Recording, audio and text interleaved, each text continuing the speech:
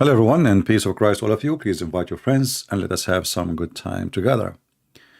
As you see in the title, we will talk today about religion and politics, because Islam is nothing but politics, actually, have nothing to do with religion.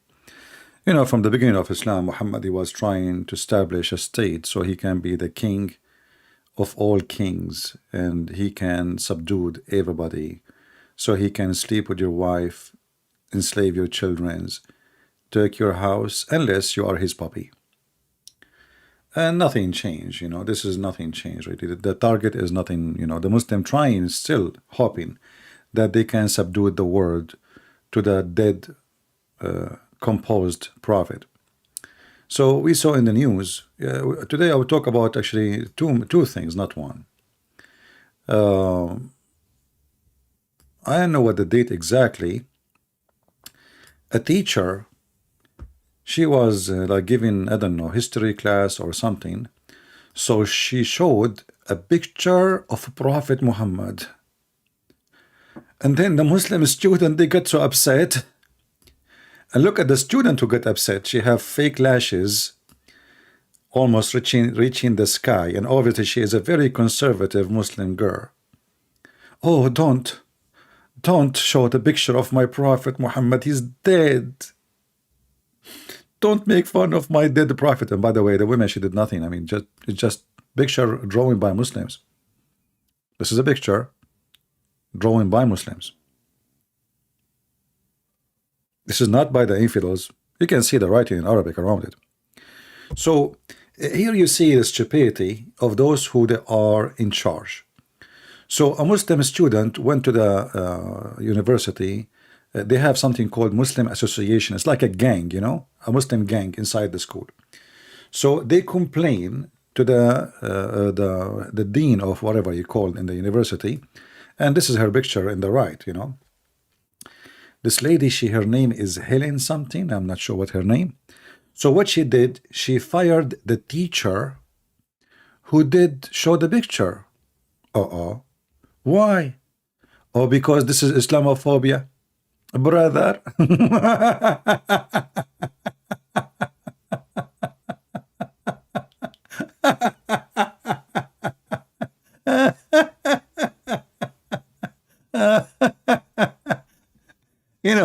I mean, this filthy women, she don't get upset because, they use the F word to Jesus. She don't get upset because, homosexuality, it must be taken as a course in the school. But, she don't get upset from Muslims. They hate, the Christian, the Jews, the homosexual. They hate everybody. But she is against phobia. And what is the phobia? She is showing a picture of a Prophet Muhammad. Just last week, we heard the news, which is very normal news, about burning a black African. And I say the word black. I hate to say those, words, color, like, white, black.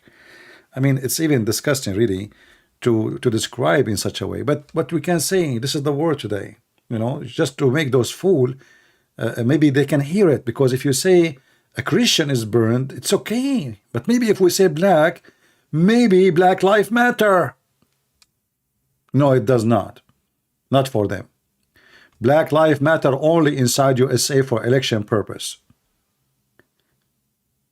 The picture of Muhammad matter. Burning a man alive.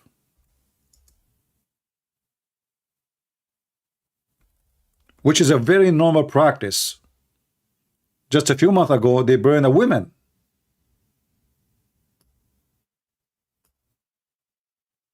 Not a single black organization, they complain.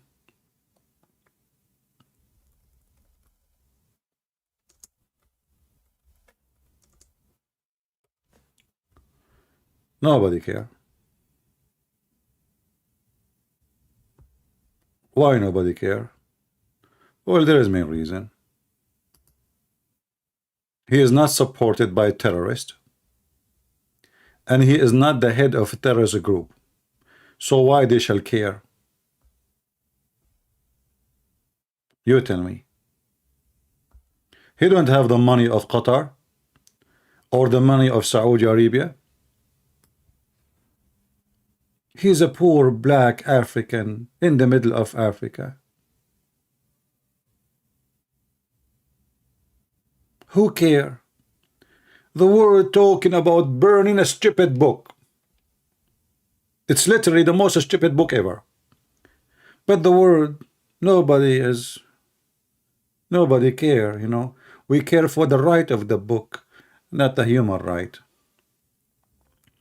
The Muslims burn all books. Actually, the first one who burned the Quran was the Muslims. Go read history. Uthman al-Ma'boon, who married his own niece. He is the first one who burned the Quran. So a teacher, she show an image of Muhammad to teach history, but she show image to everybody, not only Muhammad. Why exactly, if you show an image of Muhammad, those people, they get phobia? And why this stupid women, the one in charge of the university, she is so worried about the feeling of Muslims. If you don't like it, this is a free country. You don't like it, here people can do whatever they want. People, they can insult Christianity. People, they can burn the Bible. People, they agree, they disagree. If you don't like this country, leave. If we want to burn the Quran, we will burn the Quran. If we want to show a picture of Muhammad making poo-poo, we can show a picture of Muhammad making poo-poo. And I'm so glad now that this woman, she is losing her job. So she fired the teacher, you know. She fired the teacher. She thought she can get away with it. And now she herself, she is losing the job. And the teacher will go back to the school. And now the Muslims now are offended. Oh, we don't feel secure no more. Why? What happened? The Muslims, they don't feel secure. They are unsafe. And just to show you, hold on. Look at this idiot here. You know, those scammers. This guy here, I just saw the video here. This is how you stop racist burning the Quran. How you stop racist burning the Quran. So if you burn the Quran, you are racist, as if Islam is a race. It's a book, you stupid. This is the book. Do you see the scammers? And you know, the funny is, what I like, I don't like burning the Quran, by the way. I like to laugh at the Quran, not to burn the Quran. If I burn the Quran, I will laugh at what? In fact, I say, thank God we still have the Quran. Otherwise, how we can convince people that this is the most stupid book ever? So we need the book to stay so we can laugh at the book. We don't want to burn the book. If I burn my Quran, which is sadly, if I burn it, I mean, I have it in my head. I cannot get rid of the information in my head. I mean, even if I didn't open the book long time ago, you know, I have it, you know, last time I opened it maybe many years ago. Just to take a picture of page number A. You know, page number A, do you remember last time we spoke to a Muslim? I forgot which one. I think it was a Muslim lady, you know, and I asked her to open page A in the Quran, you know. And what page, you know, in the Quran? It says this Quran is according to Hafs. And the funny, by the way, the Muslim, they say to you that the Bible written 40 years after Jesus. But Hafs, they don't even have the book of Hafs. They have the recitation of Hafs, but they don't have a recorder. 200 years and more after Muhammad, and Hafs was accused to be a thief and a liar. But today, look at the scammers here. You know, those are the ones who jump for opportunity so they can get a view. How to stop racist burning the Quran. My brother, I have an idea. First, you can use the following method. Buy all the matches and all the lighters. And then this guy, if you want to burn the Quran, how I can burn it? Actually, once a Muslim, he wanted to stop me from, he wanted to destroy my book. So what he threatened me, he said, Christian Prince, we will never allow anyone to read your book. We are going to buy it all from the market. I was so happy to hear this news. I said, God, please, let them buy millions of copies, Tomorrow I will be a millionaire, Thank you, God. I will open a Christian school. So the Muslim, they threat me that my books will not be around, okay? How they want to buy my books and burn it? So they burn, I print. They print, unbelievable. Super intelligent people. And as long we are talking about phobia, and those who do phobia, can we count the phobia Muhammadan they have? They have phobia from the Christian, phobia from the Jews, phobia from the Hindus, phobia from the Buddhists, phobia from the Buddhists, phobia from the homosexual, phobia from pork, phobia even from lizard, black dog. Name one thing they don't have a phobia about. This is the religion of the phobia. This is a phobic religion. And their prophet himself have a phobia.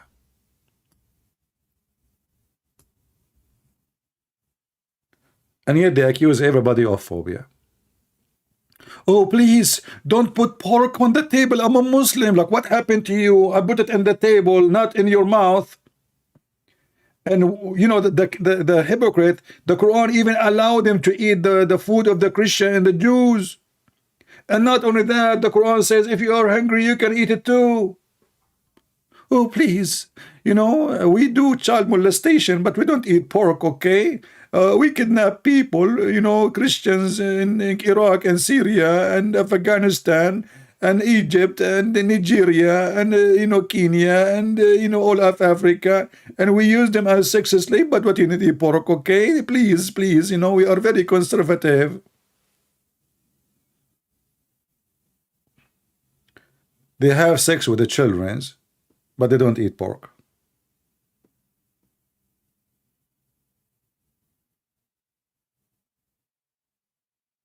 They slaughter people, they burn people alive, but they don't eat pork. And they speak about phobia. And now we have another scumbag, Erdoğan. This Erdoğan is a very unique person. But, this Erdoğan, he is born in the, let us say, in a funny time.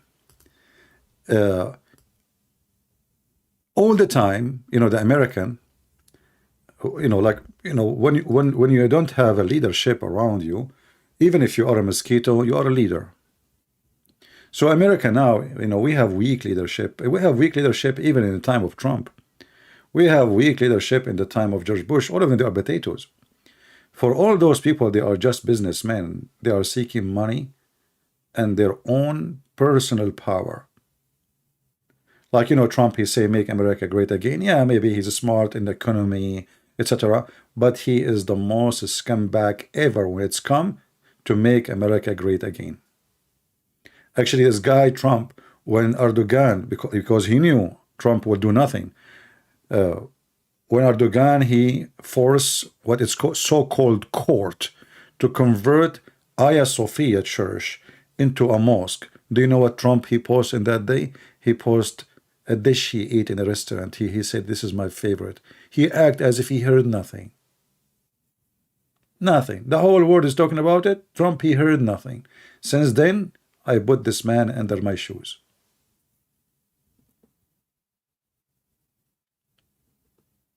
Biden is the same. Biden is the same. In fact, I just saw in the news. Let me see, where is the news? Did I close it? Maybe.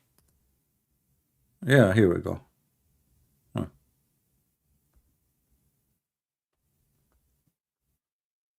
Where is this scumbag who worked for Biden?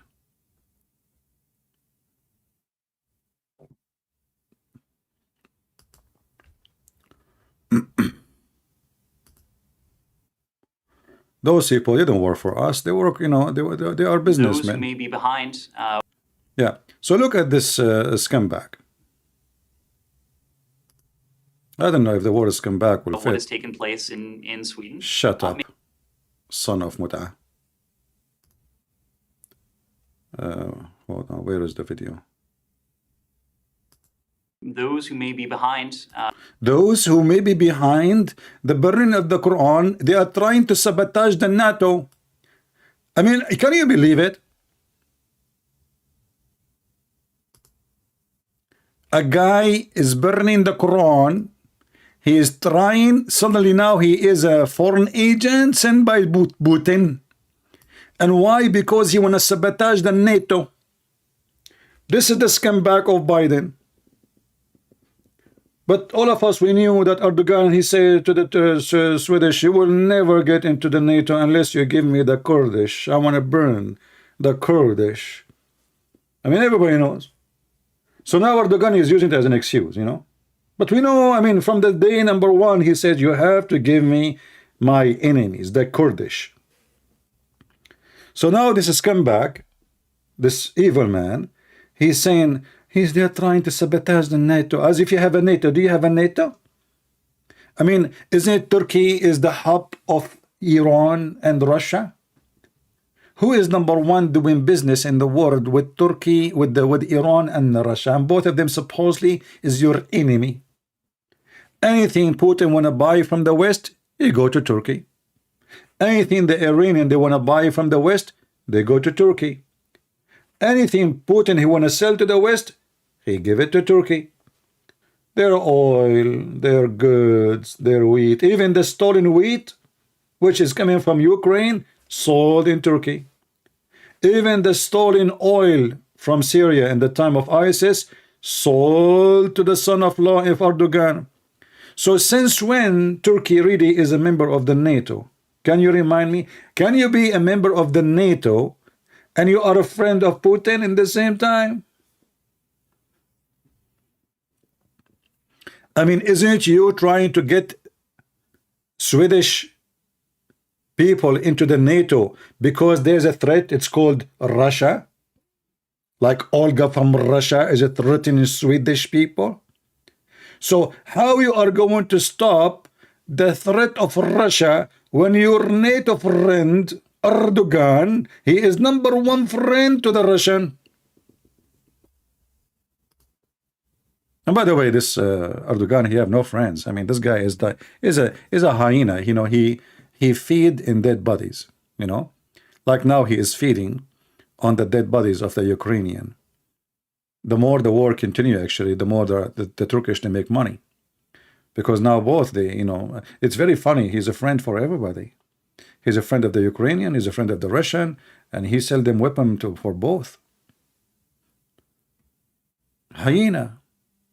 And they are trying to fool us and say to us that burning the Quran is to sabotage the NATO, as Turkey was ever part of the NATO. Turkey never was part of the NATO. Go check how many times they supported the NATO. Just go check. They take just our money. And actually, this is why USA secretly, slowly are moving on arsenal out of Turkey to Crete. They are going to shut down their American base in there soon. It's just a matter of time. They knew that this country is not a country, is not a stable, and can collapse anytime. So Erdogan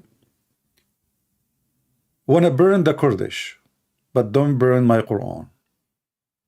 And nobody care.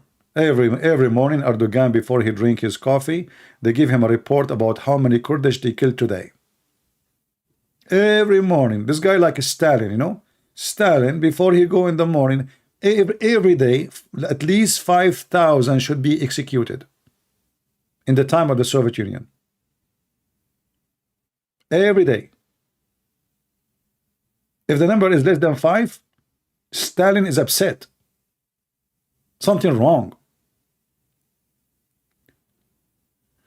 So they are upset about burning a book, but America is not upset that this guy is killing the Kurdish, who they claim that they are their friends.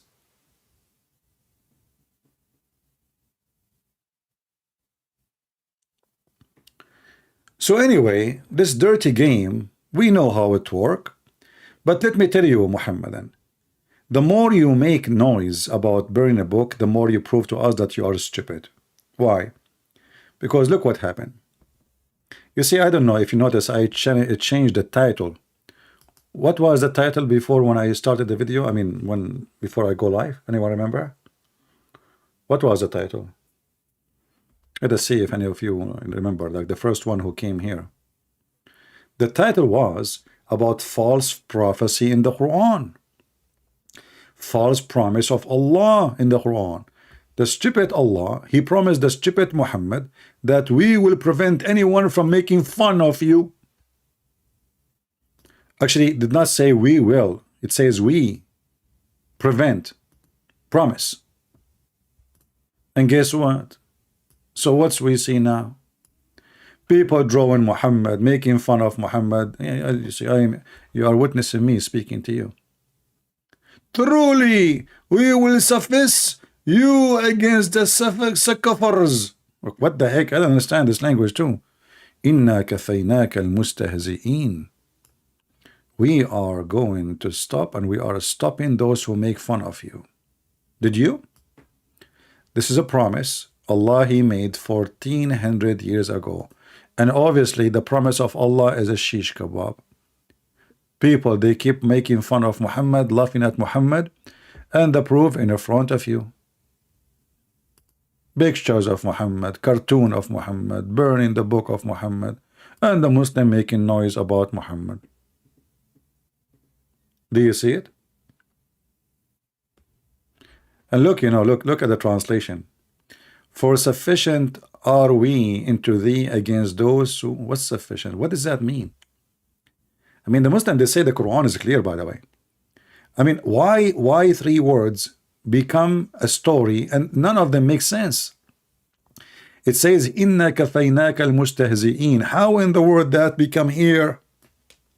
What for sufficient are we into thee against those who scoff? What the heck is that? Somebody's saying he wanna call me to expose me.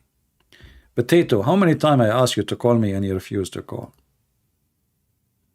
How many times?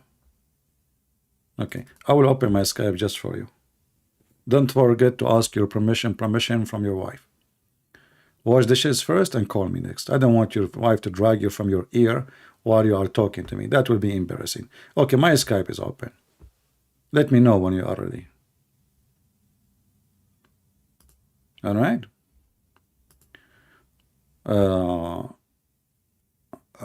Erdoğan do not kill people. Okay, let us see. Let us call this person.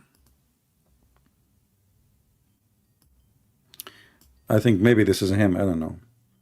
He sent to me, Erdoğan, don't kill people.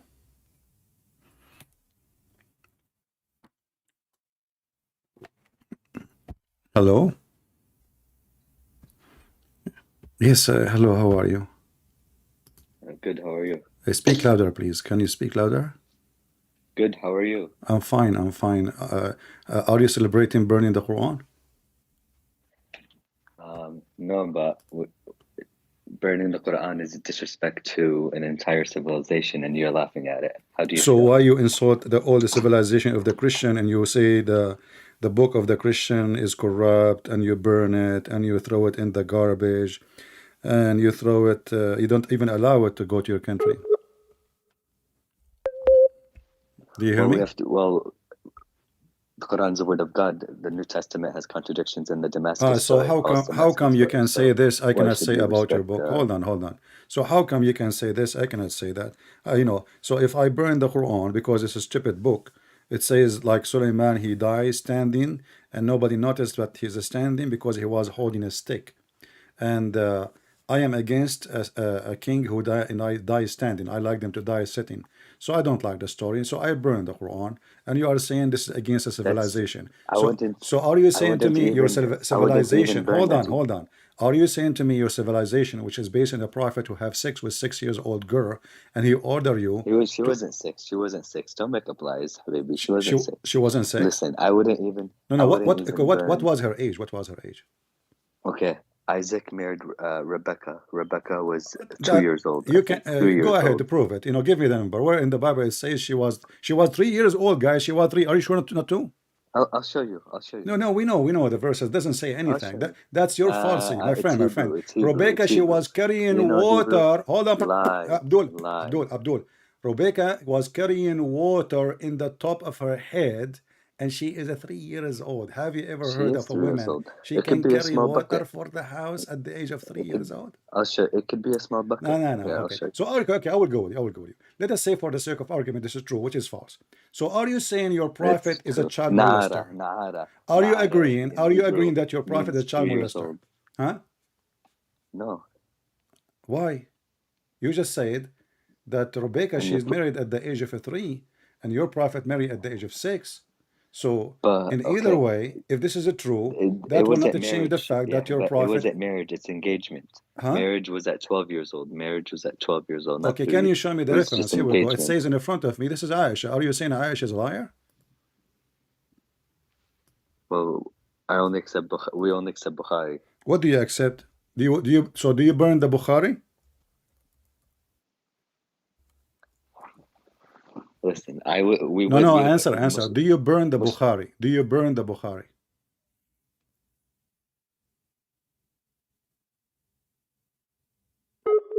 What happened? He's using the internet of the neighbors. Hello? Aisha, she was 12 years old, man. Are you there? Now he is going to burn al-Bukhari. We don't accept al-Bukhari.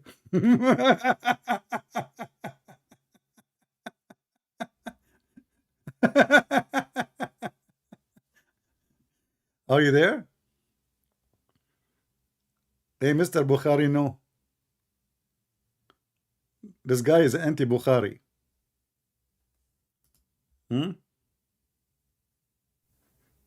Don't worry about who curse me and insult. It's okay. I mean, what do you expect them to do? Say thank you?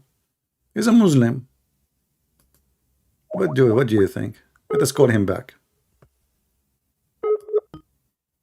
Do you think really I'm worried about a Muslim insulting me? What do you expect him to do? Hello? Hello, I'm saying Muslims have never burnt a Bible. We're respectful. We don't disrespect other people's You just told me that the Bible is corrupted. You just told me the Bible is corrupted. But we correct? won't burn it. Okay, hold on. Burn it. We don't want to insult Okay, another okay. So civilization. why? We won't burn it. Okay, where I can buy the Bible in Saudi Arabia if you don't burn it? In Saudi Arabia? Yeah, where I can buy a Bible in Saudi Arabia or in Afghanistan or any of those nice, friendly Islamic countries. You can prevent sales, but we won't burn it. Oh, but isn't the same? You are preventing this. So if you see a book in there, if you see a person, he have a Bible. Hold on. So if you see a person have a Bible with him, what do you do to him? No, nothing. Of course. You are a liar. He will be arrested and you burn the Bible. I'm not a liar. You are a liar. Okay, let's go back now to the Al-Bukhari. You said you don't accept. You said you don't accept Al-Bukhari. Listen. Your prophet killed people. Okay, no problem. Okay, no problem. No problem. Why do you ignore So now you said you don't accept Al-Bukhari. Should we burn Al-Bukhari? No, I said I accept Bukhari. We only accept Bukhari. You accept Bukhari? But this is Bukhari. Bukhari said Aisha, she said it is 6 and he F her at the age of 9. Yeah, 9 years old is when she hit puberty. Oh, so she was at the age of puberty when she was 9 years old. Oh yeah, for sure. Okay, what if I show you? What if I show you that she was not, and Aisha, she is witnessing that she got her first time. Actually, not only that, after the age of 14, what you would do? If I show you that. Show me. Go ahead. Okay, what you would do if I show you? You said if she was 14. 14 is above the age of 9. No. It's not only above the age of 9. At the age of 14, still she do not have her period. Oh, that's a lie. Go ahead, show me. Okay, but if I show you what you will do, you will burn the Bukhari? Well, I want to see the chain of narration. No, I'm asking you. You want to see it. So now you are the expert in chain of narration. What chain of narration mean? Chain of narration, it's ancient citation. Go ahead, show me. Stop trying to. No. I'm asking you. Beat around the bush. I'm asking you. And I'm asking you, Okay, why so is if there I contradiction hold in on, Paul's story for Damascus?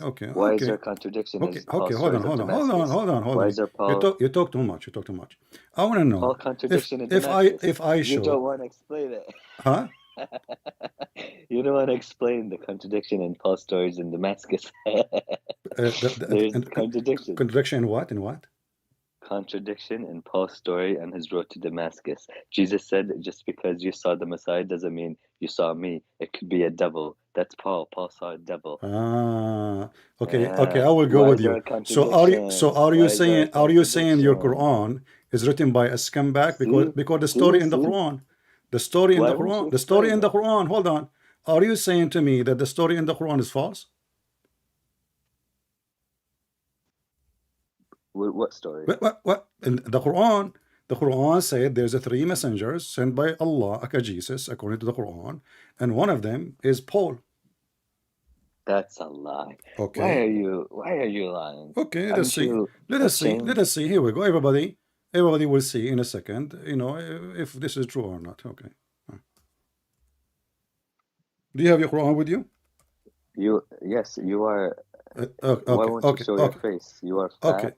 Probably. Listen, don't be silly. I am fat like your prophet. I look like him. Yeah, I look like your prophet. He was bald. He lost his teeth. He lost his teeth. I can show description. And not only that, I have a stomach like your prophet, and his belly button was coming out like nipples. So now read with me. Chapter 36, verse number 14. Chapter 36, verse number 14. This verse speaking about who? Is it true? It's about Paul? Let's see. Give me a second.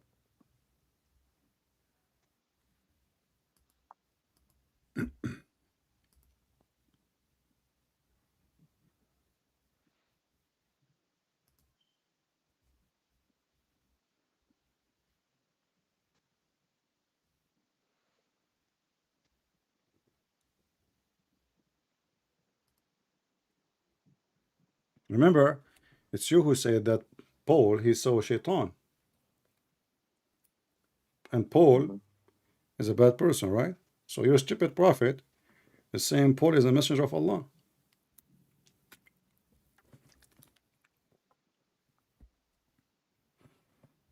Why is taking you time? I'm thinking. You are thinking. A Muslim is thinking. That's impossible. Is that in you? Do you think? Do you think when you drink camel urine? Don't change topic. Hold on. Don't tell me I'm thinking. Give me the answer. Is it true? Is it true? Is it true? It's Arab prophets. Is it true? Arab prophets. It's what? And just trashy. Scam back like your prophet. You can't have a conversation. Do you look ugly? You stupid son of Muta. Following a Muta prophet, and you are talking about Paul. Here we go. This is your stupid Ibn Kathir, the son of Muta Ibn Kathir, saying that Paul, he saw the angel of God sent to him by Jesus, and he hit his eye and he made him lose his image. And this is his way into Damascus. Who is talking? This is the scumbag Ibn Kathir. He is Ibn Mut'a like you. And here we go. I will use Google Translation. And now what you will do? You will have a diarrhea. The beginning at the end. Ibn Kathir, part number 2, page number 119. And this is your stupid. Not only that, it says here that the book, the disciple of Jesus who wrote the Bible, sent by Jesus and commanded by Jesus, Jesus told them, go and teach all nations. They said to him, oh, Jesus, how we can teach all nations? We don't speak the languages.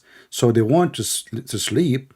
And then in the morning, they wake up and they found, he told them, you go to the east, all the way to the east, all the way to the west, all the way to the north, all the way to the south. But how we can go and teach people about you? He said, don't worry, you go sleep. And then when they woke up in the morning, each one of them, he spoke different language, a miracle of Jesus, in the book of Ibn Kathir. And the book, the gospel translated by 4 of them, Luke, Matthew, Mark, John, son of Muta. Do you see it? And then he continue, and it says that Paul was a good man, And here I find, by the way, I mean, we never heard Muhammad saying that Paul was a bad person. Only we see that from the scumbags in YouTube. But you will not find their prophet ever saying such a thing. Look like Muhammad, he never heard of him maybe. Maybe do not know he was bad. But those idiots who they are bully, they knew. They knew everything. So look what it says here. So here Paul, he's a Jew. This is Ibn Kathir, not me. He was unjust and brutal, hating Christ and what he brought. And he had saved, his nephew become a Christian.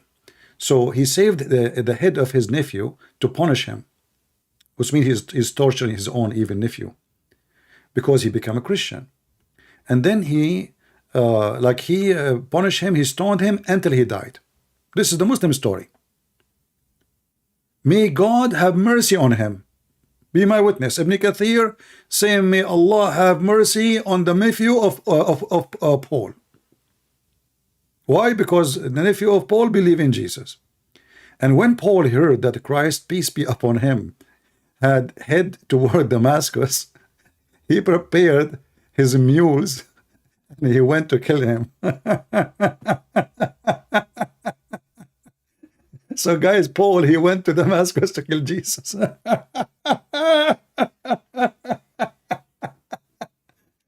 I mean, Muslim stories are so cute. By the way, this is what they believe in, what you can do about it. I mean, this is garbage in, garbage out. I mean, that's it. You know, they're a prophet said. The prophet said, who's going to ask him? You stupid. Paul, he went. And the funny, you see the dad saying to you, Paul, he never met Jesus.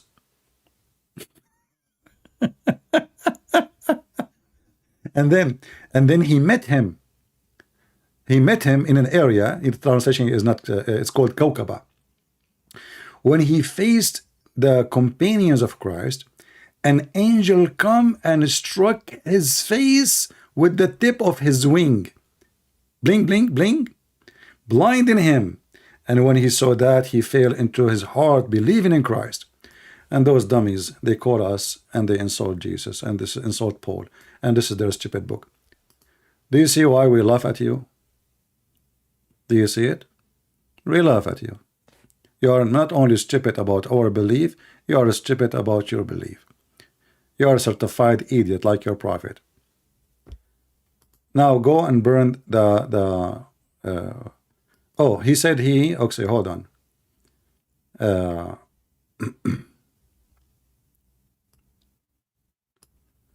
He said, no, she was, what? She got her period at the age of 9.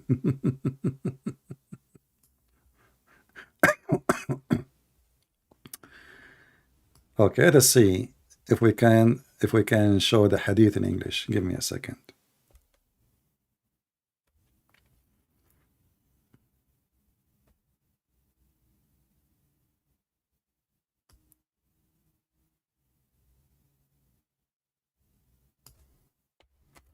This is one of the lies, the Muhammadan. They try to cover the child molester, the duct tape. The duct tape is not going to work, my friend. Okay, let's see differently. This one is not working. Let us see a different one.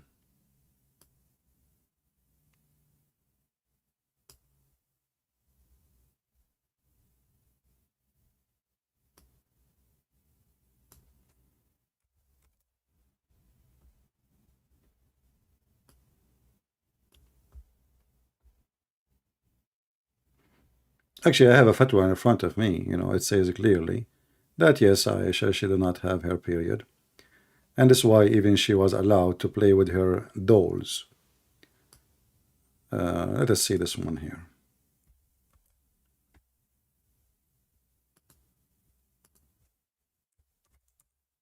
We have all your laundry, Abdul. All your laundry. This is Aisha playing with her dolls. But let me see. And as you see, this is Sahih. But I want to see where it says clearly that even at the age of 14, still she don't have her period.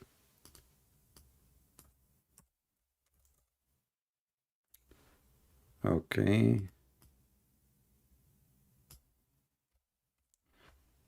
And here they are explaining why she was allowed to play with her dolls, because they say, well, she did not have her period yet.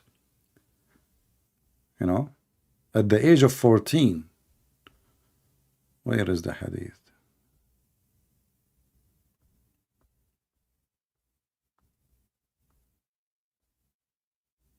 I don't say if hadith is here, but let's see if I will find it.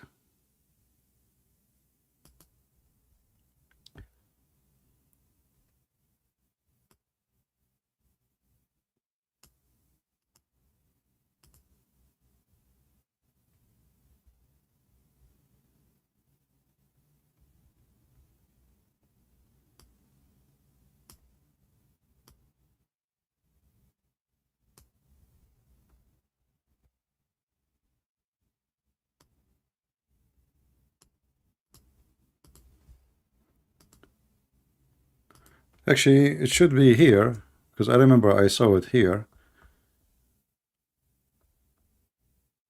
But if it's not, we can see it in English here, because maybe I'm searching for the wrong word, but I will show it to you.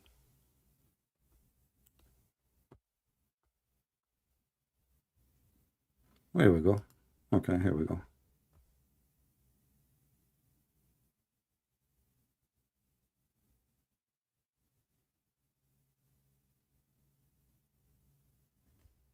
See, this is a fatwa here.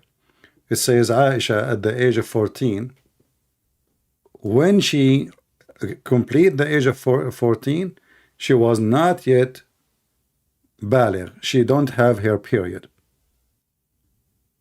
After the attack of Tabuk, which means at the end of Muhammad's life, for sure she was.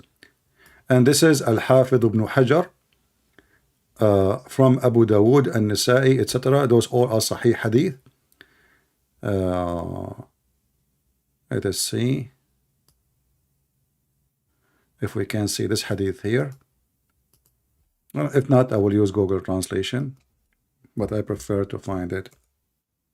I posted many times here, actually.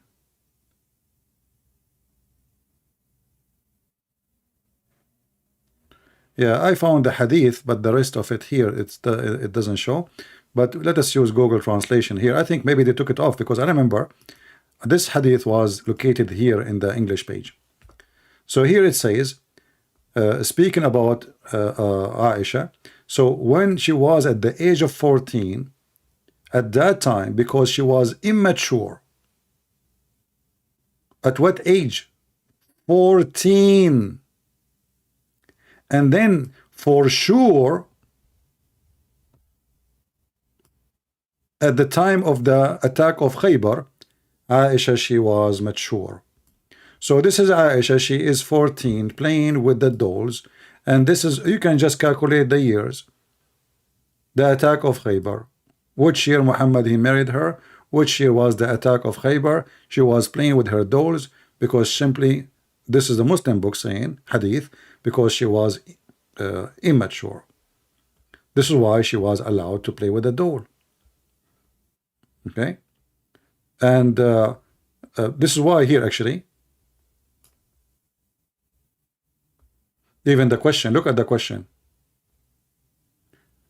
Building the Prophet, this is the false translation, ifing the Prophet to Aisha, and she was playing with her toys, like when he did if her. So I have a question, involve the matter, etc., blah blah blah blah, Prophet, blah blah blah, Maria Aisha, and she was playing, she was a minor, or she was an adult. If she was an adult, then she told us a hadith that she did use to play with her dolls. And then the answer, it says here, it said that the doll incident occurred either in the Battle of Khaybar, and when she was 14 at that time, or at Tabuk, when she was 16 years old. The question, etc., you can read the rest. All right? And you will see the answer. Yes, at the age of 14, she don't have her period. And they are saying for sure, when she was like later, in the time of the attack of Tabuk, which means when he attacked the Roman, and he failed actually, she was in her maturity. She was 16. She was 16. So this is your stupid website, islamweb.net, and the dummy you say it doesn't say that at CP, and people laugh at you. You know, yeah, a woman playing with her dolls, literally. The Muslim believe if a slave girl reach 9 years old, then she is a woman. This does not mean that she reached menstruation and has become an adult, but rather it means that she is fit to be effed. Do you see it? This is the answer. This is not the question. This is the Sheikh is answering now.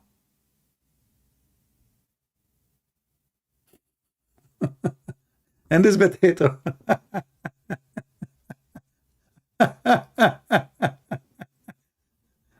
Let me post the link for you.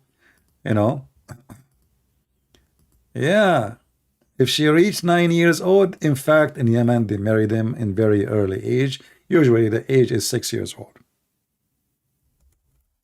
Or sometime even younger, because there's no age in Islam for marriage. It can be even way younger. So when the idiot you deny it, we laugh at you. And this is why we make mockery of Islam, because Islam, if it was a good religion, no Muslim will make a will deny what his prophet did unless it's disgusting. Correct, people? Why anyone will deny what his prophet did unless it is disgusting? You tell me. And as you see how embarrassing it is, we have the proofs, we have the reference in front of your eyes. And I just posted the link. Is that my website? Is that a Christian Prince website? This is the website, by the way, Uthman, the ketchup boy he used.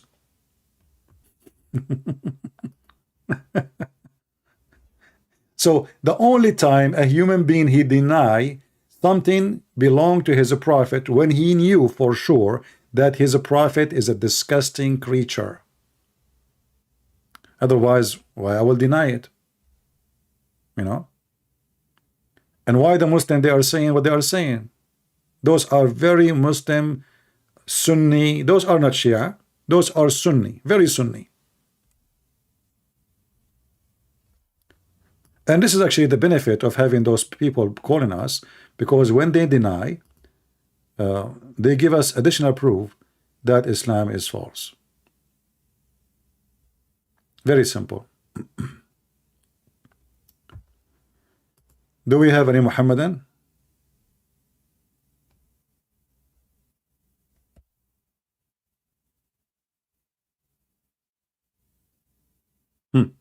Guys, somebody sent me a news. 2 people in Germany killed in a train by a Syrian, a man from Syria. Oh, but the people are, the news is busy with the burning the Quran. So you bring those Syrians to your country, you give them refugee passport, and then what they do? They attack you in the train. Well, you deserve it. You brought the fire to your house.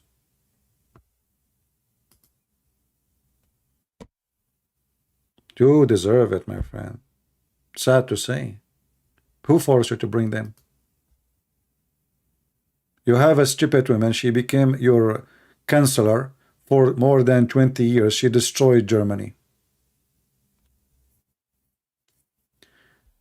So Muslims, how we are going to stop burning the Quran? Anyone have any suggestion for us? What do you think, Muslims? Really, how we can stop burning the Quran? Me, myself, I'm against burning the Quran. I support laughing at the Quran, not burning the Quran. Because that will do 2 things. First, will prove that Islam is false. Look, your prophet, he says in the Quran, Allah, that Allah, he prevented anyone from laughing at the prophet. Chapter 15, verse number 95. How Allah, he made such a promise and he failed. And until now, people are laughing at your God and your prophet. Any Muslim can explain? It says إِنَّا كَفَيْنَاكَ الْمُسْتَهْزِئِينَ. We prevented. That's it. They cannot laugh at you. And this was what? 1400 years ago. What kind of a promise Allah is making? Any Muhammadan can tell me? Isn't it this is a false promise from a false God and a false prophecy? Until now, people are laughing at Muhammad, making cartoon, burning the Quran, laughing at Muhammad, calling him child molester, and the Quran saying, you know, yeah, an attack on a church in Spain. The result is killing one person. Okay, here we go, news from Spain. Yeah, good, you know, good. Let those stupid Europeans see how stupid they are.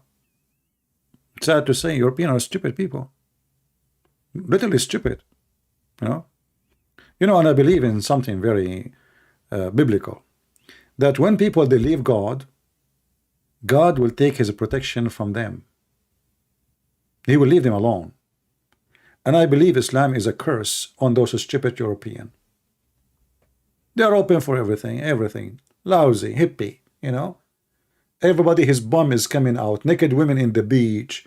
Nobody want to think about God. If a woman, she is a virgin, they laugh at her. And, you know, we are hippie. And they elect a nudist. You know, this the chancellor of Germany for 20 years. She was a nudist. So what you expect? So when you stay away from God, God will let you exposed. And this is a curse will be upon you. Let them punish them. They punished themselves. They brought the devil to their houses. Everything evil is allowed in Europe.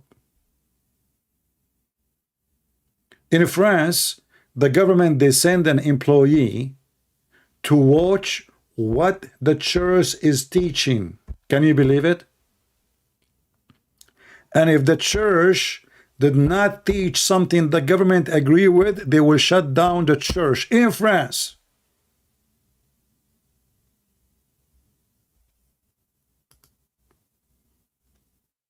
Let them come to you, my friend. Good for you. You have a good future, Europe. The future is very, very promising. Yeah. Just wait when all of Europe is going to be burned. All of it. Look at this Swedish country. Okay, anyone he have a problem in the Middle East, he jumped to Sweden. Free food, free apartment, free salary, free education, free. And the second something happened, they don't like, they burn your schools and your buses, your trains, why you do that yourself? Swedish became a hotel. I mean, if somebody really in danger, okay, I would say, but don't you know that 99% of those who they are coming as a refugee, they are coming just for sake of free? I mean, shouldn't a Muslim go to a rich country, which is a Muslim country? What about we go to Saudi Arabia? Are they poor? They cannot support Muslims? Is Saudi Arabia a small country? Maybe small, you know, so it's so tiny. Saudi Arabia almost in the size of Europe. Empty, totally empty. Why didn't go there? Because you are stupid. Free food, free education, free health insurance, free. They don't even go to work. When I was in England, I was looking for an apartment to rent. A Muslim refugee, he told me he have an apartment. He will rent it. I said, okay, who is the owner? He said, no, I will rent it. I said, you own it? Aren't you a refugee? He said, don't worry about it. You know, the government, they give us apartment, we rent it.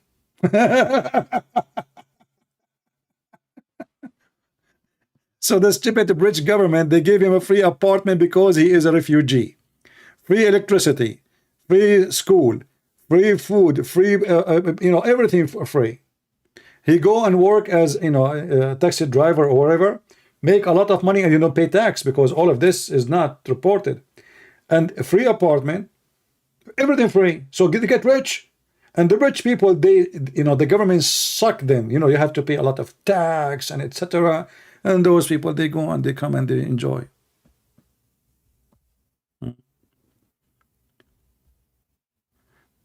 And because you have a weird leadership in Europe, they are stupid and they are weak.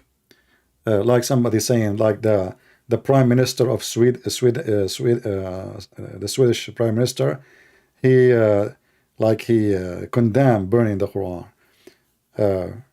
Okay, and why you condemn it? Why? Politics, we understand. But why you will not?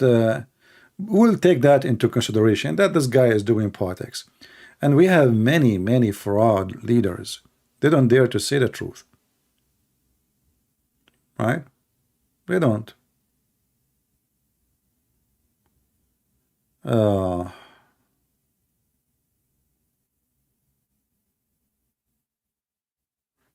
Yeah, and this Erdoğan. Nobody is upset like American. Nobody is upset. What Erdoğan he want? He want the Swedish to deliver the Kurdish in Sweden so he can burn them. As simple as that. This guy, they hate the Kurdish. They want to kill every single Kurdish in the world. It's not a secret. And I want to tell you what I believe in the future will happen. And time will come and you will remember what I say. I believe that the Kurdish are going to be the very reason for the destruction of Turkey and building a new country. Country will be divided two countries. One of them is going to be a Kurdish country. Count my word and you will see. Just remember it. And this is why the Turkish, they are focusing too much on the Kurdish. You see, many people do not know that the Kurdish population is so huge. And Turkey, at least they have at least between 20 to 25 million Kurdish. At least. And in Syria, there is at least 1 million or 2. In Iraq, there's a couple of million too. In Iran, there's many millions too. So those, they can make a huge country. So this is why those Kurdish, they are surrounded by enemy. And everybody want to destroy them. Because having a Kurdish country mean destruction to Iran, to Turkey, and maybe they will take part of Syria. A huge population. If you go right now, search how many Kurdish in Iran. Just ask Prophet Google.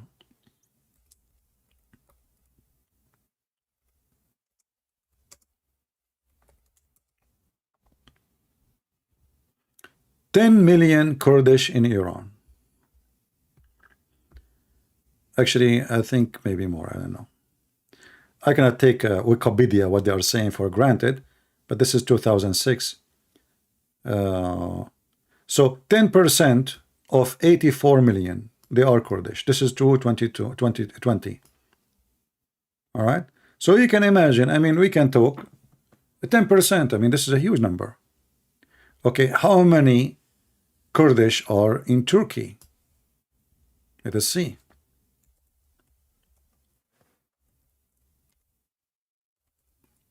Why they have fear? Why the Turkish have a lot of fear from the Kurdish? Let us see.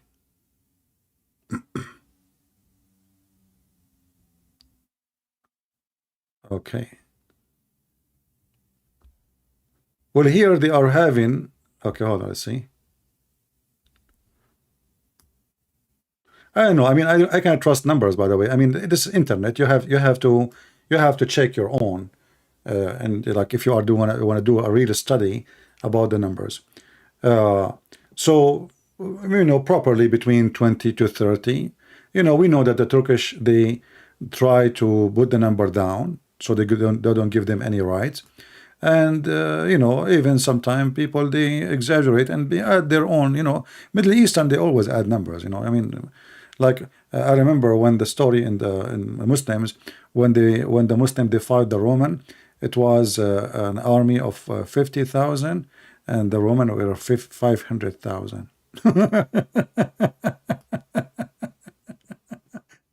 And the Muslim won. True story. Anyway.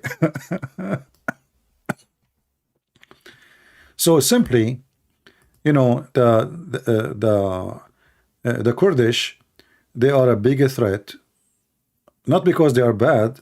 Well, they want to have their own land. They are from there. They are not coming from the moon.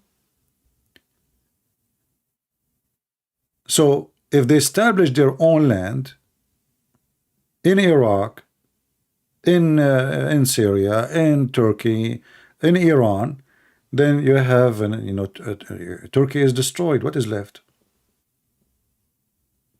And Turkey, not only there is, you know, Kurdish, there's other minority, if we can call them minority, they will ask for their right too. So all this drama, when it's come to this filthy Erdogan, is not about the Quran. This is about the Kurdish. Now, if the Swedish people agree to give him, to give those people the one Erdogan is asking for, you know, Erdogan will forget about the Quran. Somebody asking me, do you support Donald Trump? My friend, I support anyone, but I don't support people like Biden.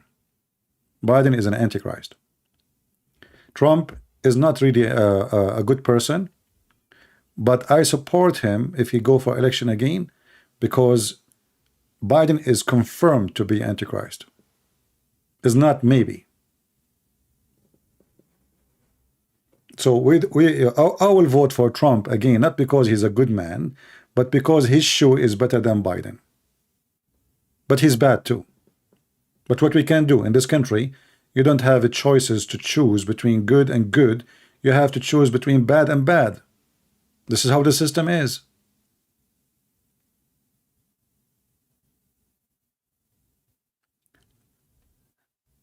So all this game about, you know, but you know, for me the important really, I don't care all. I mean, for me, I will never burn the Quran.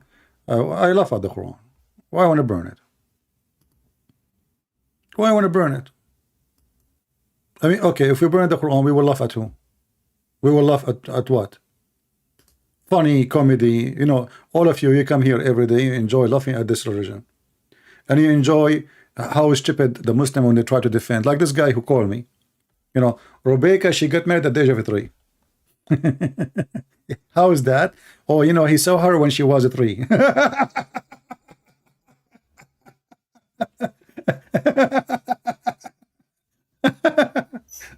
So if I saw a girl, she was 3, and then I married her 20 years after, she's still 3, you know, that's it. Yeah, he saw her first time, she was 3. Hello? It says there. Yeah, I mean, they are funny, and they are so desperate trying to find an equalizer. You see, we show them that their prophet is a homosexual. You know, he's a homosexual. He sleep with men. He kiss men. He play with men. They say, oh, you know, they start like, you know, making stories from the Bible. They say, do you know that the daughter of Lot, they slept with their father? Oh, my friend, they are bad. Okay, they are bad. Who said they are good? So what does have to do with this? They are not prophet. Oh, do you know Aaron? He, you know, he did made them worship the cow. He's a bad person. We say he's a bad. But you Muslims, you praise the bad person. This is the difference. So the Muslim, because they try to think, if we find someone equal to Muhammad, he's a scumbag like him, we saved Muhammad. No, you did not. We have 2 scumbags now. You know? You did not solve it. Did you?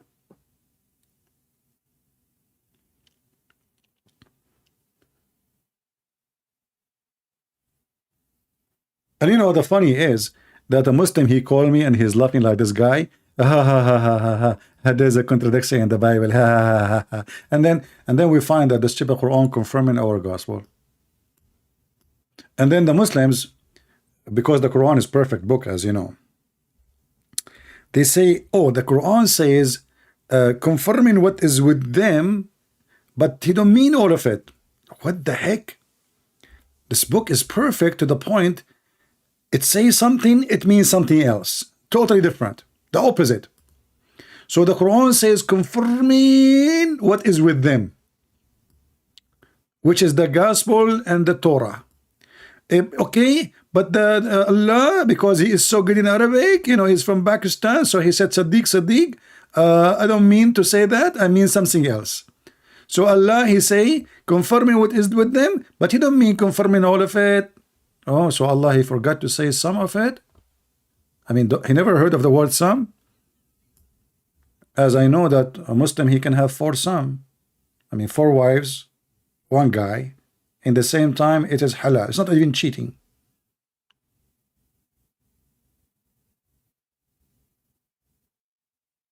This is the stupid Quran. They have to add words to fix it. Because if it is some, it's mean Allah, he was not smart enough. Don't you? Allah knew that people will read and this will be confusing. So if he meant some of it, why he says confirming what is with them? Same time, the stupid Muhammadan, they come to us, they say there's no Bible. Show me one Bible. I challenge you to show me the Bible of Jesus. So the stupid Quran confirming what? How you confirm a book? It's not exist. And why Allah, he says what is with them? So this is why I don't want to burn the Quran. It's laughable book. The sperm coming from the backbone of the man, and the women, she have sperm coming from the top of her ribs, which is proven to be scientifically. I mean, go to the beach, you will see women, they have big balls in their chest. They lie to you. They say those are breasts. They are lying. You know this thing. Ask Joe Biden. Those are breast testicles. And they are way bigger than the men testicles. I mean, man, you know, his testicle will look so small compared to those breasts, especially after they go to Thailand. So why we want to burn the Quran? We want to laugh at the Quran. All right?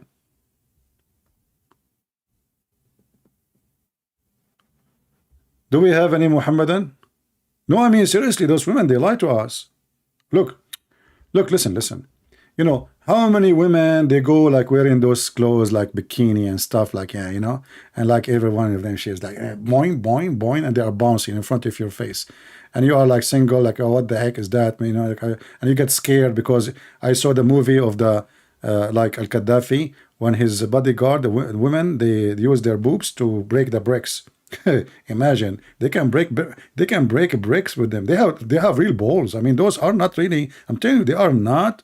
This is why in the English language they say you have real balls, man. You have balls. I mean, the language is very funny, by the way, a very sexual language. You have balls. What the balls have to do with somebody have a brain or brave? The bravery is there in the balls. Are you sure? Oh, okay, I see. Look like only brave people have balls, the rest they don't have. Yeah, so you go in the Quran, chapter 86, verse number 6 and 7, and then the Muslim, they will say to you, the Quran is this amazing book, nobody can make like it. Okay, I agree, nobody can make like this book. I mean, you have to be monkey donkey to make such a book. And then they say to you that you are misquoting the Quran. This is out of context. How many times we hear it a day, you know, out of context. This is Ibn Kathir, and this is the interpretation. It says women, they have balls. Women, they have a sperm coming from their ribs. He is created from water gushing forth. Gushing forth, this is the orgasm. Meaning the sexual fluid that come out breasting. The Muslim, he says, no, this is not the breasting. This is a breasting from Palestine, okay? Breasting forth from the man and the women. Oh boy, from the man and the women.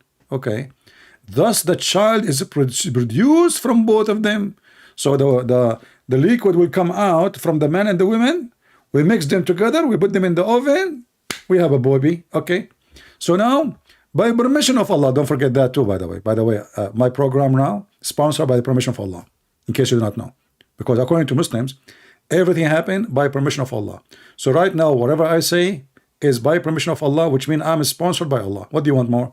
So if the Quran, by the way, is burned, isn't it the Quran says, وَمَا شِئْتُمْ إِلَّا مَا شَاءَ اللَّهُ, nothing you will except what Allah will. So when the guy he burned the Quran, it was the will of Allah. What's wrong with the Muslims? They believe in destiny. And then here continues saying, meaning, and I love it when the Muslim they say the word mean. The second you hear the word meaning, that's mean you are going to get dizzy and high. Meaning the backbone, or the backbone, you know, there's no lines, of the man and the ribs of the women. MashaAllah, MashaAllah, MashaAllah. So now the orgasm of the women is coming from the ribs of the women. In fact, the ribs does not mean really just the ribs. Tara'ib is the last top, like the one connected to the neck. That is the tara'ib, not the whole ribs. So the last bone in your rib connected, in Arabic it says mawqi' al-qilada, which means the location of the necklace. So the top, you know, in the top, like that hole, that is where the sperm is coming from, according to Muhammad, from women, which referring to her chest. Here it says the backbone of the man and the ribs of the women. And now Dr. Muhammad, sorry, he explained to you how women sperm look like. The women's sperm is yellow and fine in texture.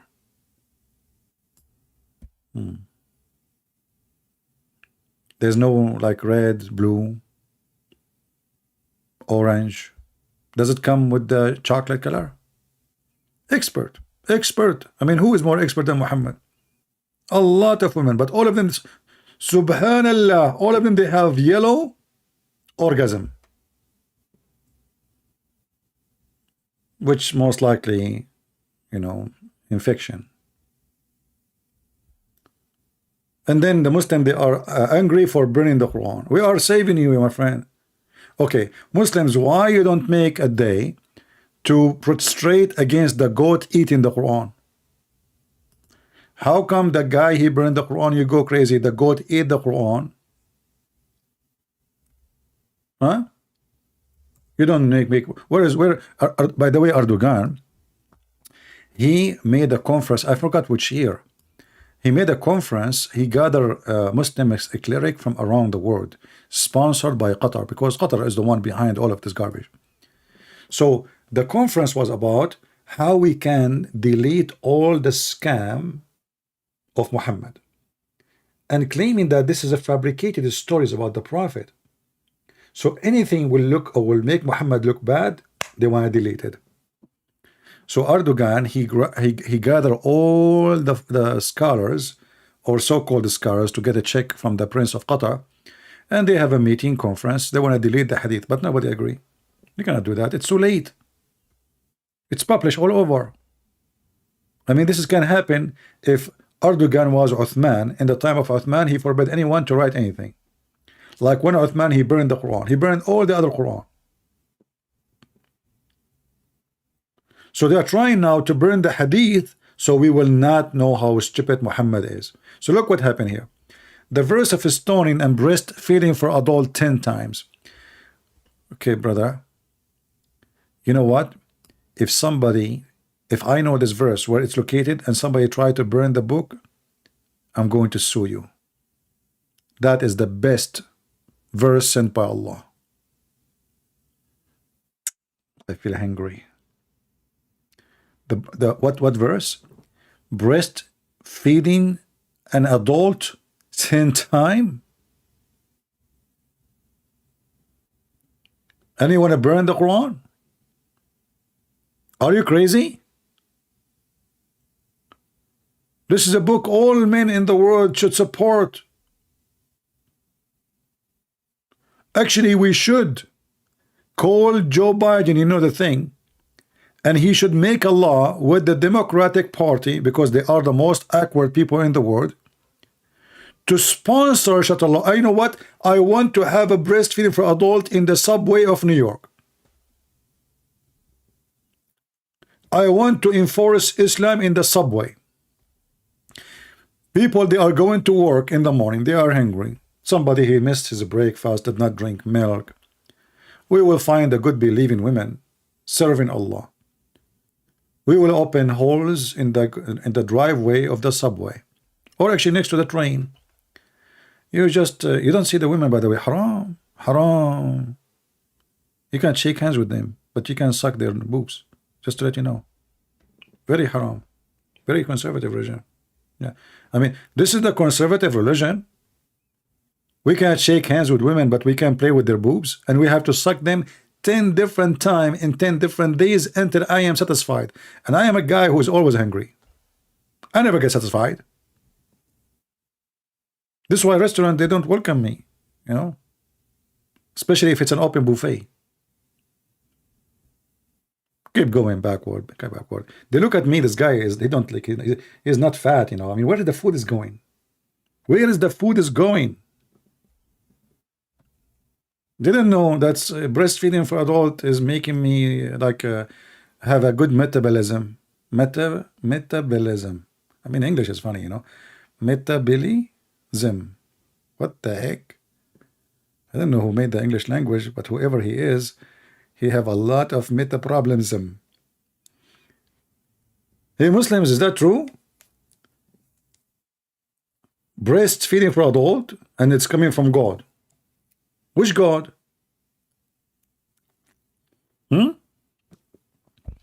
What is the connection between your God and nipples? Yeah, I wanted to do drive-through breastfeeding for adult in Las Vegas, but nobody supported me. I don't have the money. I mentioned I want to do this project long time ago, but nobody. I even contacted Elon Musk. He said I can open that in Mars, you know. So he said, I promise you, when we go to Mars, we will do breastfeeding for adult, okay? I said, but there's nobody there. He said, for the alien. And I was convinced, like, oh yeah, the alien, you're right, you know? I mean, the alien, they will love breastfeeding for adult. Yeah. Do we have any Muhammadan who... I want to see the Muslim reaction for burning the Quran. So when you go crazy, etc., you're actually asking people to do more. As simple as that. And not only that, here we go. The verse in the Quran proving that your prophet is a false prophet. Because the Quran says that Allah prevented people from making fun of Muhammad. Is that true? Surely? When Allah, he says surely, is that sure? I mean, what's wrong with this God? Surely. Surely, Sherlock Holmes.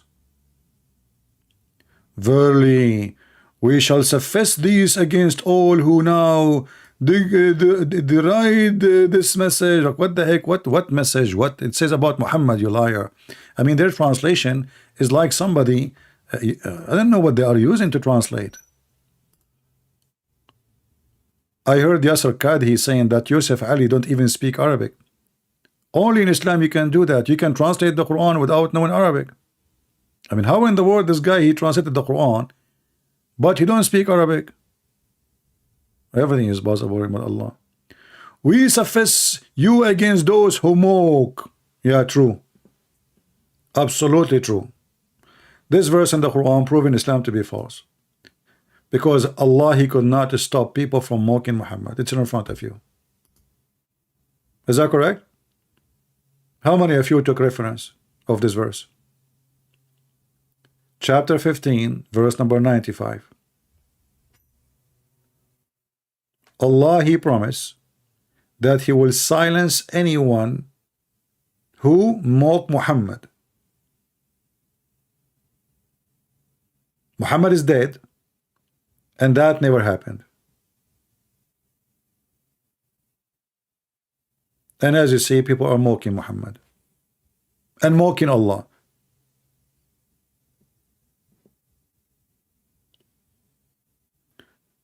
Hey, my friend, Sonny Thomas.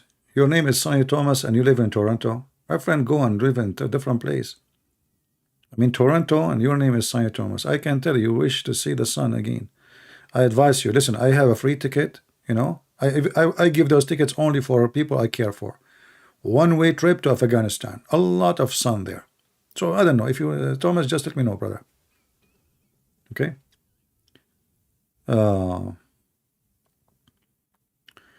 we have any Muhammadan here? How Allah, He promised that Allah will silence anyone who mock Muhammad, and the mocking of Muhammad never stop, including inside your Islamic countries. Anyone? Do we have anyone?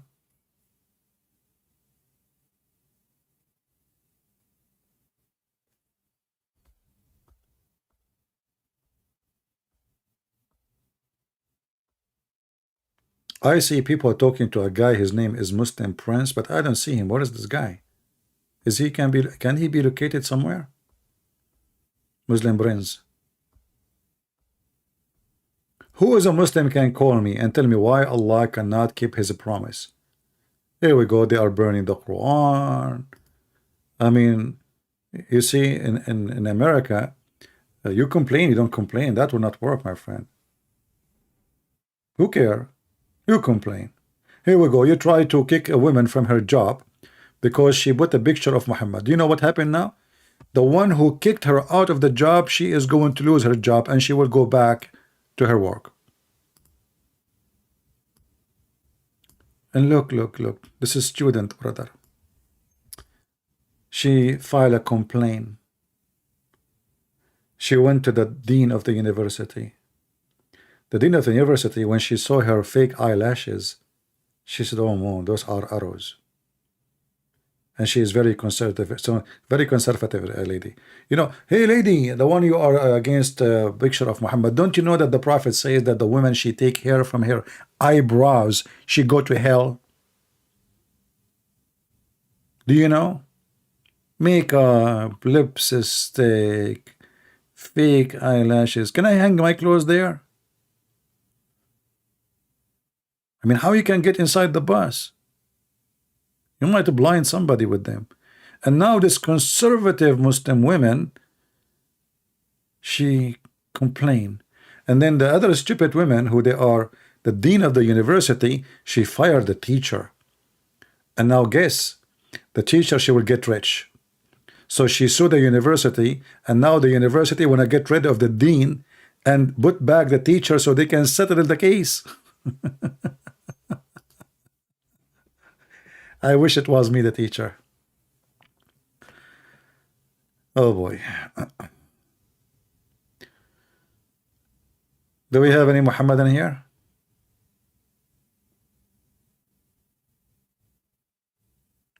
Anyone?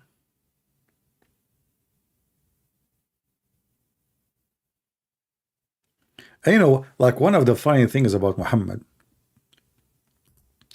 if a woman, she take hair from her face, Muhammad is very upset and Allah is very upset. Why? Any Muslim can tell me why?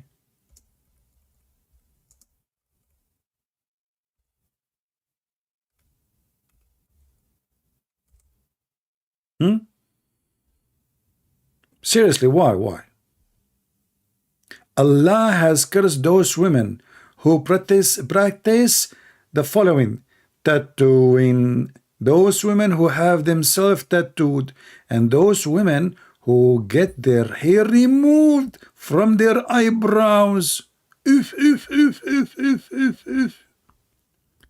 And the funny is that Muhammad, he used sugar to shave his body hair. So how come if a woman, she remove hair from her eyebrows, she go to hell, brother? But the Prophet using sugar to clean his body from hair. He want to be a girly girl. By the way, in the Middle East, it is an insult if a man, he do that. Usually, real men in the Middle East, when I say real men, the one who they are straight. Like, they don't go, you know, they don't care with the other people culture. They have their own culture. They are strict with it. Real man is the one who have hair in his body. If you shave the hair from your chest, your legs, they call you a girl. You remember Mimi Hijab? Mimi Hijab, he have 1,000 picture of himself stripping, and always he have hair in his chest. The day he want to strip in the front of the Chinese embassy, he have no hair. Go watch it. He took it off. Girly girl. So we, the women who got their hair removed from their eyebrows and faces, and look between bracket, by the way, listen, look, except the beard and the mustache.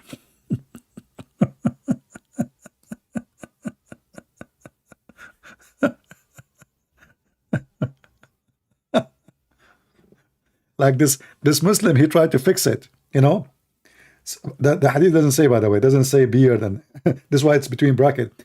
But what do you mean women they are allowed to shave their mustache, brother? What?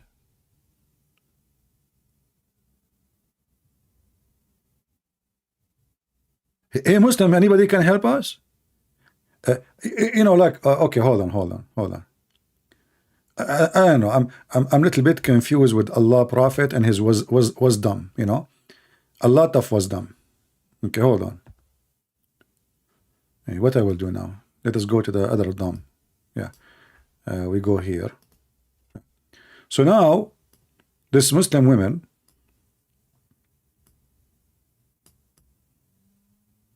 what difference it does make if she is taking hair from here, not from here?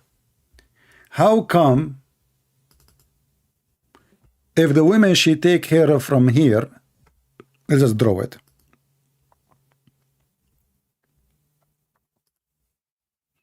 If she take her hair from here, she will go to hell. But if she take hair from here, she is okay? Why? Muhammad, and anyone can help? Beard? Are you saying Muslim women they have beard? Are you serious? Now we know Muhammad is confused. He claimed women they have sperm coming from their ribs. He's talking about men. What difference going to? Isn't this the face? I mean, do you see how stupid this religion is? So does God, he curse you if you take hair from your eyebrows, but if you take it from your beard and your mustache, it's okay, it's okay. By the way, nowhere it says that. This is a lie. This is the Muslim now. They try to make it like, I mean, because there's no Muslim man who would like to see a woman, his wife, she have a beard. So they say, oh, the Prophet don't mean all the face, but the fact it says clearly, take hair from their face. It says there in the front of our eyes, it says take hair from their face, not only their eyebrows.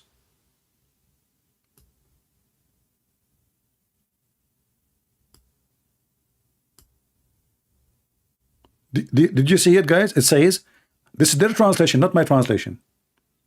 The women who remove hair from their eyebrows and faces. So is the mustache, is it part of the face or part of the ass?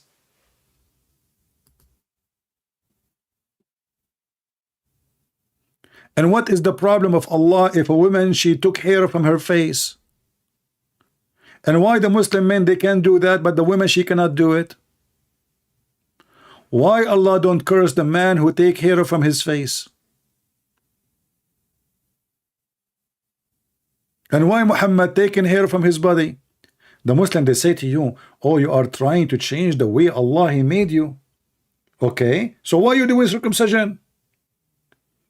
So the woman she take hair from her face is haram, and you cut your penis is okay? Aren't you changing the way of Allah made you? And by the way, why Muhammad did not take it off? According to Islam, the only one who did that is Abraham. And how he did that? I mean, this Abraham was a man. He's the man. I never heard of somebody, he put his penis in the table and he smashed it with an adze. I will never do that. Ads? What about the pizza thing? Like the pizza? Like now, you can buy from Amazon like those very sharp scissor or something, you know, or pizza thing, like, you know, roll it over, you know. Ads. I want to know, you know what? I want to pay $1 million, which I don't have. I will borrow from you guys. It's okay. This is the good thing about like betting in something you don't own. I mean, unbelievable. I will lose nothing anyway. So I want to bet $1 million to tell me how Muhammad, he knew that Abraham, he used an ads to cut his penis. And how long this penis is. I mean, isn't Abraham aware like if he miss, he can lose it? It must be very long. Like you don't care. What if I chop like the first 2 foot? Who care? It's so long. So the guy, where Muhammad, he got this information from? Hey, Muslims, are you going to burn al-Bukhari? I mean, come on. They are burning the Quran. You're burning al-Bukhari. Are you? What the heck is that? And as long Abraham, he did that. Don't you Muslim, you say follow the step of Abraham? Why you Muslim don't use the ads? I want to see one Muslim hospital or a clinic, or those guys who go in the street and they do circumcision for kids in the Middle East illegally, using ads. Like you knock at your door. Assalamu alaikum. Wa alaikum assalam. I have my ads ready. Please unzip. You take it, you put it in the ground, and the guy, Bismillah, Alhamdulillah, he smashed it. Ooh, what? You missed, you missed, you missed. What? I did miss what? You hit my finger, you idiot. Oh, okay, sorry, let me do it again. What happened? You missed, you missed, you missed what? You hit my hand, you idiot. My friend, I don't know, I cannot find yours, it's so small. I mean, what I can do? Okay, wear your glasses. Unbelievable. So Islam is against the way to change the way Allah he made you. But they cut their penis. Muhammad, he used sugar to take care from his body. Muhammad, he color his hair, wanna be redhead. Hey Muslims, what is behind this redhead thing? Huh? Why you wanna be redhead? Seriously. Not only that, Muhammad, he forbid the Muslims to color their hair black. Do you know that? Do you know that? It's forbidden for a Muslim to color his hair black. I'm not joking.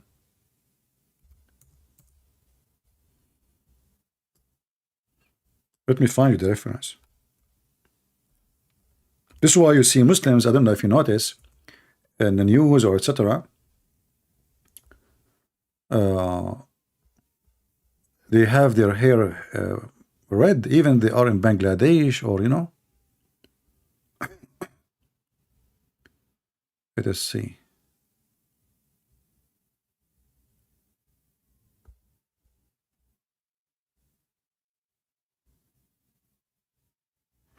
Let us see where I find the hadith. Hold on.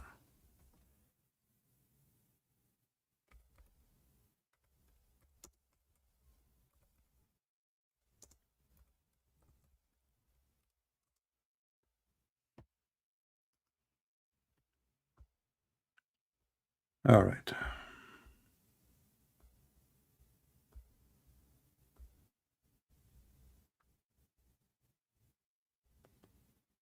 Where is the hadith?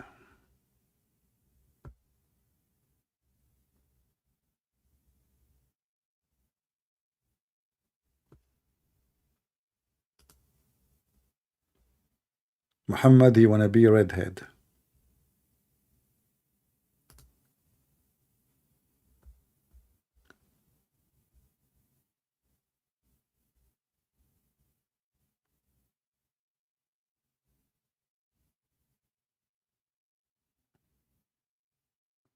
Where is the hadith?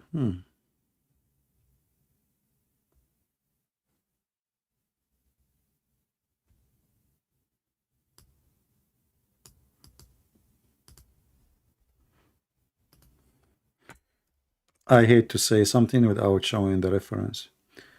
Let us see.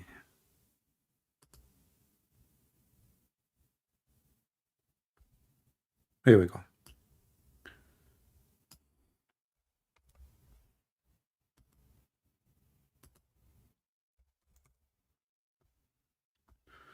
Do you see it?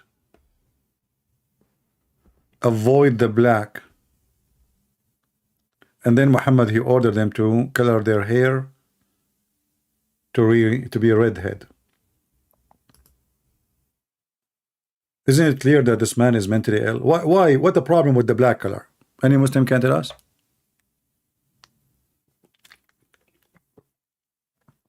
And if you are against changing the way Allah He made you, isn't it Allah He made you having a gray hair? Why you want to change it? Any Muslim can tell me why? I mean, you see how awkward their logic, and those are men. These are men, and Muhammad was coloring his hair blonde, redhead.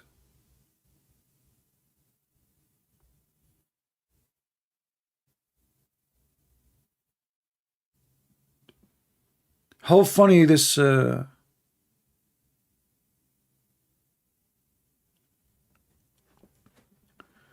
is. Kent Hovind a good guy? Who is Kent Hovind? Who is this guy, Kent Hovind? Is that the one who burned the Quran? Who cares if he's a good guy or not? Are we going to elect him to be a president? Why you are asking us? The question is Muhammad a good guy? You know, hey Christians, is the Kenhead a good guy? What about you call me and you tell me if Muhammad is a good guy? I don't know, maybe he's a good guy. Maybe he's not. But can you answer my question? This guy is not a prophet. He have time and he have matches. He said to himself, okay, you know what? I'm going to burn the Quran. Now, is Muhammad a good guy? Why you didn't answer me? Is Muslims are good people when they go and burn schools and cars and buses because somebody burned a book? Why you don't ask yourself such a question?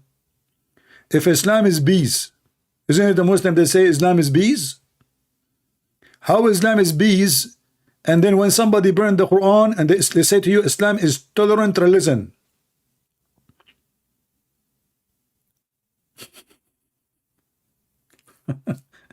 Guys, do you see how tolerant is Islam?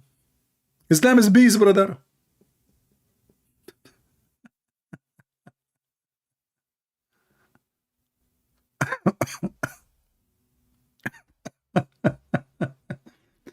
You know, so the Muhammadan, they try to make it the opposite. It's like it's not them who is the problem.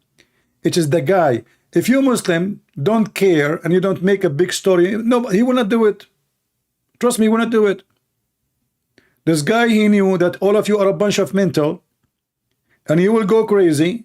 So he go and he do it if he did it now and tomorrow nobody care, he will not, he will stop doing it, and now he will do it again and more people will do it because you're stupid.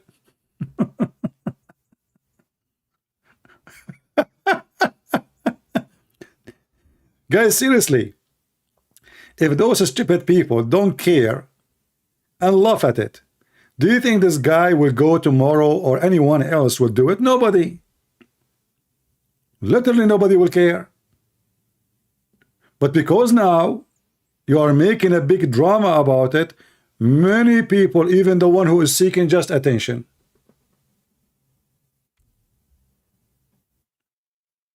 just attention, nothing more. What you can do about it? You force people to do things. Like you started threatening what his name David would. What David would he do? He eat the Quran.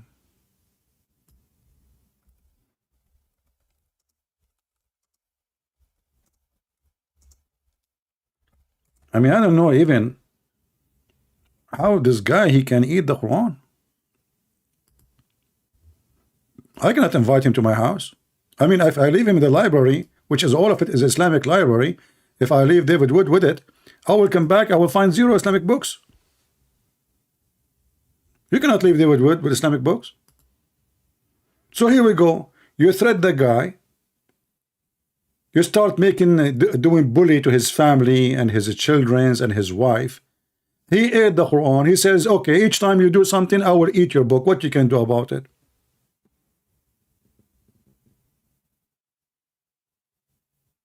And this is the reason I will never invite David Wood to my house. I can't even leave him with my computer. I have a lot of Islamic books.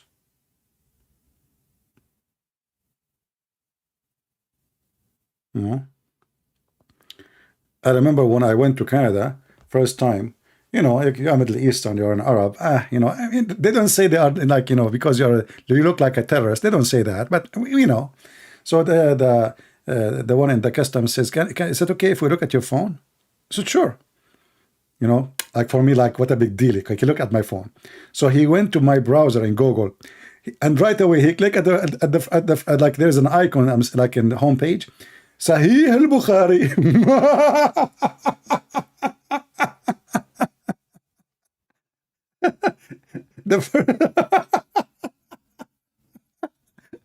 Quran, Sahih al-Bukhari, Quran.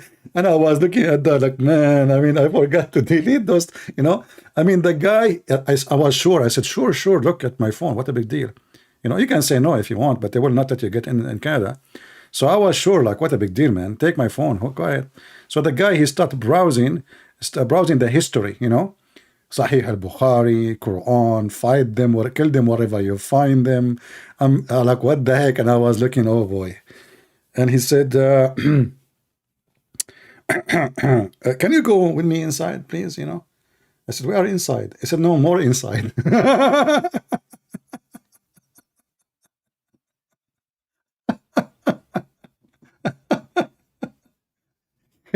Can you go with me more inside?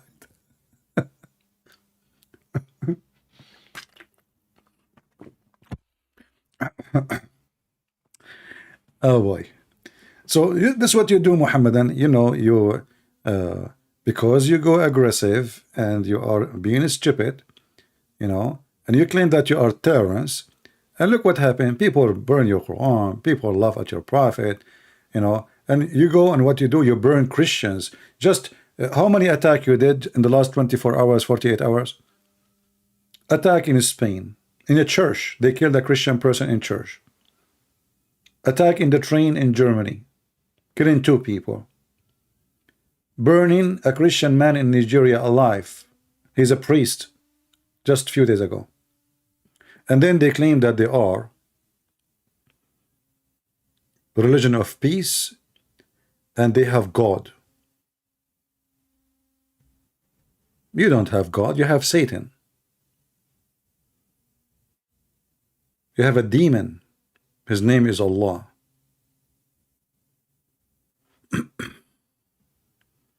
No, I mean, yeah, I mean, they took all my car apart, actually. They took the doors, they took the seat, they brought dogs. I mean, literally, they took the whole car apart. But after that, you know, I go like I drive, they don't really, you know, but only first time. Yeah. Oh boy. Actually, when I went last time, you know, I went to Singapore in the airport. They put my passport on the machine, you know, they have a machine. Beep, like what the heck? There is a red light. She put it again, red light again. Third time, I know something is not right. So she said, can you? And she, like, somebody came, you know, a police officer. She said, can you go with him? I said, okay, here we go. You know, the drama again, because I'm Middle Eastern. So I went, you know, they have like a side office, like a counter. And they asked me to take a chair. Look how polite they are. You know, and then they start working in my passport. Yeah.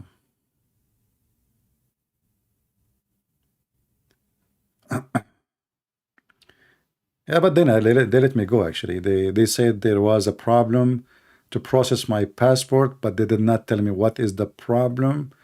But I think it was an error in their computer, not because, yeah, I saw it, the machine making peep, you know, that's all, peep. Don't eat the Quran.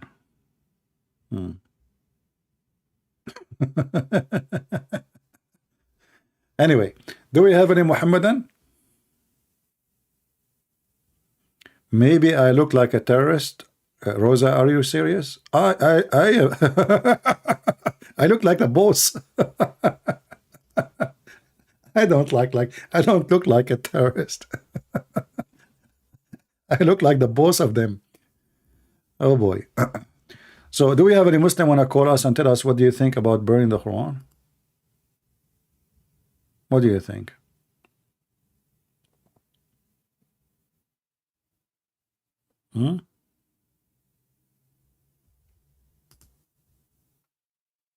Anyone?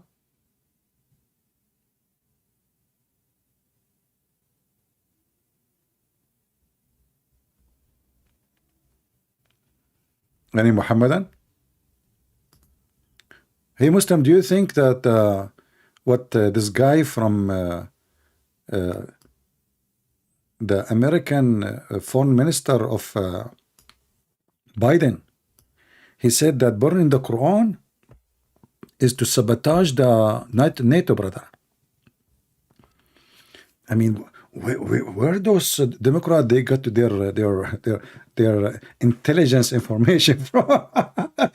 And the funny is, I don't know, they are saying that the guy who burned the Quran right now is USA. So how he is sabotaging the NATO and now he's in America? Oh boy.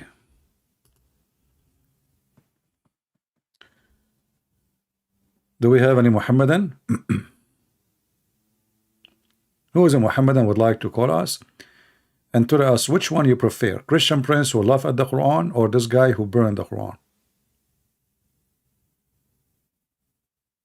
For me, I'm against burning the Quran because we need it so people will see how stupid it is.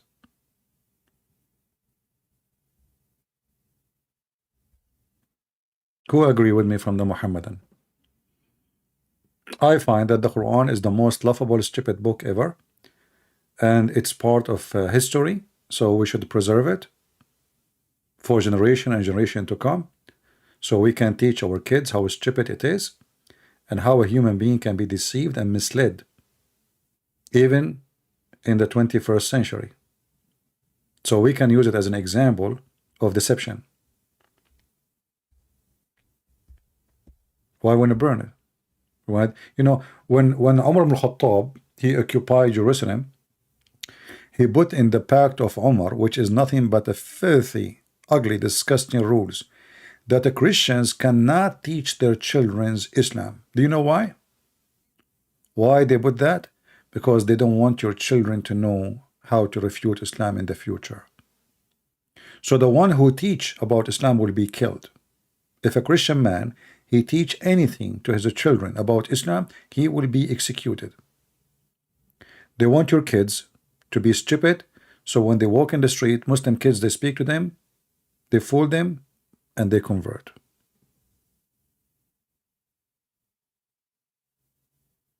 Here we are doing the opposite. You see, the Muslims, they try, supposedly, they want to teach about Islam. This is what they say. The truth, no. The Muslims, they fought Christians not to learn anything about Islam for centuries and centuries. Because that is dangerous. And as you see, it is dangerous. I speak Arabic. Arabic is my first language. I have a degree in Islamic law. And my knowledge is beyond their knowledge. And that is very dangerous.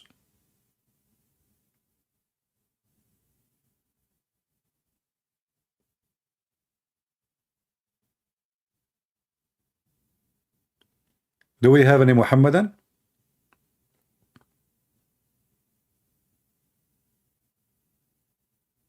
No, honestly, even if I have let us say one day I was able to establish having a country, let us say a Christian country, if we can call it, I will be sure that every Christian school have a textbook and class to study the history of the cult of Muhammad, because we want to learn from the past so we can fight against the devil in the future. So for me, I like to do the smart thing, not the silly stuff like burning books. The smart thing is to teach our kids what is the stupid Quran is. not to teach them how to burn the Quran.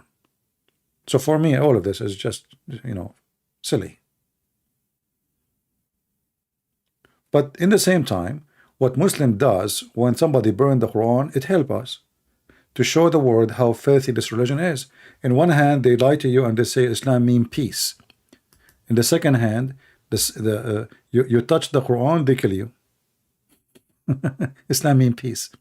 Like, if you go right now and search in Google, search behead those who insult the Prophet. And in the same sign, it says Islam is peace.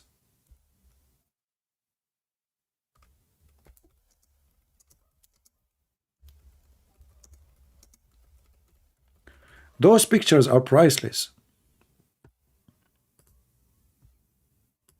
Those pictures are priceless. I do not need to write a book. Here we go. The book in front of you. If I try my best to tell you Islam is evil, but you look around you, you see nice people. Those people, they are just giving hugs, they are friendly. You will not believe me.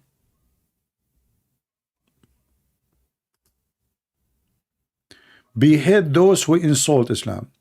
Massacre those who insult Islam. Do you see it?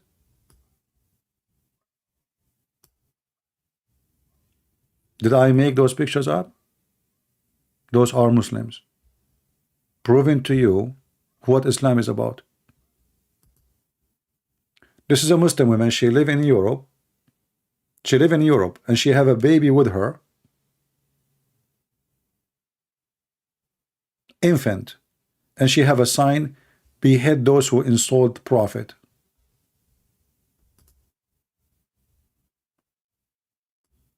And this is her son too.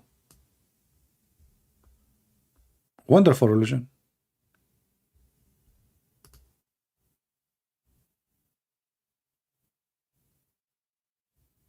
And then you will see as scumbags in the West and the East saying to you that Islam is a good religion, like Putin. Putin is not the better, but Putin, the Putin difference between Putin and the Western leaders, Putin is very, he's the evil kind, who use Muslims. Like, he destroyed Chechnya. He killed at least 60,000 of that country by his command, not to mention the ones before him. He knew how to play the game. So they got somebody. His name is Kadyrov. He's their dog. This is the dog of Putin. We will give you the control, okay? Listen, yeah, Muhammad is wonderful. I will say things, nice things, but nobody will open his mouth against Russia. The second you open your mouth, you or your people, I will smash you, make you shish kebab.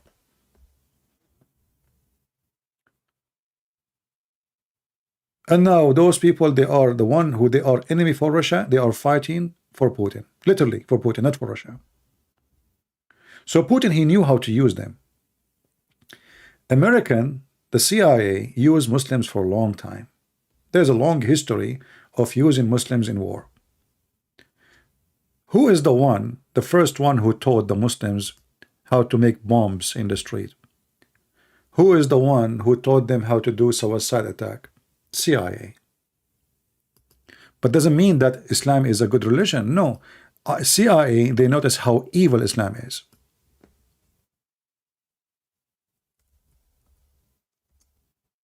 Osama bin Laden was our boy. Actually, there's an article, I think in Washington Post.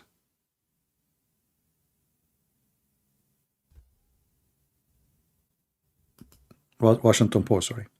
Let me see if I can find it. Here we go.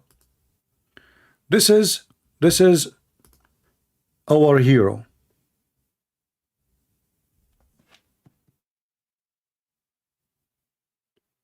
American newspaper,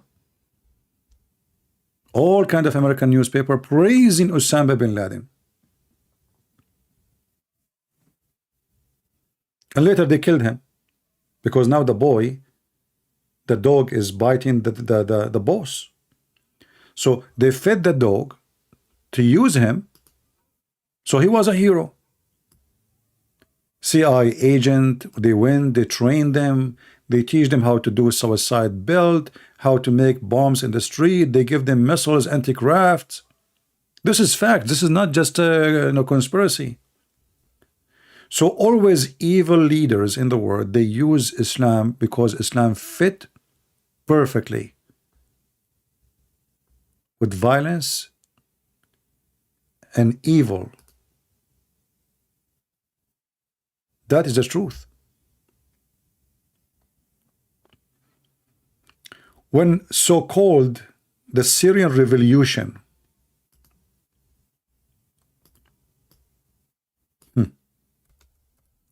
who is the first one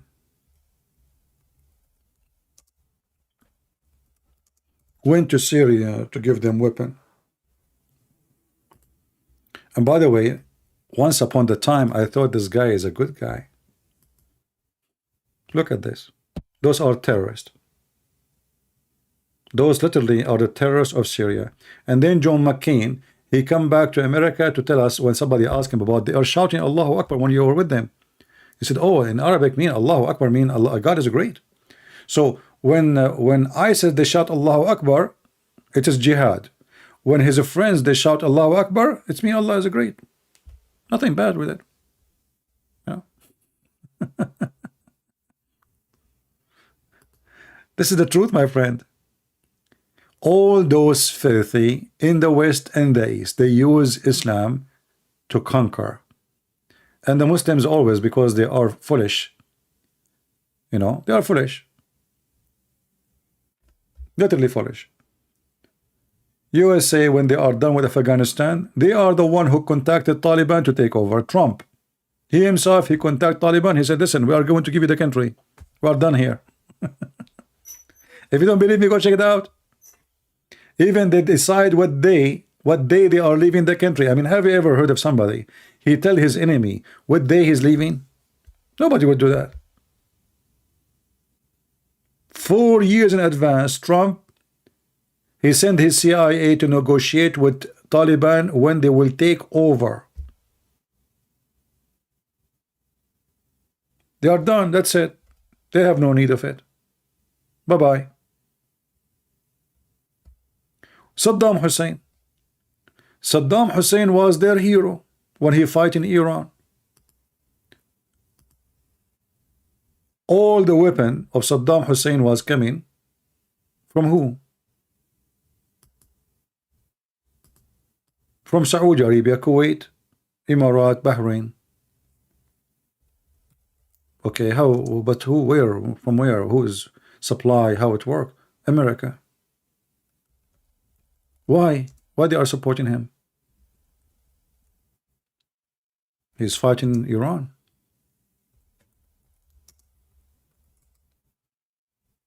Very simple. So they use, they use Saddam Hussein to fight Iran. So always evil ones, they use the evil Islam. Iran regime is evil. Who is the best to fight evil more than the evil ones? This is their friend. This is the same one America went against him because the dog, he decided to bite his boss. Suddenly he attacked Kuwait. Otherwise, always America liked this guy. They sponsored him non-stop. Most of his money actually in USA. They never complain about him. What about Hitler? Hitler. It's a good history class, huh?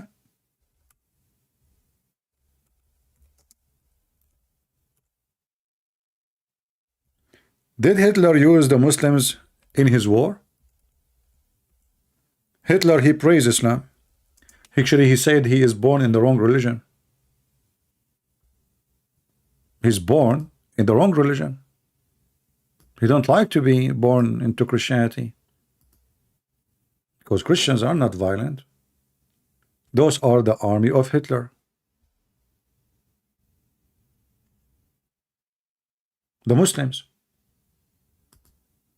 This is the Mufti of Jerusalem.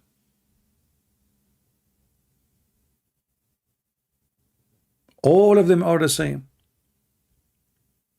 Which country is now #1 friend for us in the Middle East? Qatar. But isn't it Qatar the one who support ISIS? Isn't it Trump himself? He went in the front of the White House and he said Qatar should stop supporting terrorism.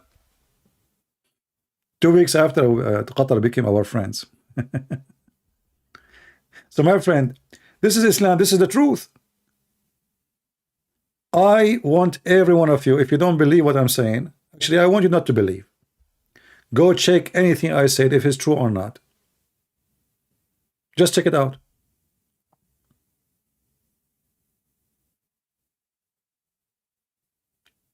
All evil leaders, they use Islam.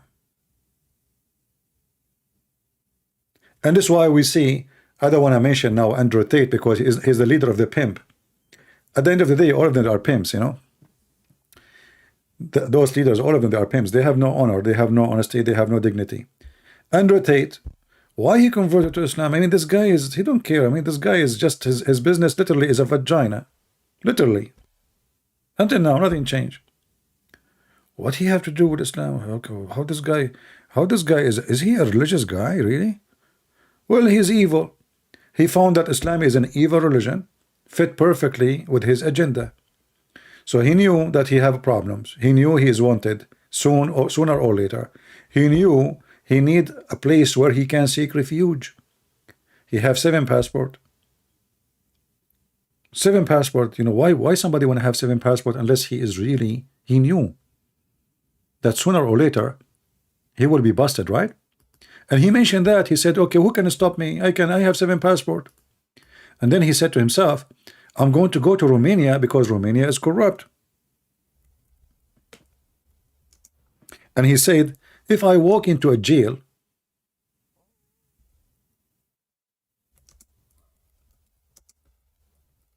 with that much of money, he was in the video, do you think anyone can stop me, arrest me?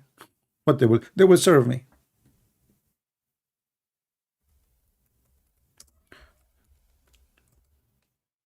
They see corruption. He found that Islam is a corrupt religion, support corruption. So now I'm going to enjoy the corruption. He's a corrupt, they are corrupt. And let us enjoy it.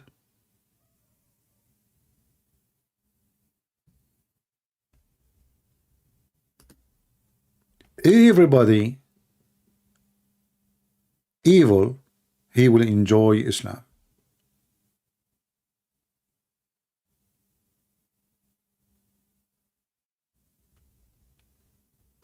The funny, this guy today he said there's no justice in Romania.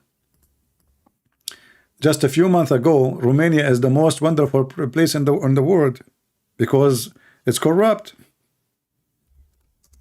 So isn't it, this is why you went there? He went there because they are corrupt, which means there's no justice. And now he's saying today they took him out of jail. He said there's no justice in Romania.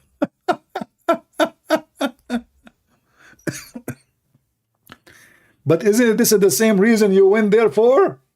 Because there's no justice in Romania? They are corrupt, you said?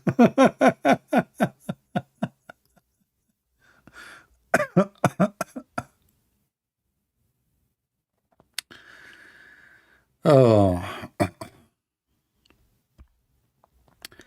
Anyway, my friend Ginny, don't tell me to go back to the topic. I'm not working for you, my friend. You don't like it, you leave. I mean, some people really are weird. CP, please go back to the topic. Don't you think it's rude even to tell me what to do? Don't you think it's silly that you are coming here to listen to me and now you are telling me I don't like what you say, change it? Do you have a remote control of me, my friend? What about you hit the remote control and that will change? What's wrong with people?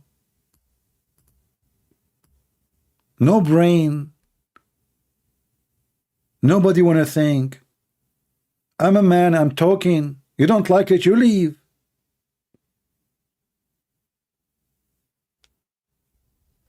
Unbelievable. That's it. He don't like it. Genie don't like it. Genie in the ball don't like it. So now he's hitting the remote control. Christian Prince, change the topic, change the topic. Okay, what do you like to talk about? Mickey Mouse?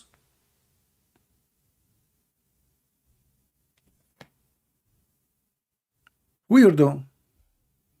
And this is why Andrew Tate now is suffering. You know, a guy, he was his limousine, his car by himself, and now he have God knows who is with him in the jail. Genie. Genie, tell him change the topic. This guy, he never heard somebody saying to him change the topic. And now he have to deal with it. So imagine you are in jail with Genie now. Genie will give you a headache, will make you jump from the window. But you cannot get out the window, you are in jail. Oh boy. I advise people, before you say something, think about it. And you know, not only that, this guy, he posting non-stop the same thing. Please, you see, go back to the topic. Like not only once. So what we are saying now, that Islam is a perfectly fit for perfect evil people, like Andrew Tate, like George Bush, Erdoğan, Biden, Putin. It's a perfect religion. How come, Biden, when he took the office, he spoke harshly against the Prince of Saudi Arabia. Why? Because the Democrat, they support the Muslim Brotherhood. Obama is a Muslim Brotherhood. He is, Obama, he support two Islamic wings, the Shia, which is Iran, and the Muslim Sunni Muslim Brotherhood. If you remember, when Obama was in the office, he sent Hillary Clinton to Libya, and the only person she met, it was the head of the Muslim Brotherhood in Libya. And the plan of Obama, and actually I don't know if you remember, this is many years ago when Obama became president, I said Obama will not finish his presidency before he establishes an Islamic State. And I have it in the radio with Osama Daktok. Actually, one of you, he sent me this. I said, I cannot believe that you mentioned that. It happened. This was the plan of Obama and the CIA of Obama. They want to establish, the Muslim Brotherhood, they are Sunni, yes, but they are a Shia organization, which means sponsored by the Shia, by Iran. In fact, the first Muslim center in Egypt of the Muslim Brotherhood was bought by the Shia mullahs of Iraq, of Iran, by the revolutionary mullahs of Iraq, of Iran. So the Muslim Brotherhood, it was the fingers of Iran between the Sunni. The Sunni, they hate the Shia. And the founder of the Muslim Brotherhood, Al-Banna, he used to make speeches in Mecca during the Hajj to promote his party. And one day there was an argument against the Shia. And because the Muslim Brotherhood, they are just a gang, they want to get support from the Shia too. So he stood and he says, why we are attacking the Shia? What is the problem with the Shia? They love the people of the family of the Prophet. And there was Shias from the intelligence of Iran in Mecca. They heard him, and then they met with him, and then they sponsored him with a lot of money. So all the Muslim Brotherhood organizations sponsored 100% for a long time just by the money of Iran, which is Shia country, which is strange. So it was an investment. And now Hamas, all their weapon, They don't hide it. They say all our weapon, all our money come from Iran.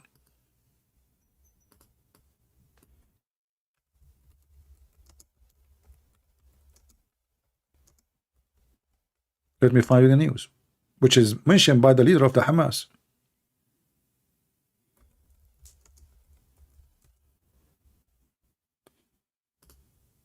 Just to show you, how this religion is perfectly fit for evil.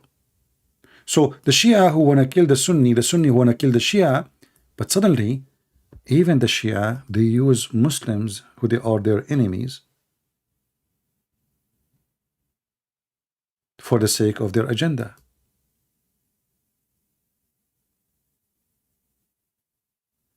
Are you following with me? It doesn't make sense. Doesn't make sense. I mean, the Shia, they are supporting Hamas. I mean, those Hamas, I mean, Muslims, Sunni, they hate anything have to do with the Shia. So how in the world Hamas are sponsored by Iran? Not by Saudi Arabia. Do you understand? So the naive ones, they think Hamas is a Sunni, they defend the Sunni. In fact, they are just the sex toys of Iran, the same as Hezbollah. Every evil leader in the world, he have to invest in such or some Islamic groups to sponsor his agenda. So Putin, he invent with Kadyrov. They brought this kid. His father was a traitor to the Chechenian people. They made him a president. They gave him control. Now the guy, he is living in a palace, very corrupt man, thousands of cars and companies, monies around the world, and he's living like a king, but he's a potato in the front of Putin. And Putin, he considered him like a son, but the fact, this is his puppy. So every one of those leaders in the world, he have to find a dog, and that dog is going to be from the Islamic cult. Hamas, Taliban. Taliban was our friends when we were fighting, Soviet Union. Osama bin Laden was our friend for a long time, and we are the one who trained his men. And the list goes. It's endless list. When so-called revolutionary in Syria happened, USA sent more than $500 million to the terrorist. Why you want to send $500 million? Ooh, those people, they are cutting heads, they are burning churches, they are killing even Muslims. Why you want to do that? It's an investment. Zero ethic. Literally zero ethic. What about Trump? Trump, he became a president. Trump, he have a lot of a property in Turkey.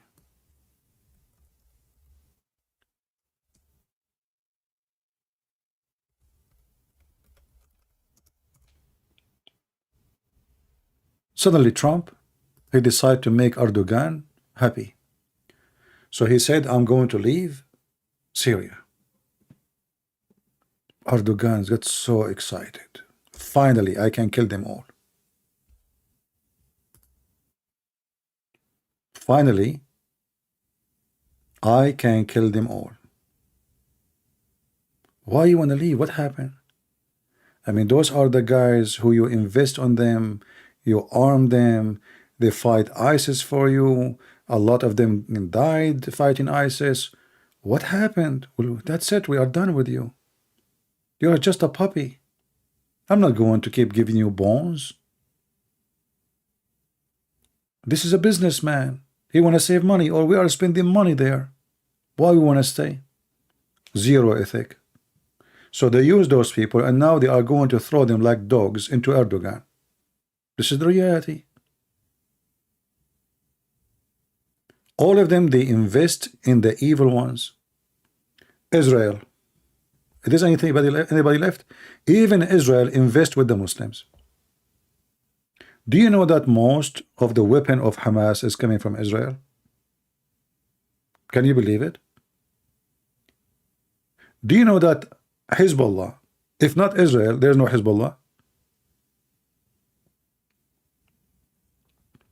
Hezbollah was a very small group, and they had an attack on the Marines in Beirut, and they killed in one day by suicide bomb car 200 Marines. What the stupid American they do? They withdraw, literally, and that made Hezbollah look like hero. Oh, American run away. When the American, they can take all of Beirut in two minutes. But at that time, we have a guy, his name is Donald Reagan, and those Christians, they think he's a good guy. This guy's an idiot. So he decided to take his tail and put it between his legs and run away. Why? Because he want to save election. They care only for election. They don't care how many people died. And then Israel came. And Israel, they hired Islamic groups to fight Hezbollah, literally Shia, and some Christians. Israel used them for 20 years. One day, Israel decided to withdraw overnight. And they left their friends to be eaten by the dogs.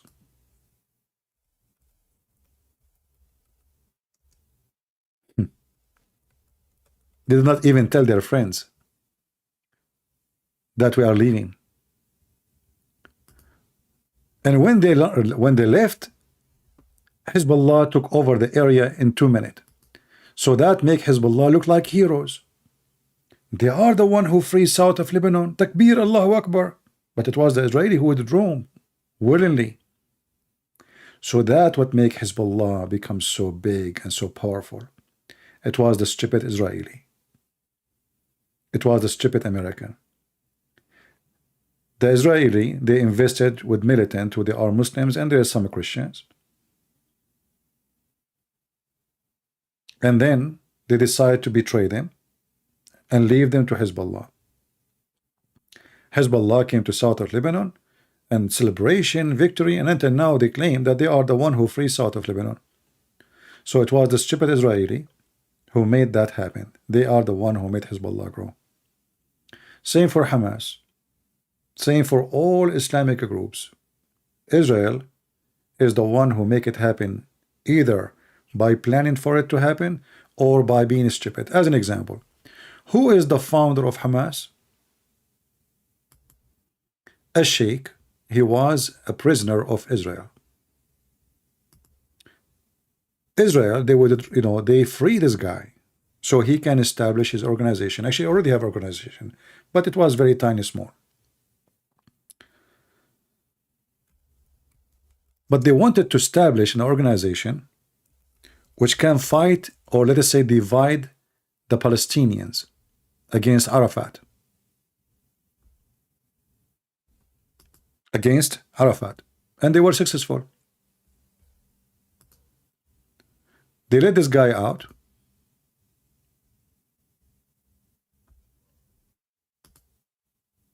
Hamas get bigger and bigger and bigger, and they sponsor him. This guy should stay in jail forever until he die.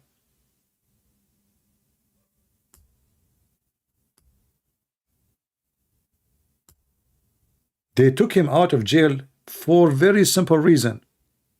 So Hamas will grow. Hamas grow, and now Palestinian, they start killing each other. Because they knew the nature of Islam. People, they fight, they kill each other over power. So now, until now, the benefit of the existence of Hamas, that the Palestinians are very divided. Hamas and what they call them, the Palestinian revolutionary, whatever, Yasser Arafat group, they are the enemies #1 to each other. They keep killing each other, assassinate each other. So Israel is the one behind Hamas for there's a benefit. But Israel, they do not want Hamas to become the major force. So they have to keep them in balance, both of them. So they feed this guy with weapon, and they feed the other guy with some money. And that's what I call it, evil. I know what I'm saying sounds strange, but this is how it is. This is how it is. But most of people do not know. Most of people, they just watch news. They don't know really what is the news is about. Yasser Arafat, he used to kidnap an airplane almost every week in Europe. And you know what the stupid Europeans do? They give him money. European airlines, they give Yasser Arafat money so he will not kidnap their airplanes. Can you believe it? If you don't believe me, go check it out. They pay him before he kidnap it, so he will not kidnap it. So this organization became so powerful, very rich, to the point they occupy the south of Lebanon and they have their own state, to the point that Fidel Castro, he come to Lebanon and he did not even shake hands with the president of Lebanon, which means they control the airport, they control the country, they control everything. Castro is not coming to visit the Lebanese president. He came to visit Yasser Arafat. Who is this guy? This guy is a refugee in the country. Suddenly, thousands of fighters with arms in the airport, and Castro arrive. And the president of Lebanon have no idea. And the police cannot stop it, because the Palestinians are stronger than the Lebanese police, even their army. In fact, the plan is to control Lebanon and to become their land. Actually, almost they took over it, until Israel came out and kicked them out. So everybody invest in somebody, and that somebody is an evil Muslim organization. I mean, we can cover a lot, you know.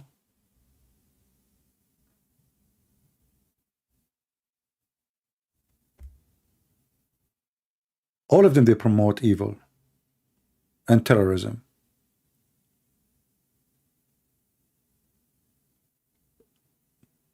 All those who they claim they are fighting, you know, right now Erdoğan, you know, who is protecting. He was protecting ISIS, but then when he noticed ISIS are no way he can protect them, that's it. The American, they decided to take them off. So that's it. He gave up on them because he didn't care really much for ISIS as much he cared for stealing the oil of Syria. He was getting the barrel for $7. And he don't even pay dollars. He give them just exchange, like an emission and a weapon. Very cheap. Turkey was having a very cheap oil from Syria for free. And now Erdogan is protecting Al-Qaeda in the north of Syria. But have you ever heard of Trump when I attack Al-Qaeda in the north of Syria? No. What about Biden? No. What about Obama? No. Okay, what happened? Isn't it this is Al-Qaeda, the same Al-Qaeda? How come now we don't care for Al-Qaeda no more? Very simple, because they are evil. They knew if now we kill all Al-Qaeda in the north of Syria, that will give Russia full control of Syria. So we will leave those dogs to bite the Russian and the Syrian, so they will be busy.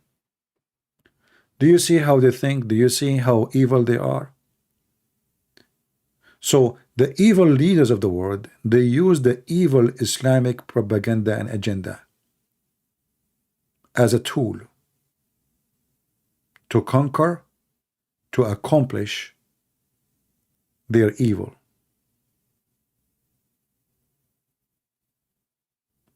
If there is somebody we did not mention, remind me. And you know, Erdogan is against Israel, but he provides Israel at least every year $600 million import of steel. So all the Israeli weapon is made by Turkish imported steel. But Erdogan, he makes speeches for Palestine. But he is the number one provider for steel. He never stops selling the steel. In fact, the Mossad never closed their office in Turkey. In fact, that the first establishment of Israel was by the approval of the Turkish Caliphate, the Ottoman Caliphate.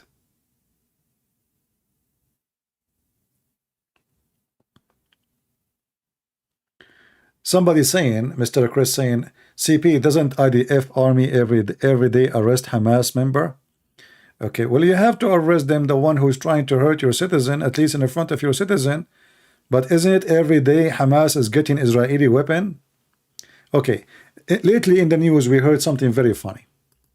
What is the funny? Israeli soldiers are stealing weapon and selling it to Hamas. What? How Israeli soldiers they do that?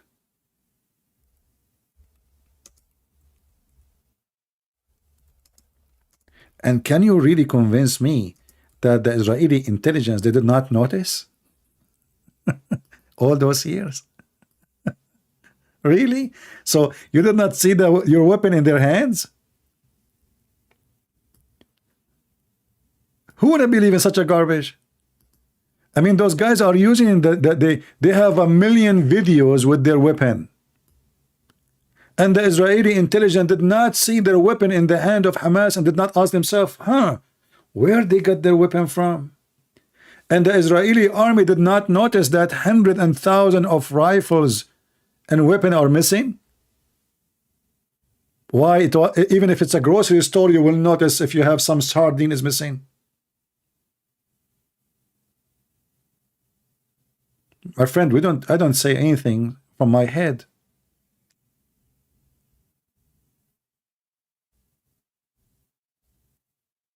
Guns for sale. How is stolen Israeli weapon arms given to Fatah fighter? I told you, this is not stolen. This is the act of the intelligence of Israel. They gave weapon to Hamas, they gave weapon to Fatah so they can kill each other.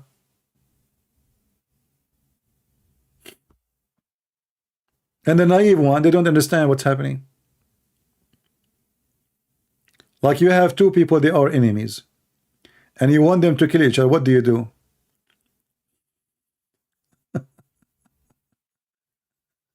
Evil.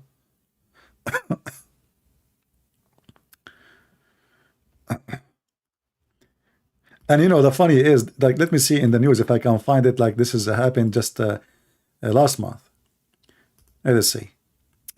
Like, they did not really notice, the Israeli army did not notice that this is really happening? Who want to believe in such a garbage?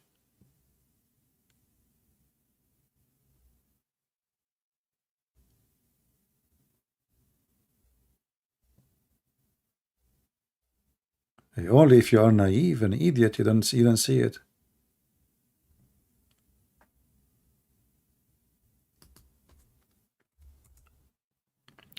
But anyway, most of people these days are idiots. I'm trying to find what was the news. Hold on. Let's see. I'm not sure what the title I should look for.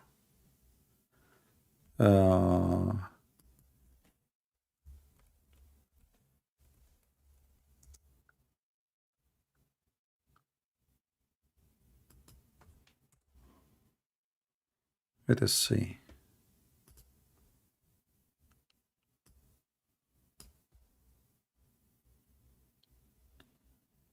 Because supposedly now they are launching a big investigation. But who want to believe in such a garbage? All this time you did not notice?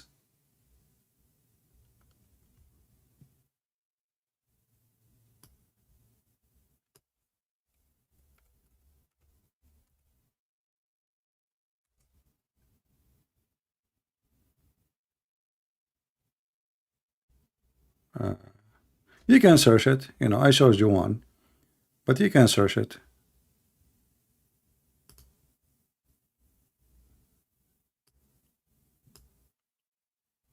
Yeah.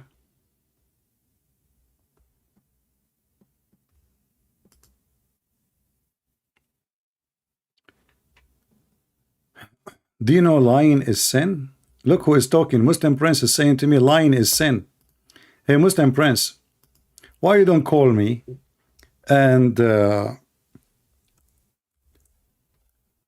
debate me about it? I thought in Islam is not sin.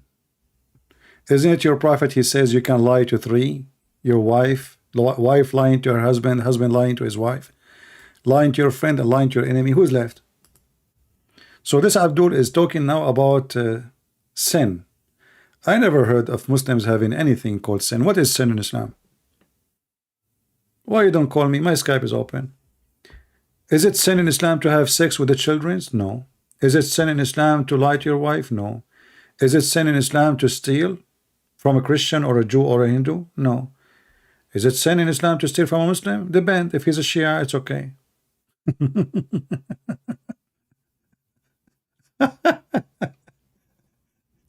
Is it sin in Islam to take a woman to your bed and she is married and you play with her private part? No. Call me, I will show it to you from the Quran. You can put literally your hand between her legs, touching her vagina, excuse my language, and that is not considered as a sin in Islam. And there's no penalty for it. Prove me wrong. Why don't call me? A man, he came to Muhammad. His name is Nabhan al-Tammar. Nabhan al-Tammar came to Muhammad. He felt guilty. He said, Prophet, a woman, I think her husband doing jihad in your army. She came to my grocery store. And I did with her everything the man do with women except putting it in.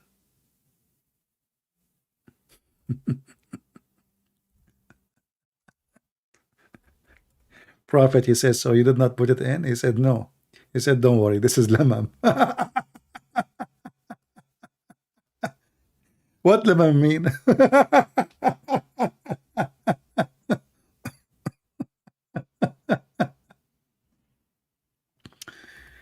Except what?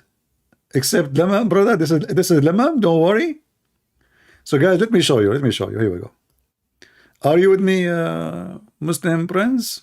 Sin in Islam. Islam there is sin. So this is a married woman, and this is the Quran, chapter of the Najm, the star, verse number 32. And I will show the translation using Google Translation. So Nabhan al-Tammar, he came to the Prophet. He have a grocery store. He said in it, Ajwa. A woman, she came in. And he said to her, get in, get in. Come on, get in. Hey, Muslim Prince, is that what you do with Muslim women? There is inside something better inside. So when she did, he wanted to F her, but she did not like it. She did not let him. And then he said to Muhammad, there's nothing I did with her, I did everything with her except intercourse. And he continues saying, maybe her husband is doing jihad. So this ayah came. Lamam is to play with women, but you don't F her. Like kissing, touching, benching, or even laying down with her. That is not zina in Islam. There's no penalty for it. He told him this is lamam. And don't worry, this is only a destiny. Allah, he made a destiny for you. A man, he have his portion of adultery, which he have to indulge in.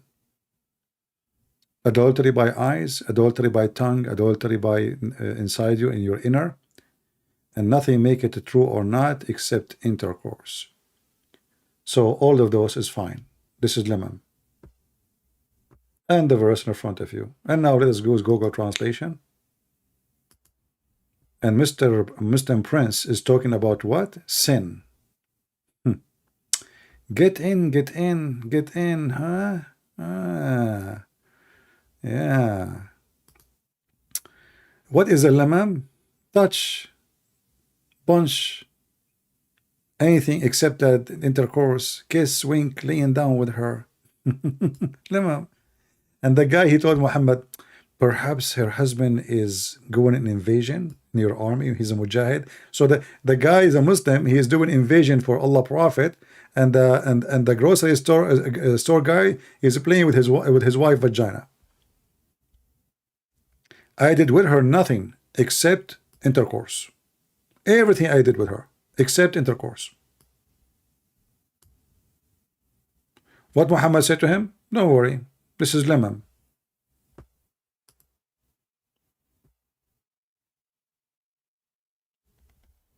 Are you there, Muslim prince? So what is adultery in Islam? Only intercourse. And not only that, even if your wife, she have intercourse, you cannot prove it. You have to have 4 witnesses, and the 4 witnesses, they have to bring, they have to see the penis of the man going in and out. And look, you know, Muslim prince, because he cannot answer me, so what he do? He call me names. You cannot refute me. I'm showing a reference. This is the official government website of the Kingdom of Saudi Arabia. And this is their scholar, Al-Qurtubi. So what he said to me, you are a Dajjal, which means there's something in the Muslim legends about the false Messiah.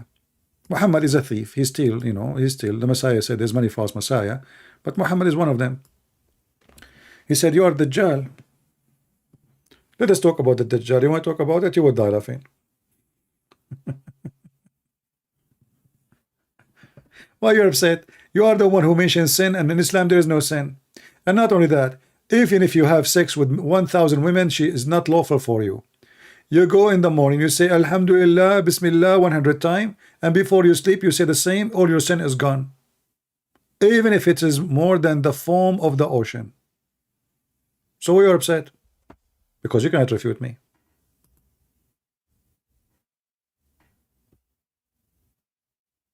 Why you are upset? I'm showing you your reference. Here we go. And this is your Islamic website, the official government website of Saudi Arabia. Here we go. You can use Google translation and translate. Everything I have in front of you. What about your prophet going to his own son wife and he flirt with the wife when the husband is not there? And then, according to the wife, each time her husband, he wanna F her, excuse my language, Allah, he made his penis swell. Is that true story or I'm fabricating? I mean, here we go. Those Christians, they say Muhammad have no miracles. Only Allah can make your penis swell. Who can do that except Allah? Allah, he made the penis of the husband swell because he want to sleep with his wife, because the prophet, he liked the wife. This is the religion of God. So the husband, he want to sleep with his wife. Allah, he used the broom of holy butter, and he make the penis of the husband swell. And look, the wife, she said, each time Zayd, which means her husband, wanna have sex with her, Allah, he made his penis swell. Look at this miracle, brother. Imagine. I'm not going to draw it because that will not be nice. Allah is God and Muhammad is king, whether you like it or not. King of where?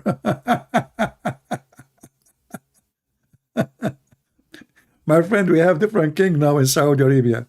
He's bringing girls to dance and actors, and now they are allowing beer and whiskey in the hotels. Soon it's going to be in the street. Just wait.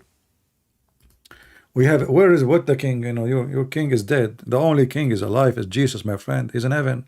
He's the King of Kings. No, I cannot draw it. Anyway, but the miracle is amazing. So let us say, this is Muslim prince. Okay, I will draw Muslim prince. I'm not going to draw the penis. I cannot do that. Come on, haram. Bad boys you guys are. So this is Muslim prince. Okay. Muslim prince. I know he look weird, Muslim prince. This is Muslim prince. Muslim prince, now he like to sleep with his wife. What Allah he do? He make his he make a prince, he make him swell.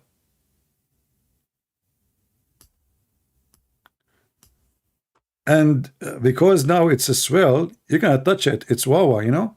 So like it hurt. So like very wawa, very wawa. You cannot even touch it. Like there is it's red, it's a suffering, it is etc. And this is a miracle of Allah. So this is Muslim prince because the Prophet he like his wife, and now the wife, you know, she is reporting the miracle made by Allah. He swell. Okay. Who can do that? Save Allah. I mean, look how the size it changed, and now the guy he can't even put it in. Subhanallah, Subhanallah. What the heck with this religion? This is religion of God. So Muhammad, all his Quran saying he has zero miracle, and now suddenly Allah he decide to make the guy private part swell, and who? The husband, not Muhammad. You know, isn't it Allah should make Muhammad the penis swell to punish him for wishing to have sex with the women she's married? And the Muslim prince talking about sin. So Allah he reward the one who is flirting with the married women, and he make the husband penis swell. And I challenge you, Muslim prince, to call me and say you are a liar in front of everybody. Why you don't do it? Hey Muslim, who wanna call me and say this is a lie? No, you don't dare, because you know it's true. Okay, let me put my signature here because I don't want people to you know, use it and sell it in Amazon. This is amazing print, unbelievable. Hold on. I don't, you know, I mean, you know, these days forgery and you know, like they take your arts and they try to copy it, and you know.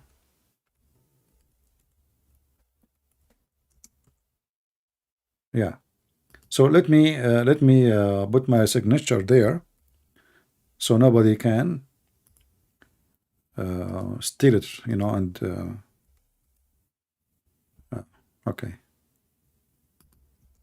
Sheikh Isper.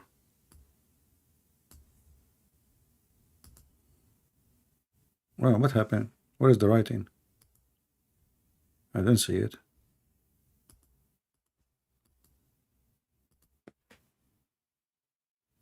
I'm not sure why it doesn't show. Something wrong with the software. I cannot even show it, you know. I'm not sure why. Anyway. Something wrong. Yeah, I don't want people to, you know, they take your art, and you know, people are evil, you know. They take my books, they post them everywhere, you know. I mean, and even my art. I mean, shame on you. No respect for artists, people these days.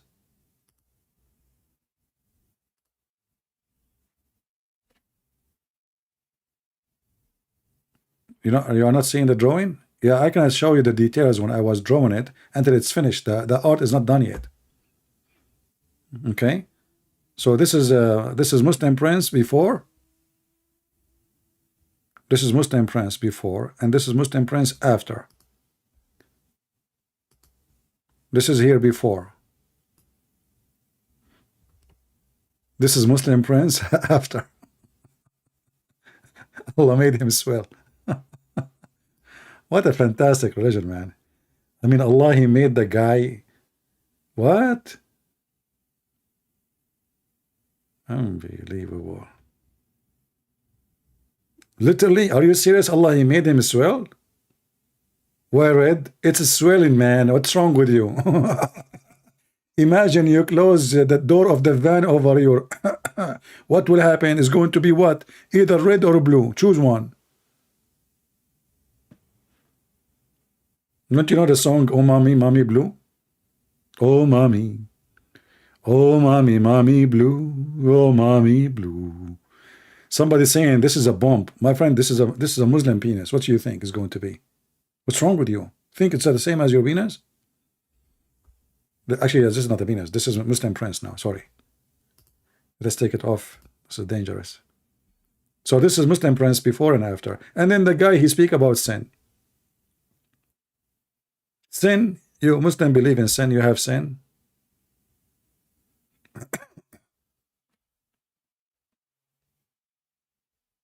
I never heard of religion that the God, he punish the husband by making his penis swell, and he reward the prophet who flirt with the wife of that husband.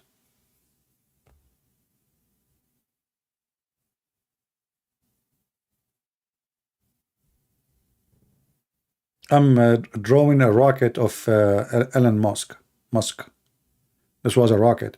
So his rocket was small, and then Allah, he cursed him, so his rocket swell. Do I need to have all details? And somebody saying I'm drawing. I draw since I was a kid. You know, I remember first thing I drew when I was a kid, it was the Kaaba. You know? Because the Prophet, he says everyone is born as a Muslim. And, you know, my mom told me a lot of horrible things when I was a kid. And that to prove the point. I used to do. Everyone is born as a Muslim.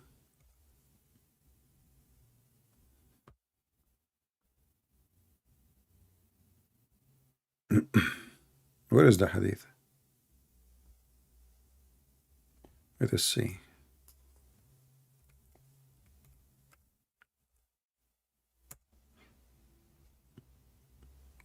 I wonder how Trump used to look like when he was a boy, because he was a Muslim at that time.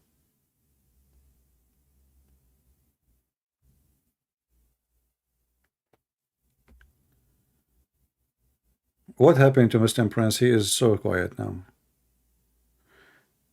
No baby is born but upon fitra. What fitra mean? The Muslim will say by nature you are a Muslim. This is what fitra mean. And it is his parents who make him a Jew or a Christian or polytheist. But do you know what Muhammad did by saying this? Muhammad, he is an idiot. He just proved that he is a polytheist. Anyone understand why? Because what he said, this has happened to everybody. Everyone is born as a baby as a Muslim. Then what his parents would do? Will make him a Jew or a Christian or polytheist. But isn't it Muhammad parents are polytheist? Are you getting my point? So what Muhammad he confirmed? That he is a polytheist. Stupid. This is why we laugh at Muhammad. His mother and his father, both of them, they are pagan. So what they made him? Pagan. And who said that? Muhammad.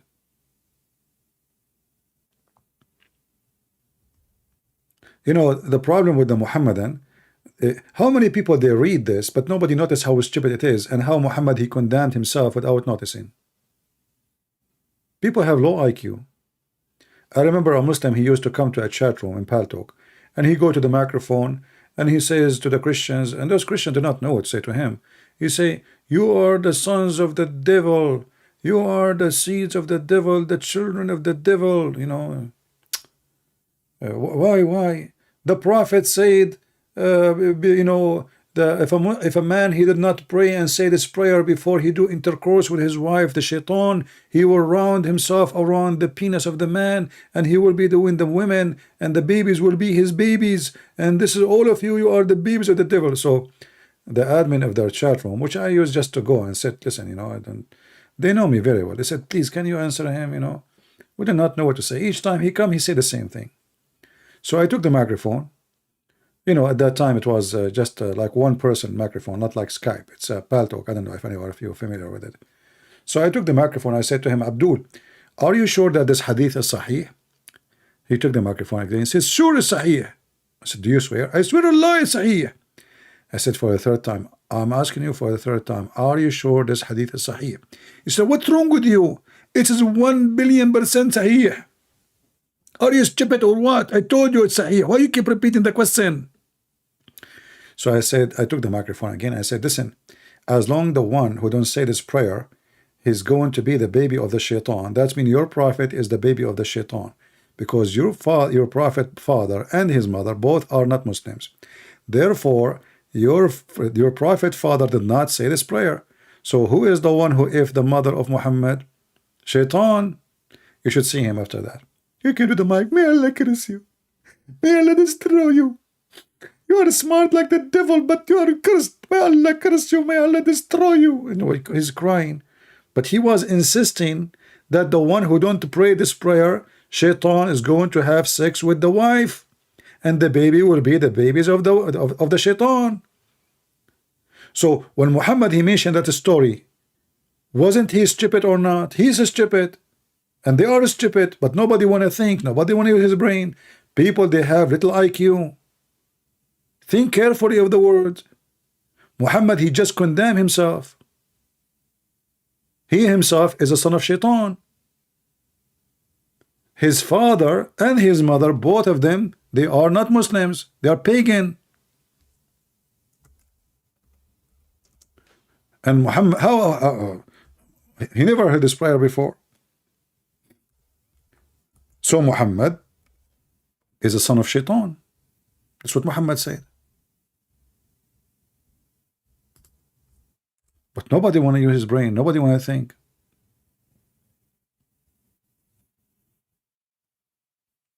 This is why they don't dare to debate me. Because they are not matched. They have a low IQ, slow IQ. They're like their prophet.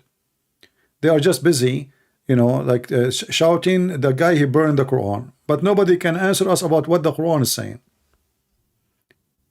A guy burned the Quran, they go crazy. You ask them a question about the Quran, Allah knows best.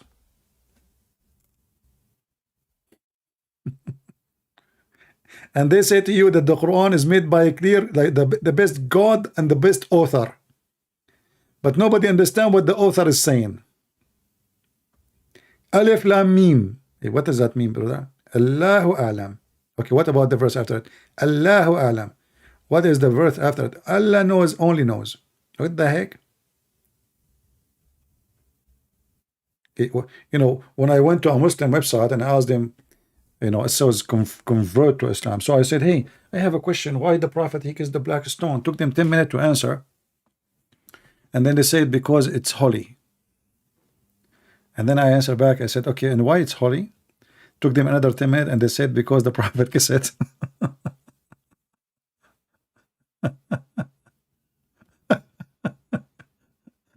I mean, you see the intelligence. So why the Prophet kissed it? Because it's holy. And why it's holy? Because the Prophet kissed it.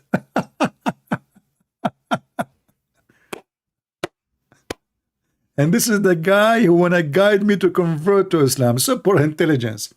Like Mimi Hijab. This is why the translator, he said, pray for, not to. It looked like I make a difference now. Pray for or pray to. Still he's praying.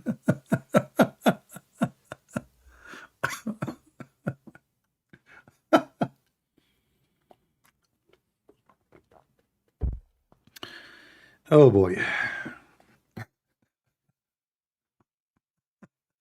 What a stupid religion. Low IQ. Yeah. And you know, if you ask any Muslim, by the way, why you said, he said, oh, this is a stone from heaven. Oh, really? So what? So, okay. How many stones there is in heaven? Remember, they are not pagan. They are not pagan. The Buddhists are pagan, the Hindus are pagan, but Muslims are not. But they kiss stones and they bow down in front of a stone. And not only that, they believe if they touch a stone, it erases their sin. Yes, it erases their sin. A stone erasing sin? Yes, brother. Look at this, look at this. Not only if you say Alhamdulillah, Inshallah, it erases your sin. There's many ways to erase sin. You go around the Kaaba and you touch the black stone, you finger the black stone, and then you finger the Yemeni corner, and then all your sin is erased, brother. Do you see how easy to erase your sin?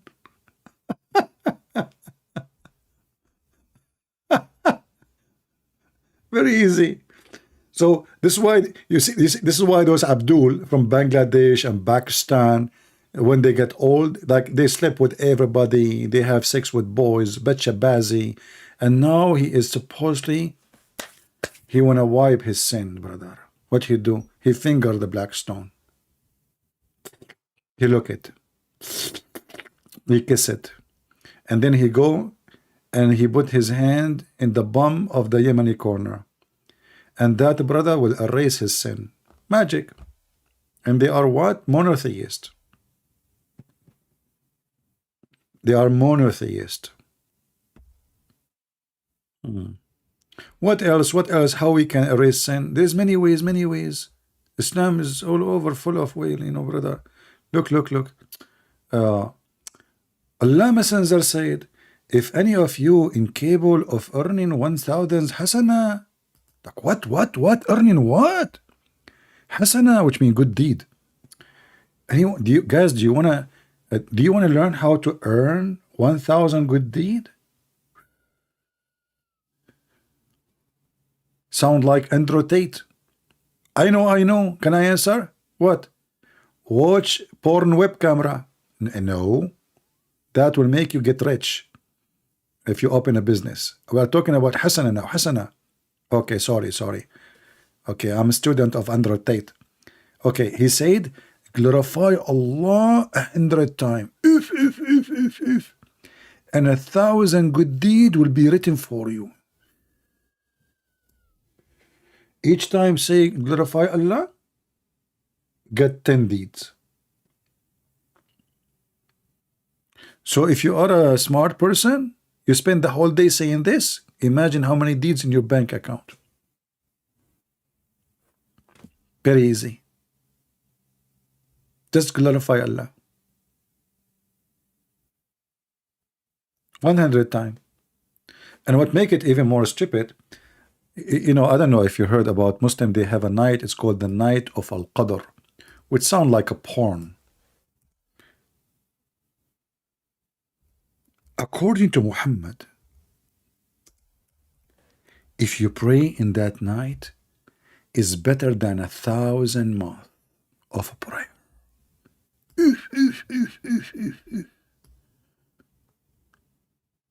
Which is equal to 83 years and 4 months.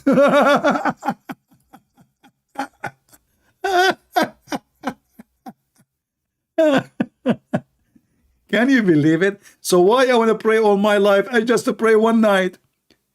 I might not even live 83 years old. I pray at that night, and I will go, I prayed for 83 years old. And not only that, what about I pray like 5 nights like those, like in 5 years, you know, each year, 1 year.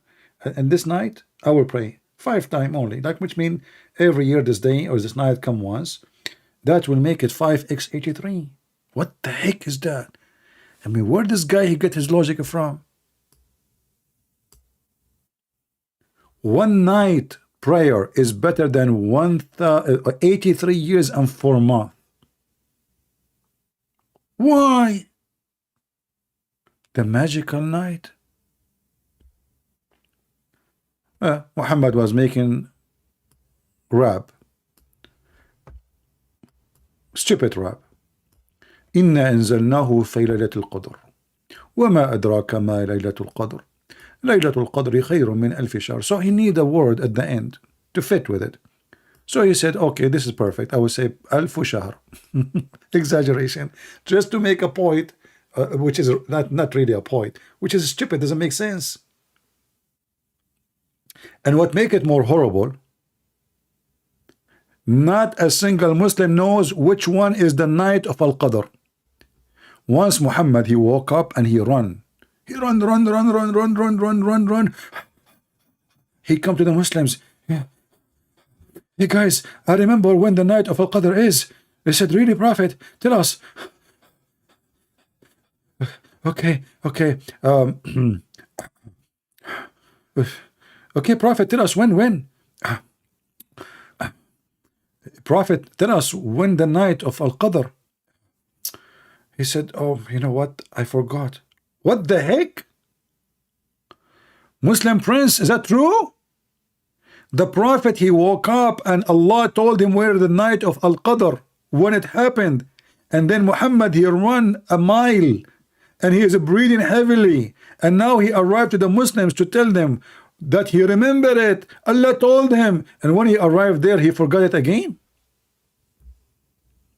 Are you there, Muslim Prince?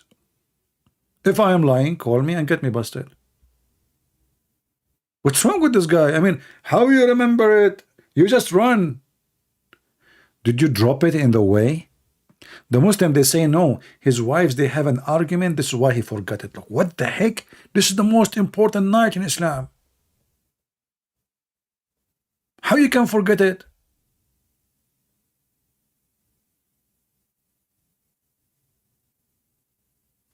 Maybe we should make just a special video about this.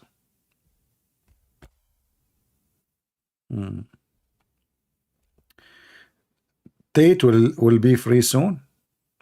Okay, Muslim Prince, my friend, as long as Tate will be free soon. Do you think he will open? I heard that he opened a business in Emirat. Do you think he can hire you? What do you think? I think this is a good job. It's legal, it is halal in Islam to be a pimp.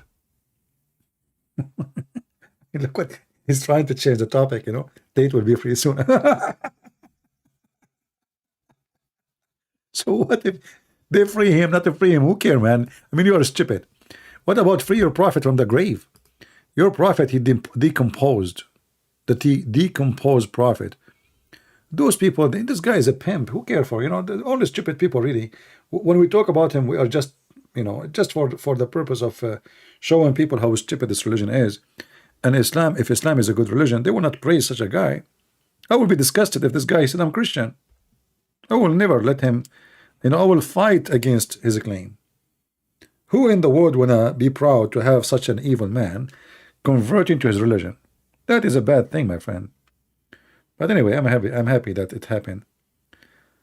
Garbage, go where it belong. You know, when you would go, when you want to do poo-poo, where do you go? Try a seat. Very simple. And he knows where to go. He knows where to go. Anyway. Actually, I pray that every scumbag in the world convert to Islam. That will make us stay filter, good people only, and all the trash and garbage go. And join Muhammad. Honestly. There's many people, they claim to be Christian, they are more damaging in the society than those who, you know, I mean, it's for our benefit if they leave. You know? And you know, we are in a very awkward time where a whore, she is a teacher in Harvard University, or a whore like Andrew Tate, he is have a university, Hustler University. I mean, the guy don't even have high school. Hustler University. Or, you know, I'm so proud of Harvard University inviting Kim Kardashian. Man. To do what? To give a lecture.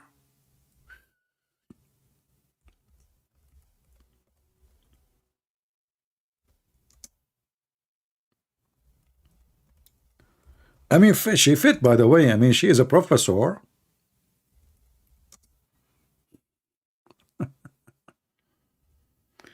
I don't know how to write her name. I'm searching, you know. Kardashian. Okay, hold on. Google will help.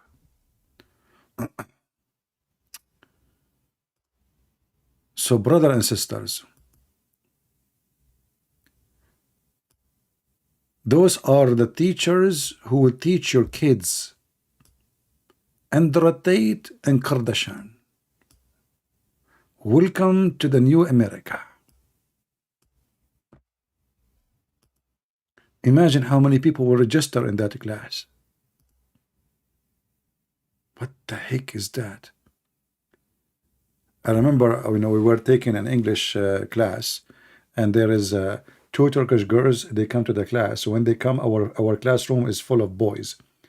I mean, like, we are not even 7, but when the girls are there, they are like, we are 40. They are wearing a very short, bikini short, literally like they are in the beach. So, brother, Harvard Business School. Do you want to establish a business? Like what? Striptease?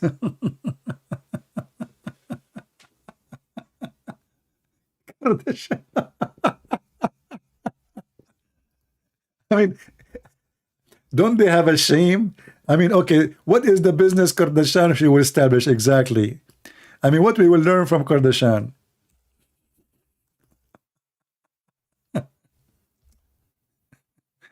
By the way, what this woman she does, all what I know that she have a lot of naked pictures. I don't know what she was doing for a living. What she do for a living?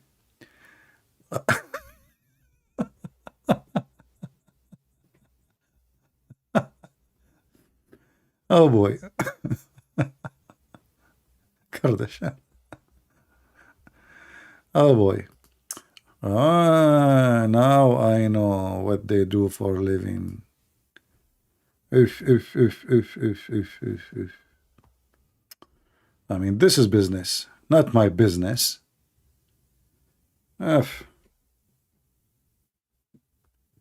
Oh boy. I mean, she deserved to be teaching, and the other women, she married a guy from Iran too.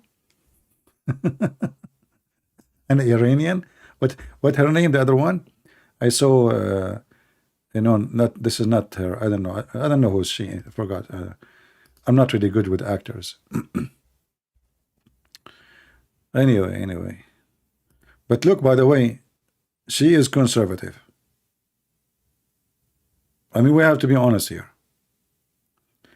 And maybe she was teaching them, maybe, you know what, we can ask her to go and teach that how is sperm coming from the ribs, according to Prophet Muhammad. I think she was preparing herself for that purpose. Or maybe how to do breastfeeding for adult. Let me change the picture. Unbelievable. She's a model. Is that what they call people these days? If a woman, she is a hooker, they call her a model? What model? Model. Every single hooker in the world, she called herself a model. Every one of them. Model. Do you see how people, they change names? Model. Yeah. Model.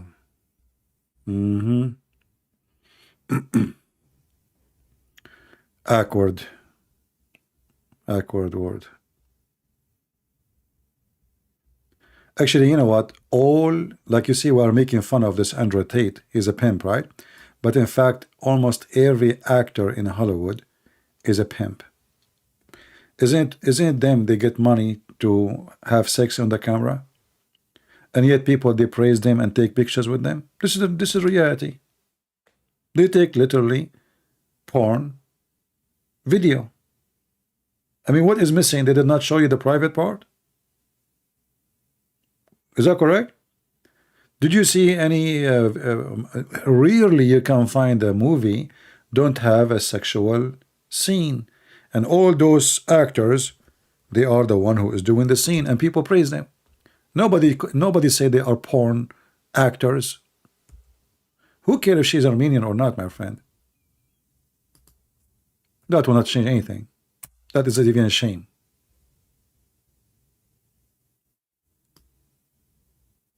It's a shame for Armenian to say that she's Armenian. If I am an Armenian, I would not say she is. So reality is that all those actors who people worship them and praise them, they are porn actors. But people, they take pictures with them.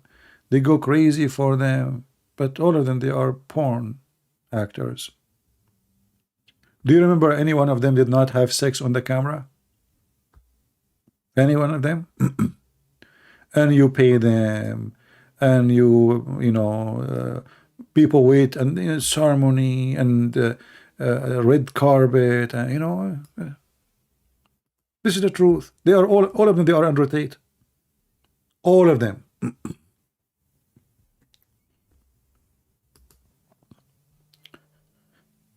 Today in the world,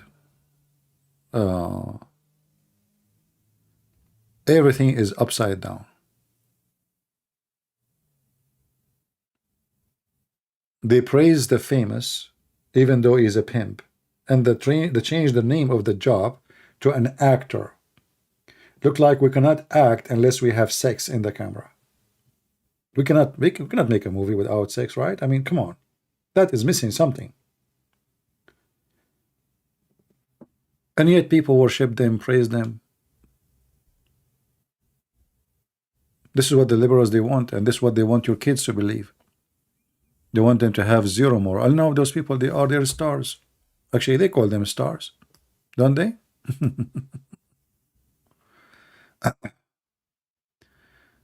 They call them stars. Sick.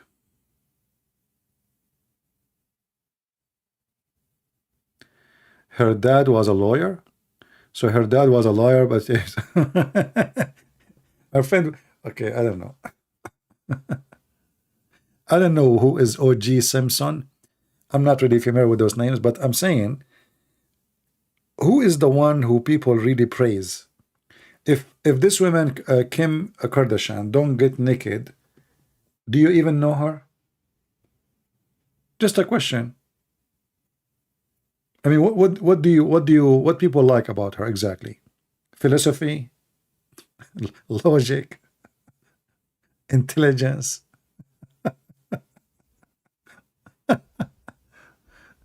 Oh my God. Anyway,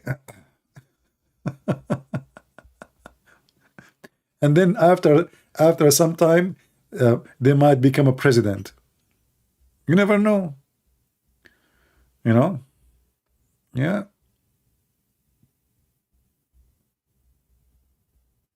It is the time for the scam.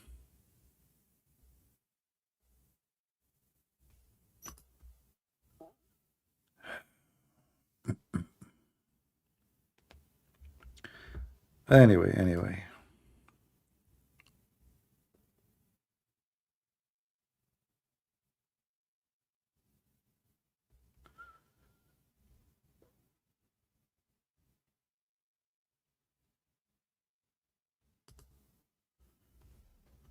You know, like when I came to the state, I started learning about names. But really, I do not know much about, I mean, the West in general, you know. And in the Middle East, we were thinking that Western are smart people, they are intelligent, they are successful. I mean, look what they accomplish and look where we are. But then I notice that, you know, maybe, yes, they are good in technology, but they are self-destruct when it's come to ethic and to grow up their children. As you see now, kids are lost, drugs in school, children shooting each other. The liberals, they are fighting the Bible, they are fighting against religion, against religious people. They want the country to be hippie, you know. And you see the fruits. Just look around you. See, any state have the majority of it is non-Christians or people who hate Christianity, and see what's happening. Just look around you. Drugs is their food.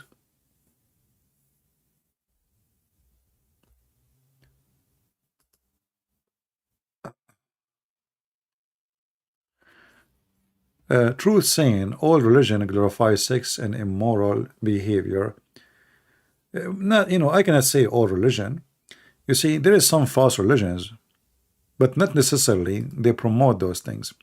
Actually, the most dangerous religions is the one who claim that they are against bad things, because then they can, you know, they can put seeds. Like, you know, the Messiah, he says, there's many false prophets will come to you. And what false prophet they do? They will speak good. They will speak good. They will try to give a good example of themselves so they can deceive you. So not necessarily someone he is openly exposed. Actually, the one who is not is the most dangerous one, because that one can fool you. Have you visited the Vatican City? No. When I want to visit the Vatican, what I have to do with it? What I have to do with it? I want to visit the Kaaba, brother. The Chinese, they want to build a casino there.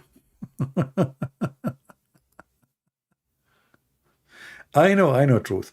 But when you say religion, we Christian, yes, we are not religion, but religion in the definition of the dictionary, as I know, and I'm sure you speak English better than me, is a group of people believe in something, right? So we have to be careful when we use the word religion, because some they say, okay, well, Christianity is religion because religion is a group of people believe in the same thing. So you can say, oh, I'm not religion. We know we are faithful people who have faith in Jesus. But in the language, religion is religion. No, I'm not going to kiss the black stone. I want to take a piece of it so I can, open a business. You know, the black stone have now 7 stones, I think, left.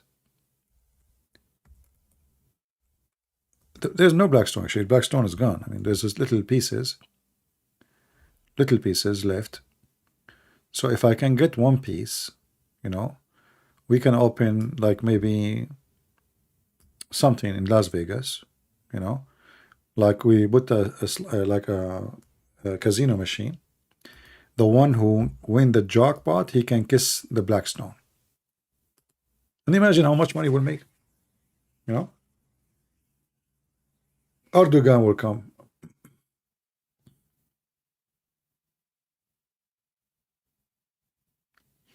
Do you see the stones? You see, in the appearance, it looked like a stone from outside, but the fact that there is only few little tiny stones. And this is additional proof, by the way, that Islam is false, because how Allah could not preserve the big black stone. So now what left is this. Where is the stone is preserved by Allah?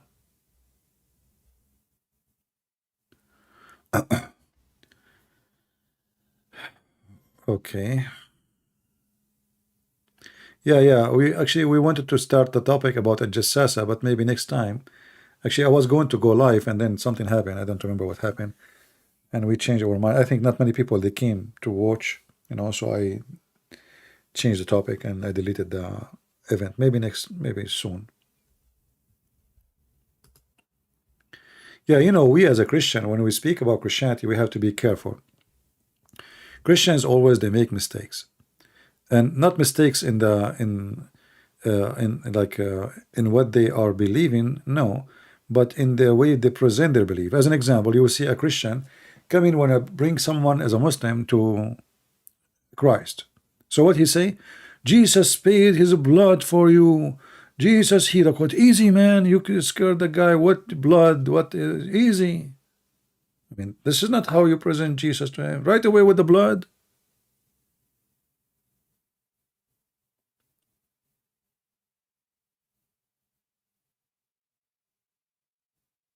You know what I mean? I mean, right away you jump to the blood, and he paid for your sin. The guy who, and now the Muslim will say, see the Christian, they say, oh, Jesus, he paid for our sin, so we can sin. Look what the Christians are saying. So you give them wrong idea, and they will use it against us. Because the silly you presented Jesus wrong. Jesus did not go to the Jews and say, hey, I paid for your sin. This is not how you do it.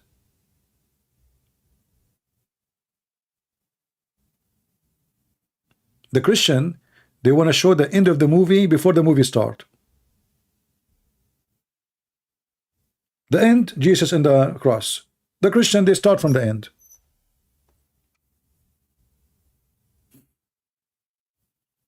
You know what I mean? The guy, he have no idea. You have to tell him the story, and then you arrive to the cross. The cross is at the end, not in the beginning. So right away you shower the guy with the blood of Jesus, and Jesus died for you, and and the guy, you have no idea what you're saying.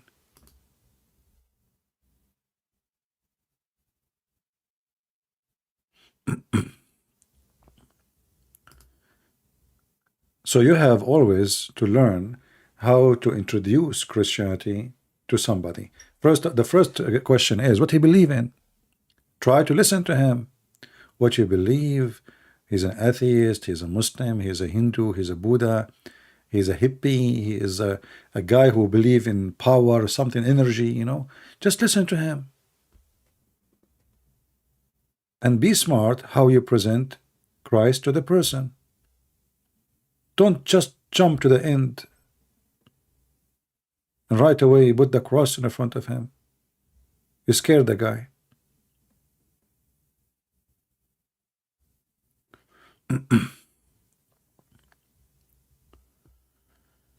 When I speak to Muslims, and how many people left Islam and how many accepted Christianity, live on air, you are my witness. I do not need to talk about what I do. I don't present Christianity until I demolish the virus in the head of the person, because now he will listen. Before that moment, he's not listening.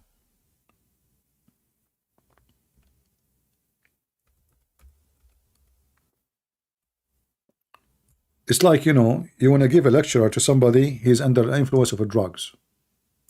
You don't understand what you're saying. He is under the influence. You have to destroy the influence and then give him the true teaching. Then you share with him. Otherwise, the guy is not awake. He's not even listening.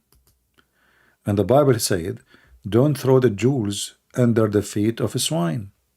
That's what you would do when you throw it. That's why I avoid talking about the Bible when a person is not in that stage yet. Because what he will do then, he will step on it. He will act like a pig. Have you ever led a Bible study group? Yeah, we do sometime. But I find myself that there's many people, they can do good job teaching the Bible, but nobody, not many, can do what I do. You know what I mean? We have a video we made last time in the quality of life channel. I think we made one or two. Yeah, but people don't, not many people they join, and people like fighting. This is a reality. Like here, they like to see a Christian and Muslims fighting.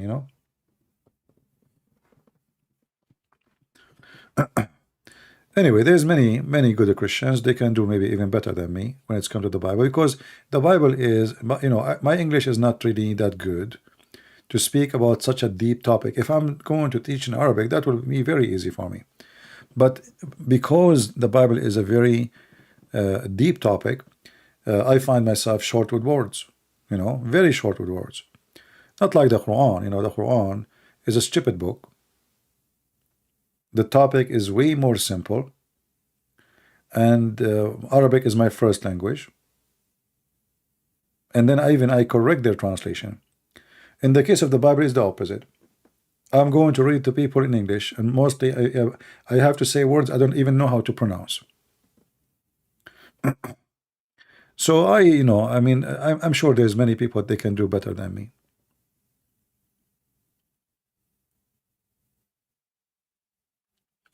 I heard about baptism with water and the Holy Spirit. What is the difference? Well, there's no difference, except if you are baptized in the name of Jesus, the water, the baptism of the water, is the same time as baptism of the Holy Spirit. Because what happened when you are baptized by water? You receive the Holy Spirit. So then that is the baptism of God. Baptism of God, it's meaning you are born again, Christian. So it's a new life. You decide to change the course of your life.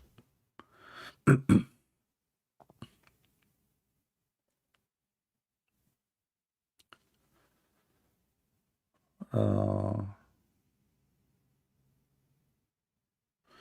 you memorize every verse in the Quran? No, I don't memorize it, but I memorize, let's say, a big portion of it, especially the important topics, because the Quran is a book of rubbish. It's not necessarily, it's not important to do so.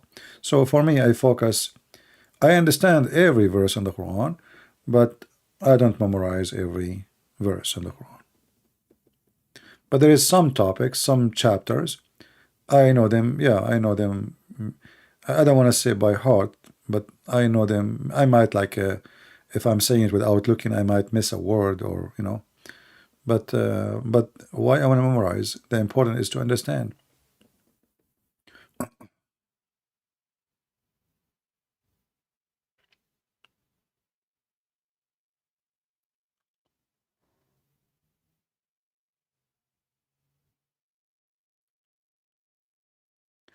Yeah, actually, teaching the Bible.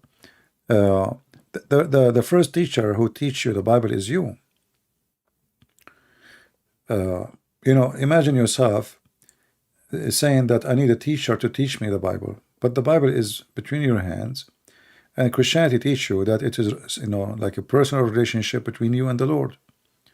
So when you are like from all your heart trying to understand and trying to be living the book, you will live the book, you will understand the book, because this is a book of God. God will help you, not a teacher. You are the one who can lead yourself to find the truth. You need to learn how to read, and learn how to read not about how to say A, B, C, is about how to live the story, so we can understand the story. This is why you see that Messiah, he was teaching using parables. Why? So you might understand. So Jesus, he made it so simple for you. Go check every one of his parables, and you will see he is telling you a story about yourself, not about somebody else. Any one of the examples in the Bible, see them. You will see you are there. It's about you. Even though this is something been said 2,000 years ago, every story there is about you.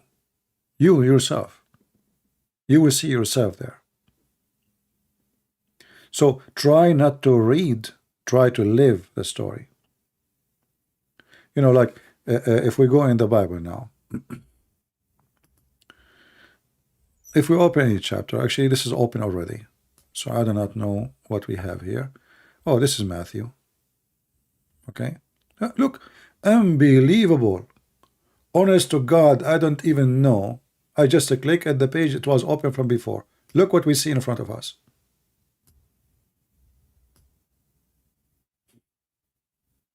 Can you believe it?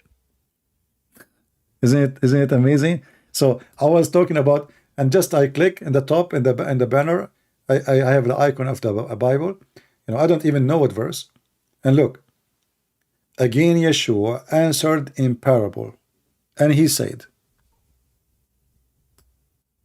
the kingdom of heaven is compared to a man who was a king, and who made a wedding feast for his son. And he sent his servants to call those invited to the wedding feast, and they chose not to come. That is you and me, and the rest of the world. And it's amazing. I'm talking about how the Lord is speaking parable. I click at the page, and here we go. I don't even know what I'm going to read.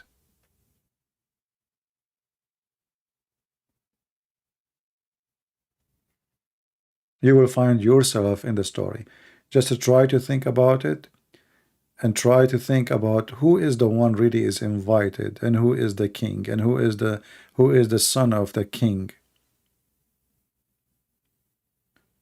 So the Messiah, my friend, is not the same as the stupid Quran. The language is easy, is beautiful, and it is heart touching. You do not need a scholar to teach you really. I mean, a scholar can answer a question about history. Like, you read the book of Kings in the Old Testament. Who is this king? Where he was? So you need maybe somebody who have more knowledge in history. But this is not about history.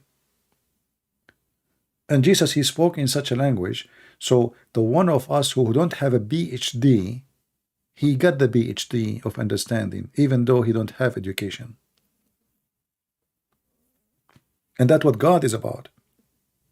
If we cannot understand God, then that means God, he failed to make us understand him. So it's a parable, but in the same time, it is very powerful. Again, he sent another servant, and he said, tell those invited, behold, my banquet is ready. And you can read the rest of the story. So this king, he sent you messenger after messenger, inviting you in a very honorable way. Come to my wedding party. I have a banquet for you. I'm preparing things for you, good things for you. You say no.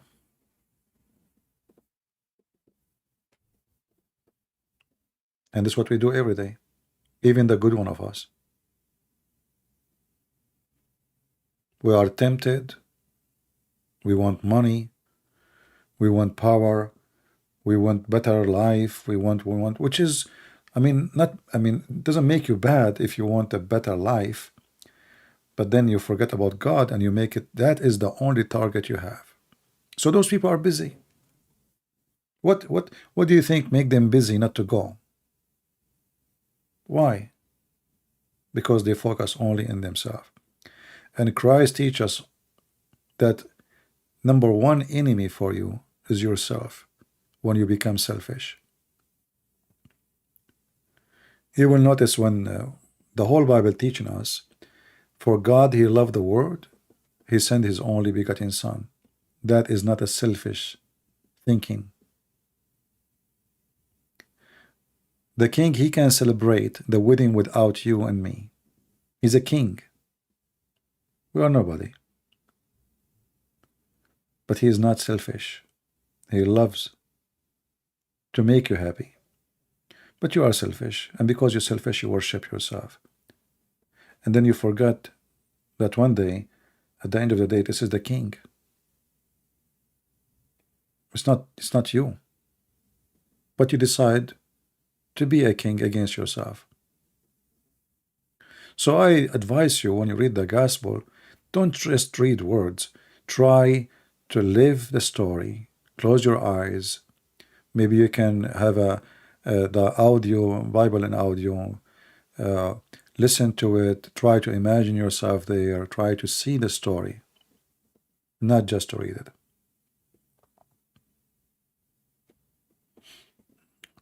And this is what people do when they read books. They read words. Those are not words. This is not a word, my friend. This is God.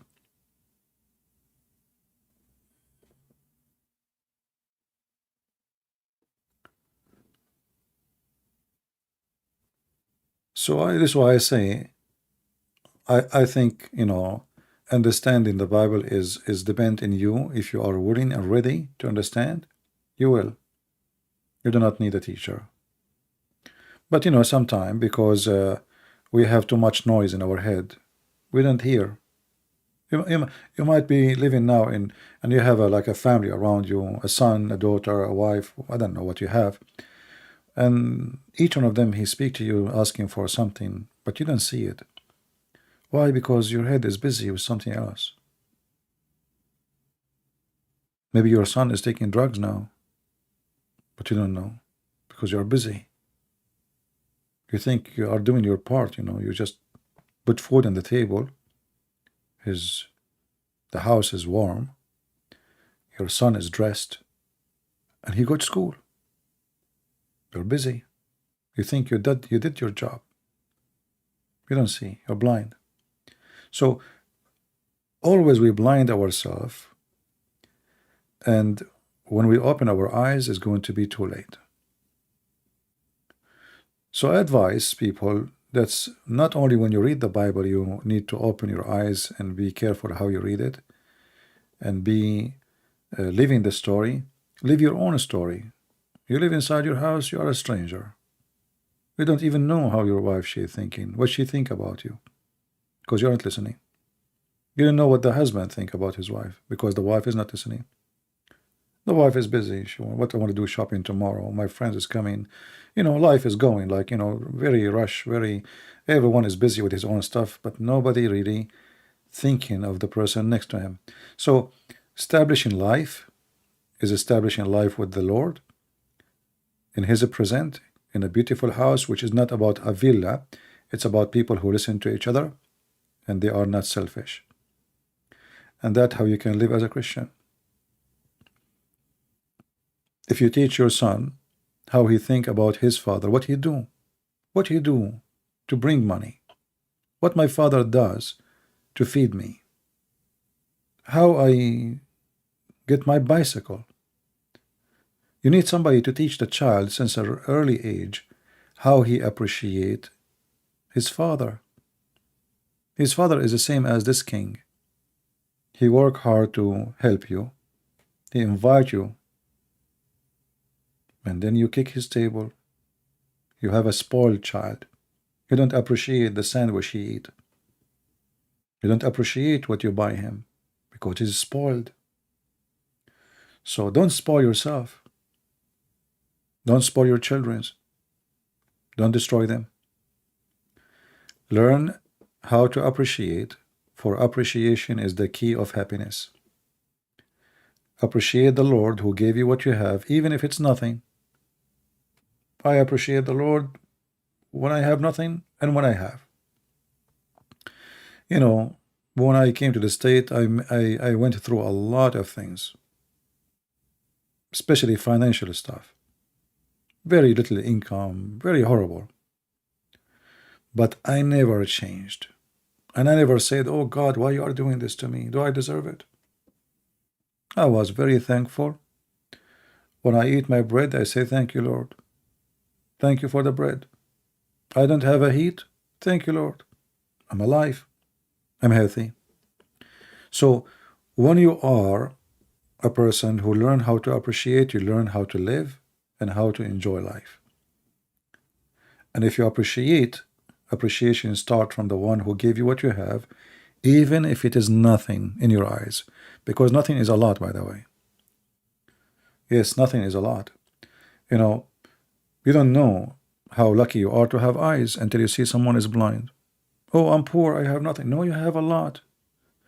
You don't know what you have until you lose it. You don't know how precious to have feet until you see somebody can't walk. You don't feel it. What a big deal to have feet. There's people, they die to walk. There's people, they pay everything they have just to see. Appreciation, my friend. Appreciation is what makes you human. Not a wolf who want to bite and eat, and then his belly is full and he sleep. And second day he look for a prey to bite again. So we need to learn how to be disciplined, and how to fight ourselves, and how to fight all the shiny stuff around us, and how to appreciate, and then you will be happy. You have a small house. Thank God you have a house. There's people don't have a house. I wonderfully appreciate what I have. Go and see how people around the world live. There's many people, they wish to have what you have. So to understand the Bible, my friend, you have to understand that you are a human, and your humanity have to come first by understanding that God who gave you your humanity, he will take it one day. He gave it to you for free, and he will take it back. So either he will take it back and he will still give it to you still, which means you and whatever he gave you, you are welcome to his kingdom, or he will send you where you deserve to go, for you are selfish, you don't belong to his kingdom.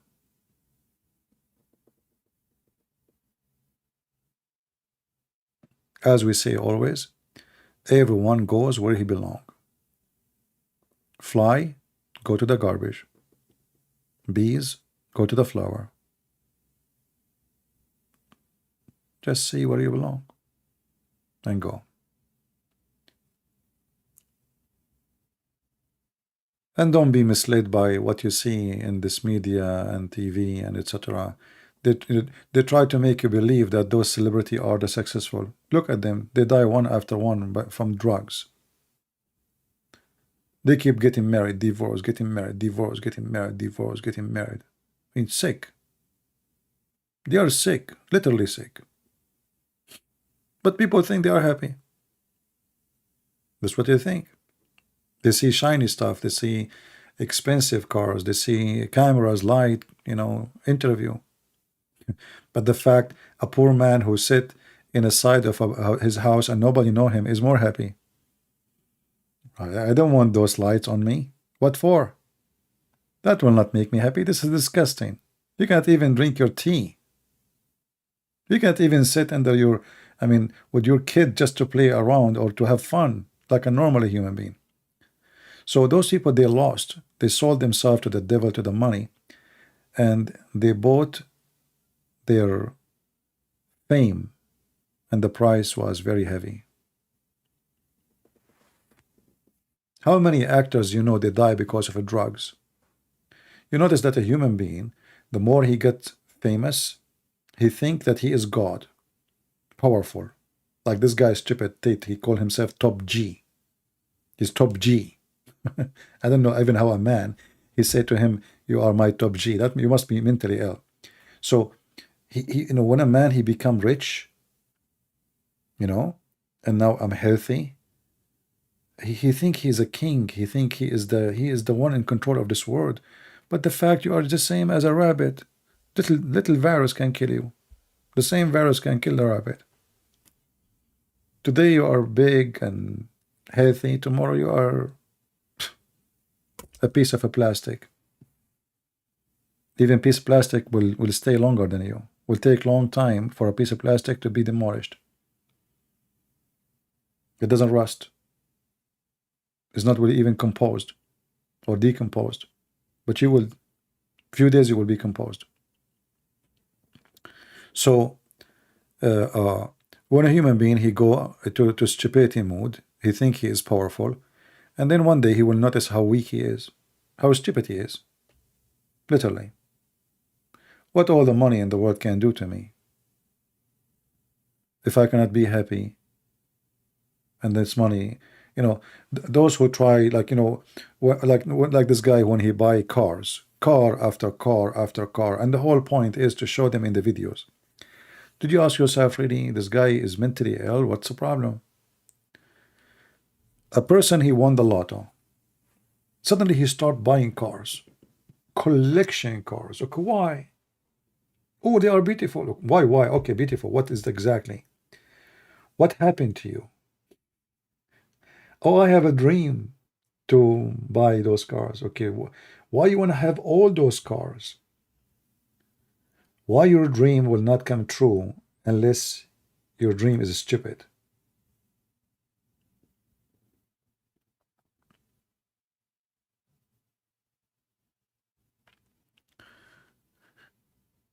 I believe that money and fame, they are the enemy of a human being.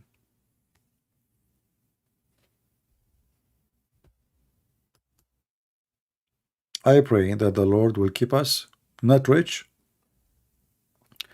but will give us and provide us what we need, because that will make us make us, let us say, rich in different meaning. But we need our Lord give us our bread, our needs. You will not take with you more. If you have in the bank right now $1 billion. How much Elon Musk he can eat a day? I mean, you can, yes, you have a billions, but you know, this is all is so extra. But this guy, he cannot walk in the street alone. Can he walk in the street alone? He will be kidnapped. He don't dare actually. His money is a curse. I'm not saying he's a bad person, but I'm saying his money is not really helping. So now you're not enjoying your life as a normal human being no more, just because you are very rich. So you know, joy of life is not about being rich. It's about being able to be respected. So I feel sorry for someone he's very poor and there is somebody taking advantage of him. That is bad. But the poor person still is a good person, but he is suffering. But still he is better than the one who is rich and abusing him. That will not change. So it's better to be the poor and not to be the abuser. And the Lord in the Bible said clearly that he bless those who they are poor. Always you can get rich if you decide to work as a pimp.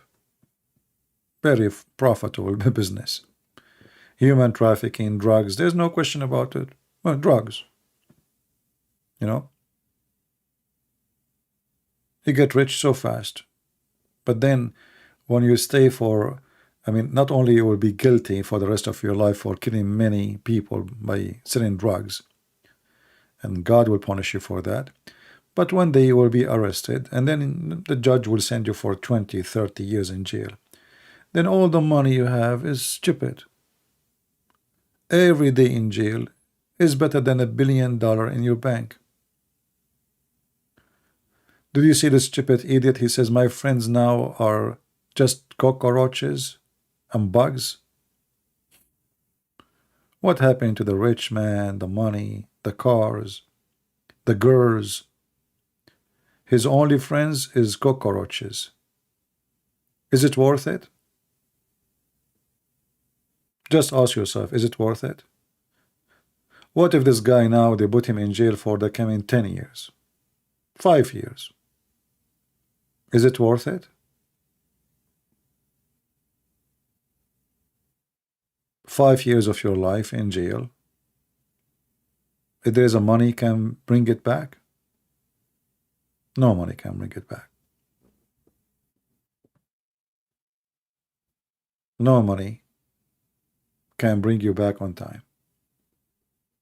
It's not worth it.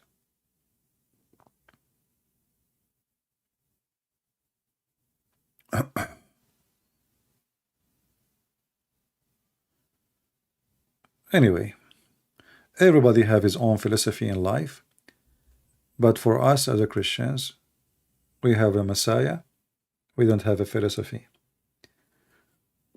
And the Messiah, he gave us a very simple way to learn how to appreciate and to learn how to be with him. Very simple way. Don't be selfish. Be giving, be loving, and be truthful. Don't be politically correct. Many Christians these days, those are fake Christians. They try to teach you that Christianity is about giving hugs.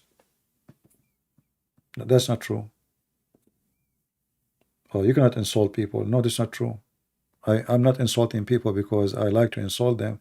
I insult by saying the truth. The truth is an insult. When you say to somebody you're a liar, you're insulting. But if he's a liar, you have to say it. So there is a fake, wave of people who claim to be Christians. They're trying to practice Islam on us. So we play taqiyya, protection statement. Like, we cannot say those things. Oh, we are in the year 2023. You cannot say those things. Christian person, he say those things no matter what. No matter what the year, no matter what the time, no matter what the century. So either you are Christian or you are not. And if you cannot handle saying the truth then don't be Christian. You know? But it's a fact. We are in a time, if you say the truth, you are insulting. But yeah, I would love to insult them. Non-stop.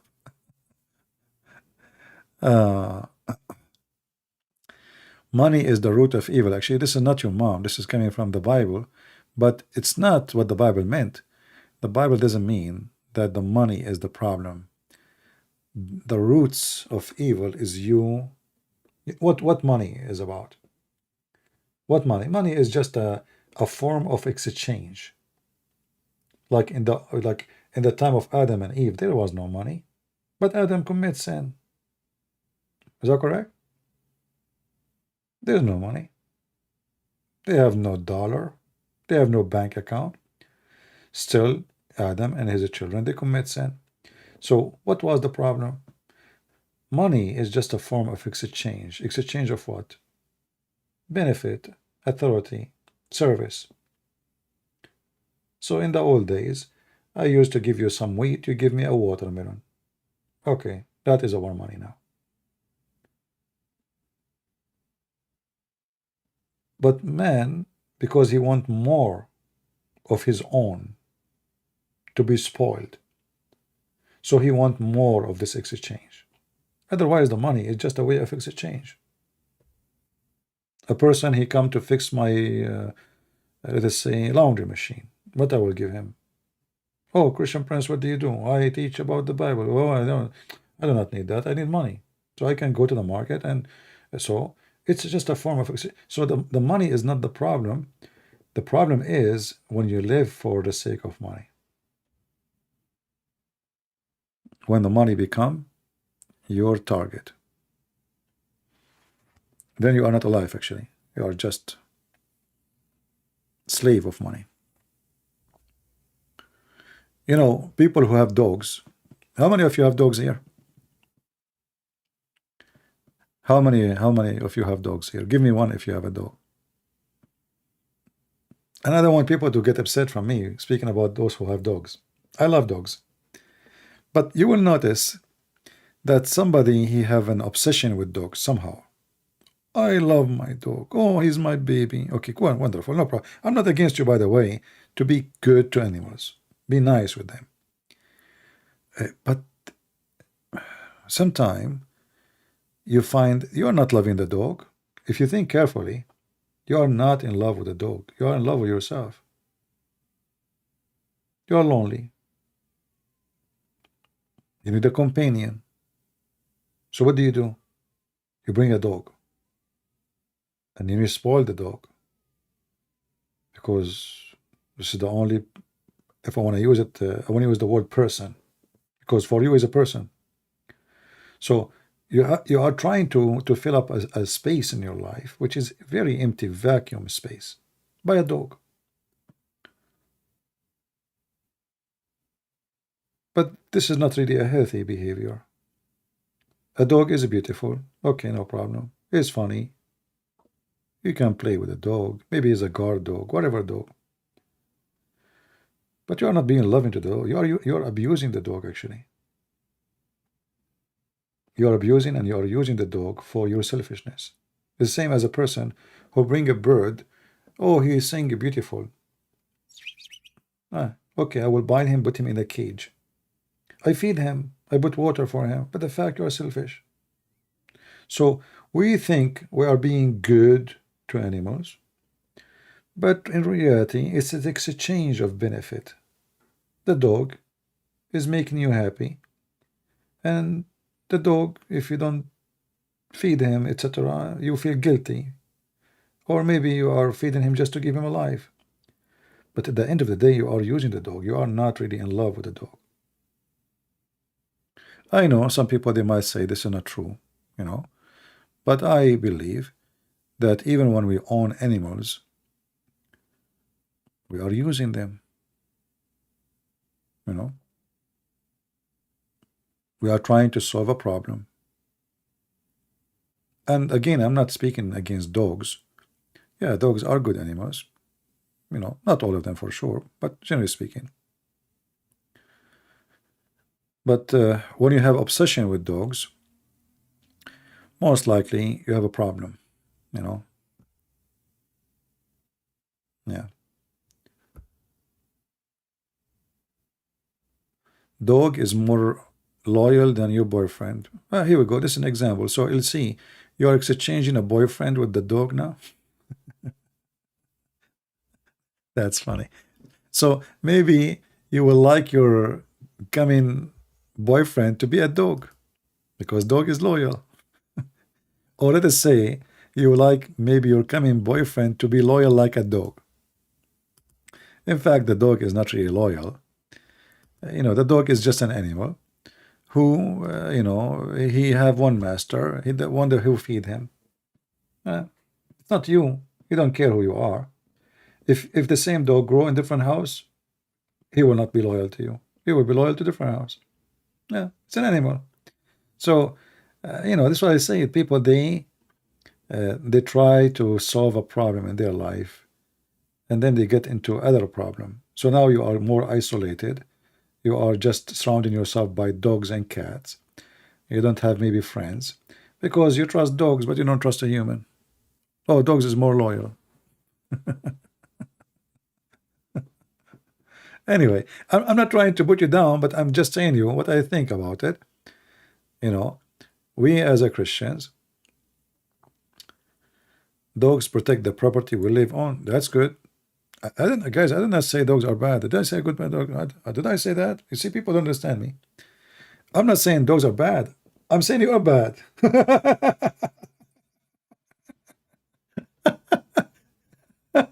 I'm not speaking against the dogs. I'm speaking against you. So even when you say dogs protect our property, exactly. So you are not good to the dogs. You're bad.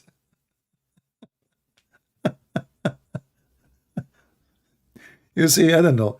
Sometimes I try to avoid to speak about deep topic because that will make people upset. So dog, they protect our property. Exactly. So you are not good to the dog. The dog is good to you. You know, so he's better maybe than you. I'm not insulting you, by the way. I'm just telling you what exactly the exchange benefit between you and the dog. So you feed him, he protect my property. So he's my employee for little cheap money. Give him a bone from the lunch I have. You know? But in your mind, you convince yourself that you are in love with the dog and you are caring for the dog and you like the dog and you are a wonderful person with animals. You know, that's not true. You are using the animal. You know, if you care for a bird in the cage, you let the bird go. You don't put him in a cage. What about I put you in a cage or a chain around your neck and I spoil you with bones and chicken? And I say, hey, protect my property. So anyway, you know, I have my way of thinking. You might not like it, you know. Yeah, chocolate. You never thought about this before. Exactly. That's why I'm. This is why I am who I am. Actually, most of relationship of a human being, even with a human being, we do it wrong. You know, when you meet a person, it doesn't matter what the purpose of this meeting. What is the first thing you want? You know, let us say even you met somebody in the park, a conversation. Simply, you are looking for maybe a company, open a conversation, chat, have fun. And the person who's talking to you too, he's looking for exchange. So a human being, relationship between a human being is an exchange of benefit. We call it social. But reality is, I share some, you share some. The problem will happen when we are people who don't share and we think about ourselves. So when I become interested to know you just for the sake of me, that is the problem. When I am interested to own you for the sake of me, that is the problem. And most of people today, they live this way. Me, not you. Everything I do with you is for the sake of me. I don't know if I am making it clear.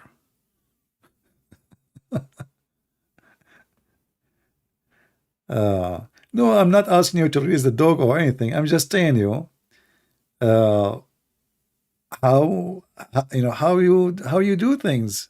You don't want to think about it deeply. It's up to you. I'm just telling you how you think about things. Even when a woman she marry a man, or a man he marry a woman, what exactly they want? If the man he is in love with the woman, even she have nothing to provide, that is a man who is in love. She have nothing. He's not even asking for anything. If the woman she's the same, she's in love with the man, and she don't want anything from him except to be with him. She love him. Okay, that's wonderful. But 90, maybe 9% of men and women, they are not in love. They are in love with their toy. So the man, he see a beautiful woman. He is now in love with her beauty, not with her. If she maybe change her makeup, he will not like her. And maybe the woman, she's the same. She look at the man, oh, he's handsome. Oh, he's funny. Oh, he's cute. Oh, he would fit to go with me when in front of my friends. Or later, maybe I should marry him. So we end with a failure relationship where the husband and wife, they don't fit and they don't match because every one of them, he was thinking about how to find a Barbie. And then they find that their Barbie is not what they thought. And then they end miserable.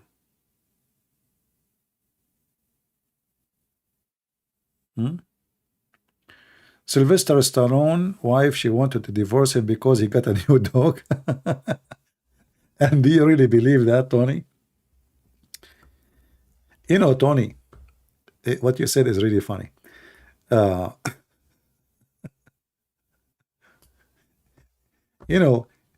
If a woman, she hate you, or a man, if he hate his wife, then he will look for any reason to divorce. What dog, my friend? Do you really believe in that?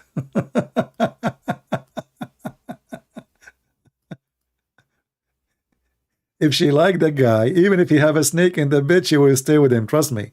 But now she is looking for a reason.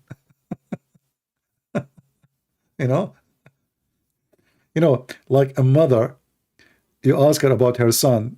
Oh, her son is the most wonderful kid in the world. He's the smartest. He is the most handsome. But maybe her son look like me, like a monkey. So, but the mother, she see something you don't see. So even you are really horrible, maybe, but your mother, she see you like the best in the world. This is what the women, she would do with the husband. If the women, she like the man, it doesn't matter if you have an elephant in the house or you have a tiger, she will stay. But now she is looking for a reason to get rid of him, and guess what? After she divorced him, she will keep the dog. Like, I hate you to have a dog here. She divorced him. She asked him, can I keep the dog? Just wait. So, yeah. I remember once there was a guy, he had a fight with his wife. He asked me and his wife, they asked me to be involved. And I said, I don't really like to involve in the personal stuff. They said, please, we trust you, you can help us. And, the wife, what's the fight about? Middle Eastern, we drink, the coffee cups, the small cups. I have one here, actually. So this wife, she is fighting with the guy because she told him 100 times not to leave the coffee cup on the table. And things going horrible. They might even go for a divorce. So, I said to them, I said, do you want to convince me that all of this drama is because the guy, he let his coffee cup on the table?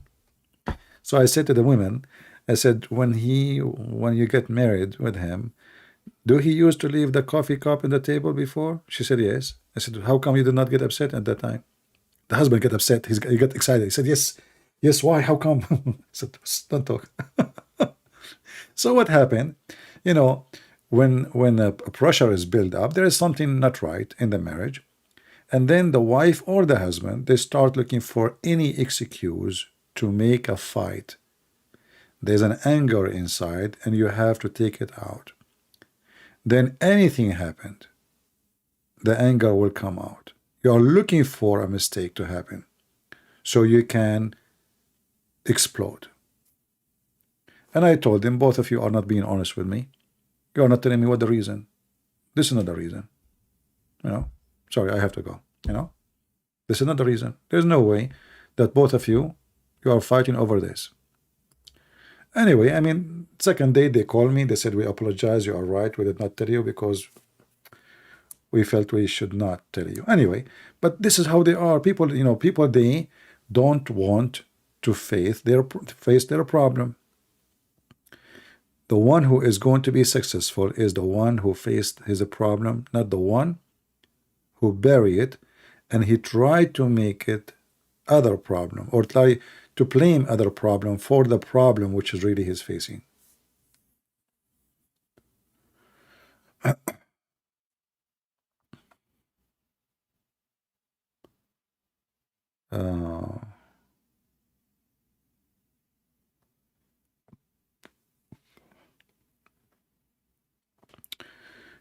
Sumaya, can you give us the reference? There's many caravan.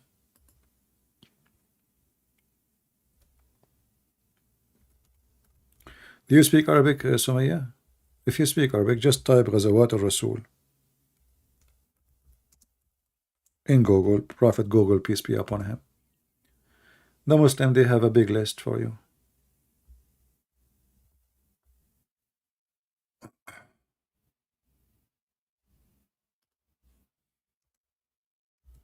Let me see if I can find you something English Arabic.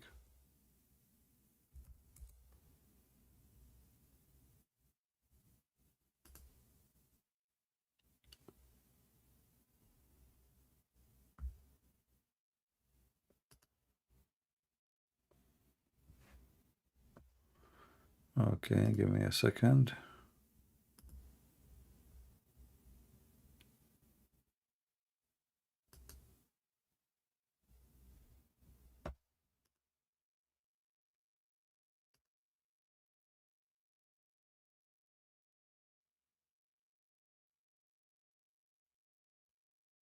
Well, I found a book.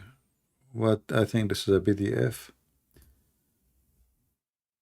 Just search in Google the attack of a Prophet Muhammad, false Prophet Muhammad. All right, and you'll find long list of them with the dates.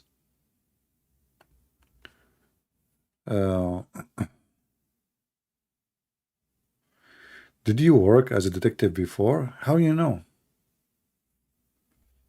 Yeah.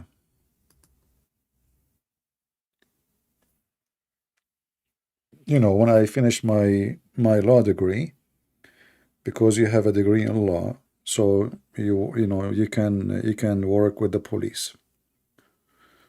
So yeah, I did.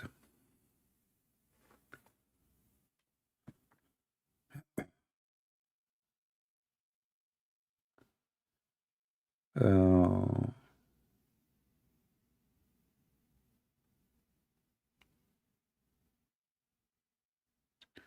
I had a girlfriend break up with me because my cat died. Well, I don't know what kind of girlfriend you have, but I'm so happy she broke up with you. Because if she become your wife, you are doomed. Anyway,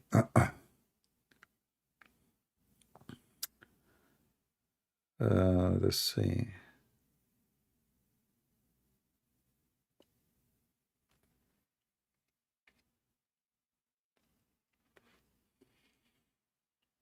Yeah, you know, sometime even what you think is a bad thing happened, it might be for your good, right? I am so mean. Why am so mean? No, actually, I'm saying good for him. Because imagine if this woman, she become his wife, and later the cat died.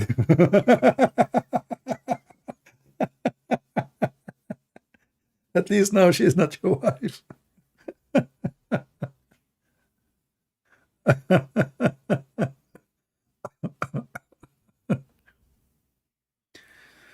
Oh, Lord have mercy. You know, this is my advice for people. In life, associate yourself with someone is more intelligent, but don't let him use you. More intelligent, he can help you to be intelligent, to think better. If you associate yourself with someone is less intelligent, you are getting no benefit except staying the same. So we as a human, we should always seek someone who can help us to improve ourselves and associate ourselves with someone can be helpful. So if you associate yourself with a bunch of fools, you are getting to get more foolish. Try always to improve your life. Education, reading, researching. Don't just take what people say. Try to be you, not a copy of somebody else. In the same time, we learn from others. We learn from their ideas. We learn how to think. Maybe, you know, like little conversation with someone is intelligent can be very helpful. But don't be a follower. Listen, learn, and be yourself. Because if you are just a follower, you will never change. You are just following blindly. He is thinking, he is smart, and you are just still the same. So learn from the smart so you can get some smart ideas and work them your way in a way fit with yourself. Educate yourself, improve your life.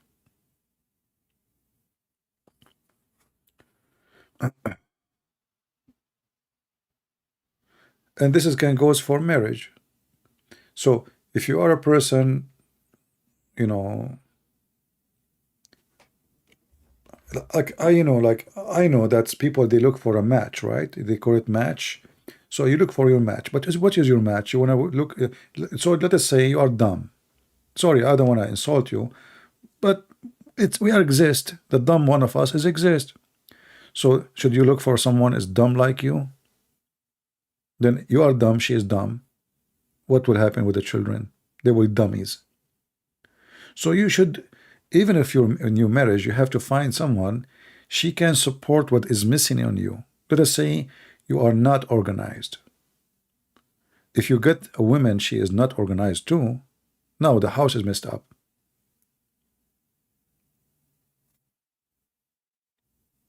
So you have always to find a balance, even in a physical way.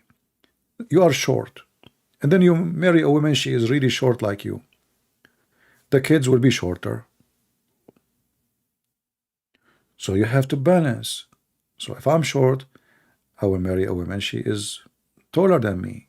So the kids will not be short. Why I want to do that to my kids? If I am very much overweight, why I want to go and marry someone she is very much overweight? So my kids will not be comfortable in their life. Why I want to do that to them? So you have to make choices, and smart choices, not because you are racist or, oh, you know, no, because you are a smart individual. And you should do the right thing.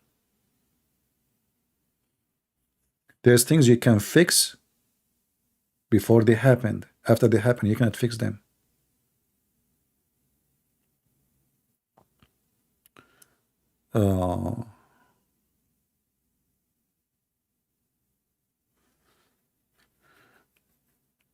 I know that my ideas, they can be maybe too much for some people.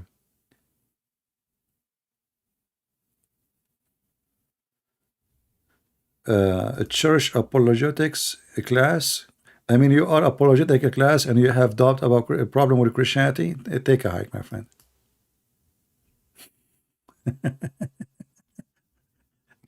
Good to try. Good to try. No, my friend, I don't care if you are having a problem or not. I advise you to go to hell, right? What people seeking attention, attention seeker. So you are apologetic, but you have a problem. Look how much apologetic he is. That's deep.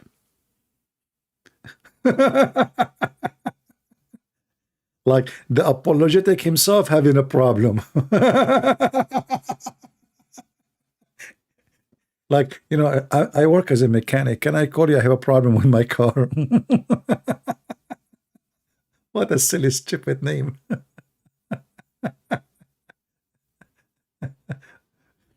Are you going to call me and tell me why? Can you tell me why my wife, she cannot have kids? The answer is very simple, my friend. You are very shy. What an idiot. Silly.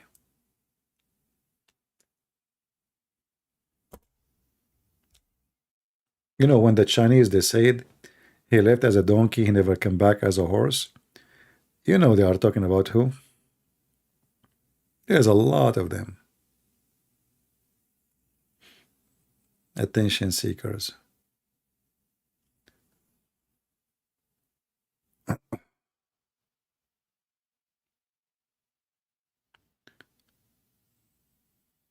Yeah. For us as people of faith, the door is always open for people to leave or to come. And if you leave or you stay, this is not a gain to the Lord, and it's not a lose to the Lord. It's your gain or you're lost. So get lost.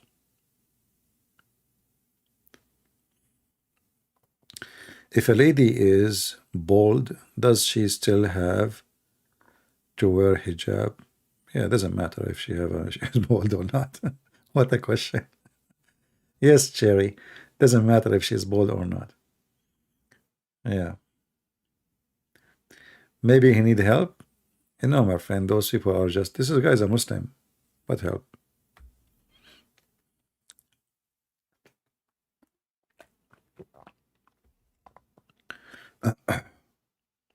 Those are Muslims. Be smart, be smart. I smell them.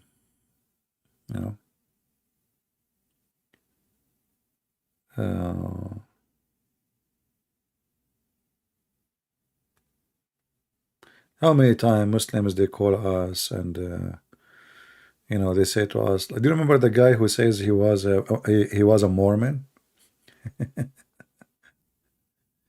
Almost every week we got one of those. Oh boy. Anyway, guys, I think we have enough for today. I don't know if I should keep this video or not. Maybe I should delete it.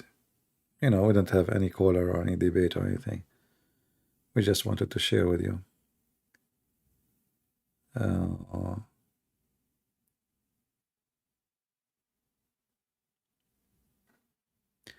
Does the ex-Muslim you had converted ever come back to Islam again? Well, there is some of them, they are confused. As an example, the guy Jihad, the guy from Palestine. Remember him? If you remember, I think Jihad, he, I don't know how long time ago, I don't know, maybe 8 months, 9 months, or a year, I'm not sure. He called me and he left Islam, right? And then lately he called me and he sounded like defending Islam, but he himself is not sure what he is now, There is, people, they struggle. This guy is struggling. And I can't tell, I mean, until now he is not really.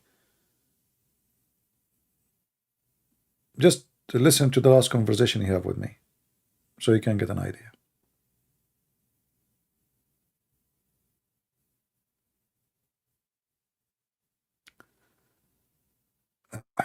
Uh,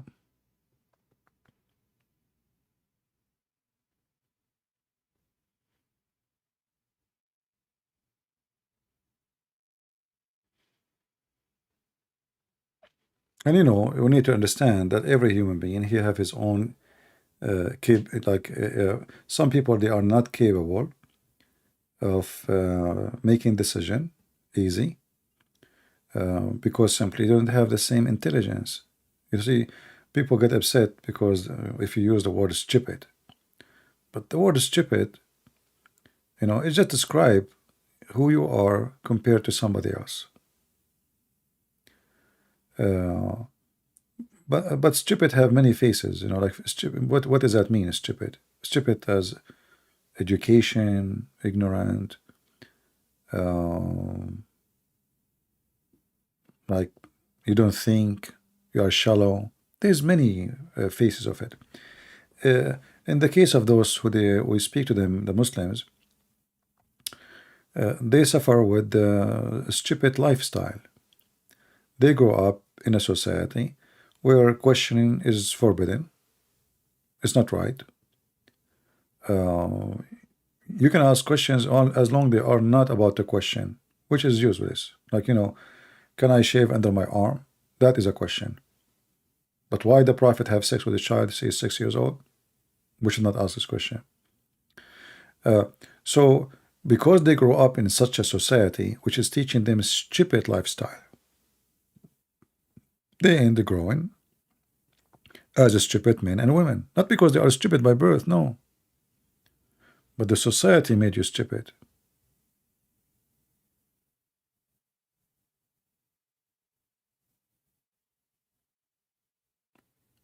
You know what I mean? The society you're born in, they turn you into stupid. The same as society turn you into criminal. Same society turn the women into a hooker. Most of the time, everything, you know, have to do with our childhood. How our childhood was. I believe strongly it's very hard for a girl she grow up in a house where the parents take care of their child and they are educated.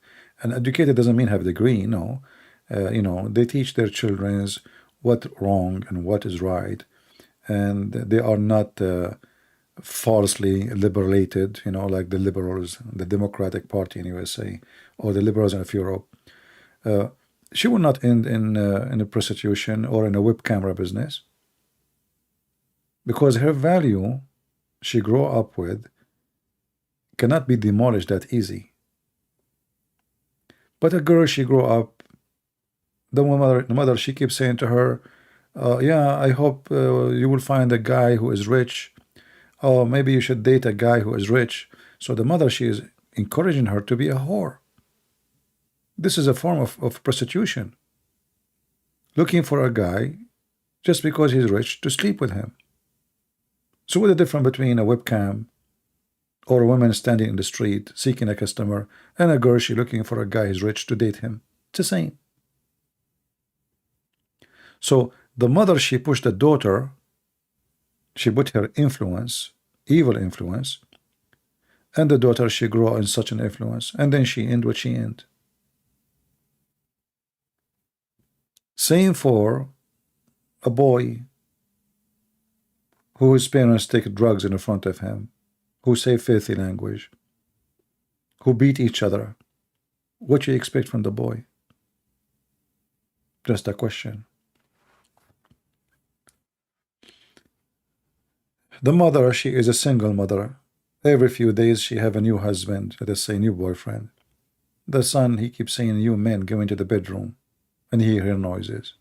What do you expect from him? What do you expect him to be? So, you know, a human being is the same as little plant. You put him in the wrong soil, he will grow in wrong direction. The soil have to be healthy, the water have to be right, and the light have to be there. And that will make you a healthy plant. We are the same as a plant. Plant, they eat food, they need light, they get infected by diseases, and cold affect them, heat affect them, storms affect them. The human is the same.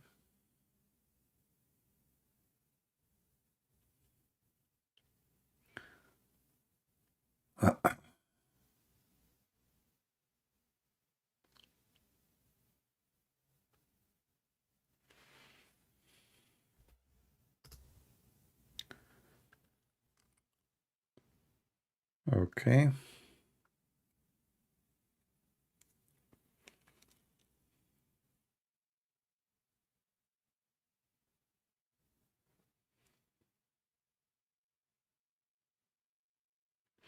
All right, guys, I think we are done for today. I will keep maybe the video for some time so people can watch it, maybe a few hours, and maybe later I'm going to delete it. I want to say thank you all for being here. I hope we had a good time. I don't know. Maybe I can keep the end of the video because I don't like the topic from the beginning. You know, there's politics and the filthy Erdoğan and the garbage of American government and CIA, Taliban, and all the terrorists who they support them. Filthy Putin. I mean, garbage everywhere. So we as a Christian, we are fighting in every direction. There's no good leaders. All are bad. And the second you do politics, you are just doing bad. Because politics is about how much you lie and how much you gain from your lies. Not about how much truthful. If you are truthful, you will lose election in 2 days. If you are truthful, maybe even you come to war.